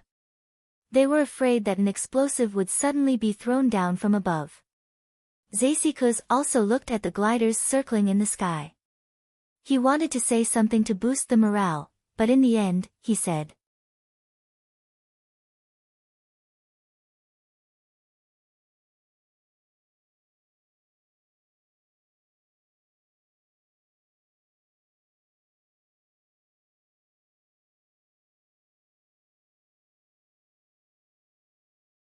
Chapter 1002. Zesikuz knew what was flying in the sky. It was a big kite that could carry people with it. He also knew that big kites could fly with or against the wind. If it flew with the wind, it would gradually descend. If it flew against the wind, it could spin endlessly in the sky. The people of the Tang dynasty named the big kites as gliders, which were used by the army. Now, he didn't know if there would be explosives thrown on it. Would a stone be able to kill someone? It would be best if it didn't fall on his head. His helmet could block it. Tubo's troops were looking up. Tubo's scouts were approaching carefully. They were afraid of being surrounded. In order to be able to detect the situation in advance, the scouts were in each other's field of vision. They were getting closer and closer. No one was chasing them. The Tang soldiers had surrounded them. As the Tubo scouts approached, they saw, there were so many cavalry. Why were there so many winged forest flags among the cavalry? They moved forward again and saw more clearly. There were more than 10,000 winged knights. They could tell from the clothes they were wearing. Moreover, the Tang soldiers had too many people. They spread out horizontally and rode their horses. They had run far away. There was still the Tang formation. A Tubo scout was running. Suddenly, a shout came from the side of the formation. That's enough. Go back and report. We'll chase you again. Your horses are running out of energy. Retreat.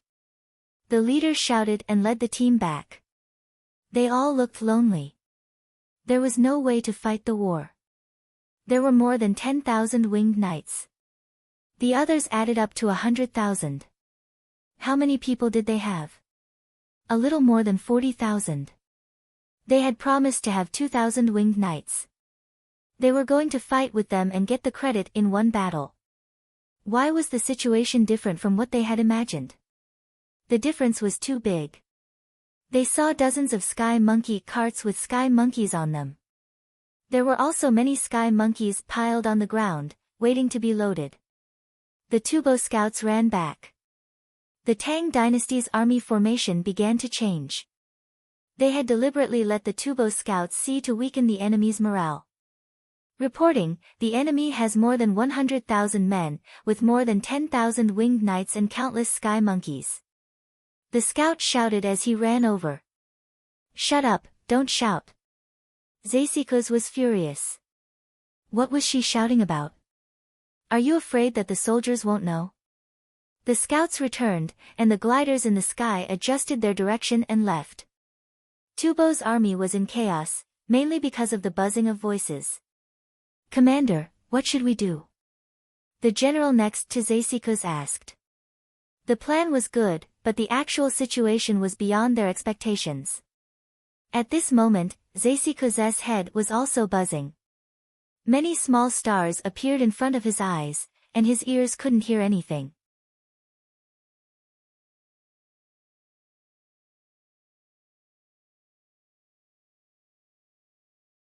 His hands and feet were numb, and he felt that time was passing very slowly. There seemed to be a sound that was dragging on. This was a normal reaction when there was insufficient blood supply to the brain. The next step should be, Zesikuz's vision went dark. He swayed and fell to the side of the horse. Commander-in-Chief, Commander-in-Chief. The general next to him reached out and grabbed him, dismounting from his horse. The surrounding soldiers rushed over and treated him.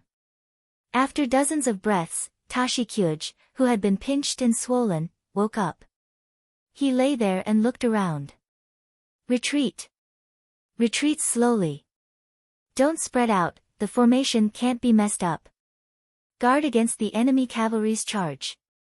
The messenger went to pass down the order. The troops at the front stood still, while the ones at the back turned and walked 100 steps. The second last row stood still, while the ones at the front turned and ran.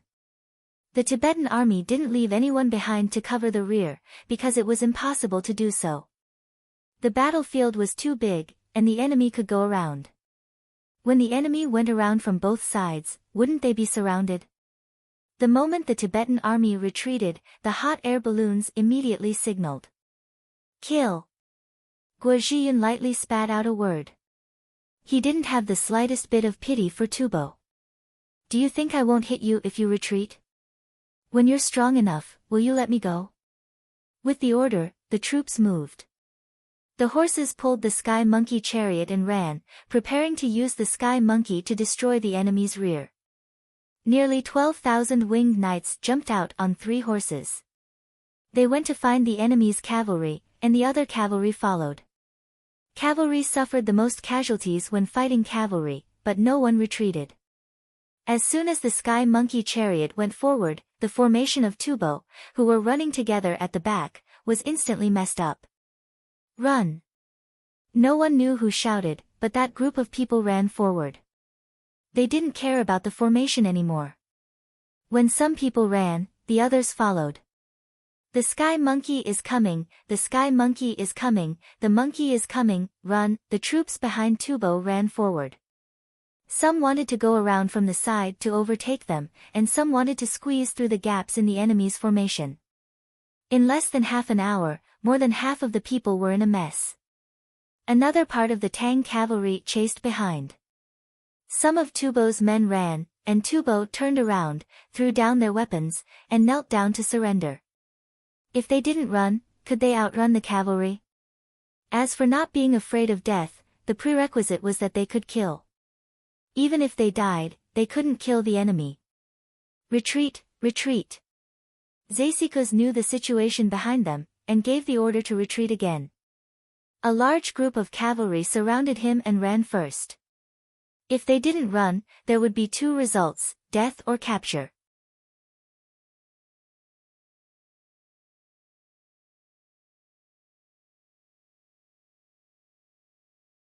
The winged knights didn't chase from behind, but from the side.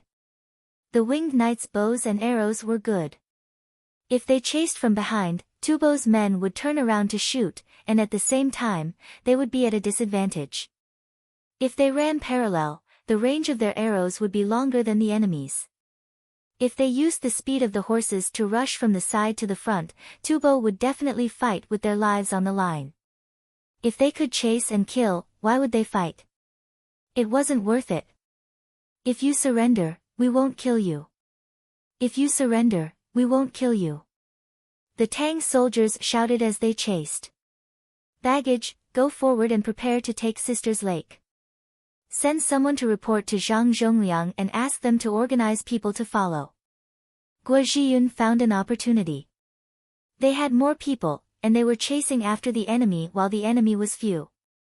If they ran back, they should be able to kill 20 to 30,000 people. Later, even if the enemy continued to gather troops, their numbers wouldn't exceed 80,000.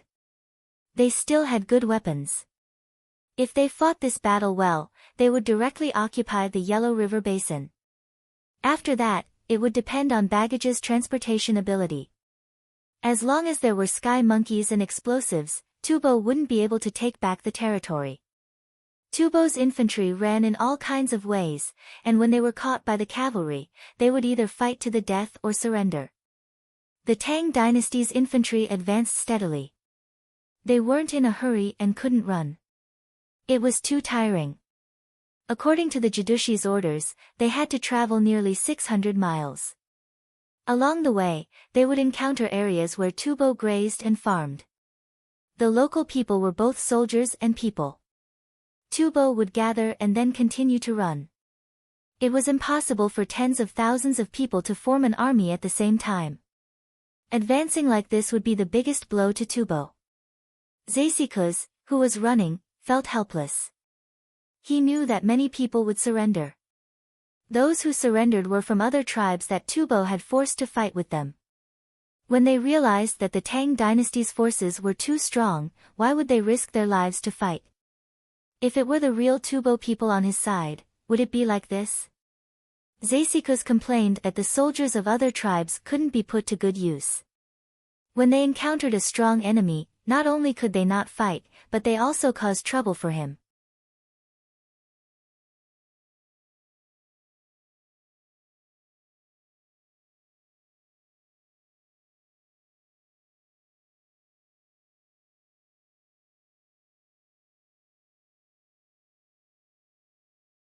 Chapter 1003. I don't know if we can occupy the whole Yellow River Basin this time. Li Longji came back during lunchtime. After lunch, he strolled around to digest the food and thought about Tubo with Li Yi. In fact, it was Li Longji who was thinking, but Li Yi didn't. Jialing Lake and Erling Lake are the biggest freshwater lakes there. If Tubo loses these two lakes, they will lose more land. When Li Yi mentioned the importance of the lakes, Tubo would fight with all their might. Now, many of Tubo's soldiers were fighting for Tubo's tribes, so they didn't have a fighting spirit. Tubo's own troops were still very good at fighting. The old Tang dynasty book recorded, Go is Lu Bo. He plays the game of blowing shells and singing drums, and his bow and sword never leave his side. His mother worships his son, and his son worships his father. The young ones are in front, and the old ones are in the back. The military order is strict. In every battle, the front group dies, and the rear group advances. When the soldiers die, they die of illness. When the War of Generations is over, they become Gate-eye. Those who are defeated in battle will be hung with a fox's tail, showing the cowardice of a fox. If there are many people, they will be ashamed. If they die, they will be ashamed. It was said that Tubo people like to play chess with squares. Li refers to the conch, which is played by blowing conches and beating drums. The young ones were important, and the old ones were inferior. The mother's status was lower than the son's, and the son was arrogant in front of the father. When walking, the young ones were in front, and the old ones were in the back. When fighting, those in front died, and those in the back advanced. Those who died in battle were important, and those who died of illness were hated. Every generation had people who died in battle, and this family was Gate-eye. Then there was the humiliation of the defeated, which was second only to death. This was Tubo's proper army. Whoever was strong and dared to fight would be respected. If the two freshwater lakes at the source of the Yellow River were occupied by the Tang dynasty, would they agree? Li Longji stopped. How will Guo Zhiyun deal with it? Looking at the situation, it is advantageous to the Tang dynasty. He will probably occupy them, and then rely on the transportation of weapons. Li Yi guessed. If it were him, he wouldn't have any good ideas either. The area that needed to be defended was too large, and Tubo dispatched troops very quickly. Without a strong city to defend, the military stronghold was of little use. However, as long as there were enough skyscraping monkeys and explosives, the Tibetan army would not be able to find a good solution. Li Longji stepped forward again. Shoot and fight against the cavalry. He thought about how the Tubo people would react. They would scatter the cavalry instead of staying together.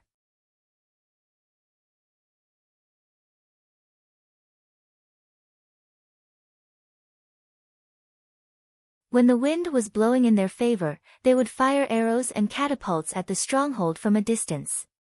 Using the sky-cracker monkey to blow up the catapults, let's see who can withstand it. The catapults were money, and so were the sky-cracker monkeys. However, the explosive packs were easy to use. The explosive packs could be used as landmines. They could be buried outside the stockade.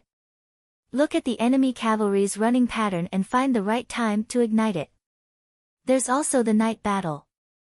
I can't give all of our hot air balloons night vision goggles. Set a fire outside. It needs to burn all night. Prepare more dried fruits, carrots, and chili noodles. Li Yi added. He was on Tubo's side. He couldn't defeat the Tang dynasty's scouts during the day, so he had no choice but to attack at night. They could attack the stronghold at night. It was impossible to put a lot of people in a stronghold. They could concentrate their superior forces and attack the stronghold while it was dark. If they suffered a lot of casualties, they could at least take down the stronghold. If they didn't fight, they would be nibbled away by the Tang dynasty. If they fought, they still had a chance. They could even send some soldiers to attack the stronghold, and some to kill the people and livestock grazing along the Yellow River and the two lakes. It was not Shanhai Pass, where there was no danger. They could deploy soldiers from the rear. One lake was more than 4,270 meters above sea level, while the other was more than 4,290 meters above sea level. The soldiers at the rear did not live in the highlands. How many non-combat casualties would there be? Usually, the soldiers at the rear who were physically strong could withstand it. However, they needed more oxygen to support themselves during a fight. They would collapse after running a few steps. This was also the reason why his country could send few soldiers to a country that didn't like to build toilets. Especially at the beginning of the war, the local minorities had not fully integrated into the family of the motherland. Unlike later, most of the soldiers guarding there were ethnic minorities. The other soldiers had to be able to adapt to the highland climate first. For example, the National Army guarding the Wakhan Corridor, which had an average altitude of more than 4,000 meters, dared not let anyone out or in. That was because they were Tajiks, a highland people. If there was a little disaster there, the central government would be anxious and must help. They were counting on them to guard the border. If altitude sickness was so easy to overcome, why would they train soldiers on Taibai Mountain? The amount of exercise for traveling was different from the amount of exercise for fighting. They could go to Potala Palace and try running 5,000 meters there. Li Longji's expression was dignified. Transport cement. No, build a kiln there and send the winged knights to guard it.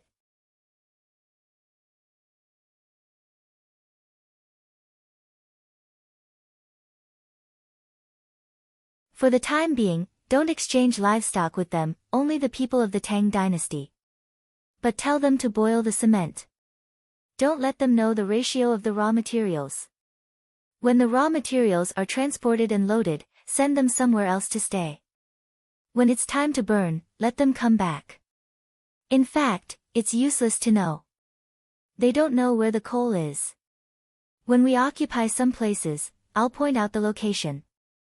There's a place where the coal looks like a hill. When the ground is dug up, the coal will flow down. Li Yi felt that he was thinking too much. If he told Tubo how to burn cement, what would Tubo use to burn it? Wood? Hay? Cow dung? Even if they did not hesitate to spend a lot of firewood, how much cement could they burn? If they had the time, it would be better to use ready-made materials like building Potala Palace. Hearing Li Yi's words, Li Longji suddenly thought it through. Yes, other people don't have coal. They can't farm well and smelt well. How can they burn cement? He smiled. Brother Yi, let's open up the cement factories and build them everywhere. If others want to learn, they can learn. At least the people of the Tang dynasty can use it first. In that case, I can take 4,000 cubes of honey. No, I'll ask for 20,000 cubes of honey. Li Yi instantly thought of the Japanese Empire. If they built many cement factories, it would be impossible to keep it a secret. If he did not care about 4,000 cubes of honey, would the people in charge of the cement factory not care about it? Why not give them a chance to meet with 20,000 cubes of honey and then lead the people of the Japanese Empire to visit the cement factory? When there was no cement, the Japanese Empire still had castles. If there was no cement, would the Great Wall not be built? Li Longji looked at Li Yi and patted Li Yi on the shoulder. With you, the Tang dynasty will not lose out. Li Longji could not figure out why Li Yi would think of making money from the Japanese Empire when they were talking about Tubo. The envoys of the Japanese Empire had been waiting for Li Yi to meet them. However, no matter how long they waited, Li Yi did not seem to care about the 4,000 cubes of honey. Is there no one to help deliver the message? Shinichi Shimichi began to suspect that the people of Honglu Temple did not go to Li Yi. Is the money too little? Takagi Junichiro asked. 100 cubes is too little. Fujiwara Meijo thought that 100 cubes was a lot according to the current purchasing power of Chang and in the Tang dynasty. Ask him to have a meal. Abita Nakamaro gave the most direct method. They could ask him indirectly during the meal. You're tuning into the Blissful Bookshelf YouTube channel. We're so grateful for your support, and don't forget to subscribe to join us on this incredible journey through captivating stories. Your generosity through donations truly makes a world of difference, as it's the primary source of revenue that allows me to expand and enhance this channel for you. Thank you from the bottom of my heart for being a part of this adventure.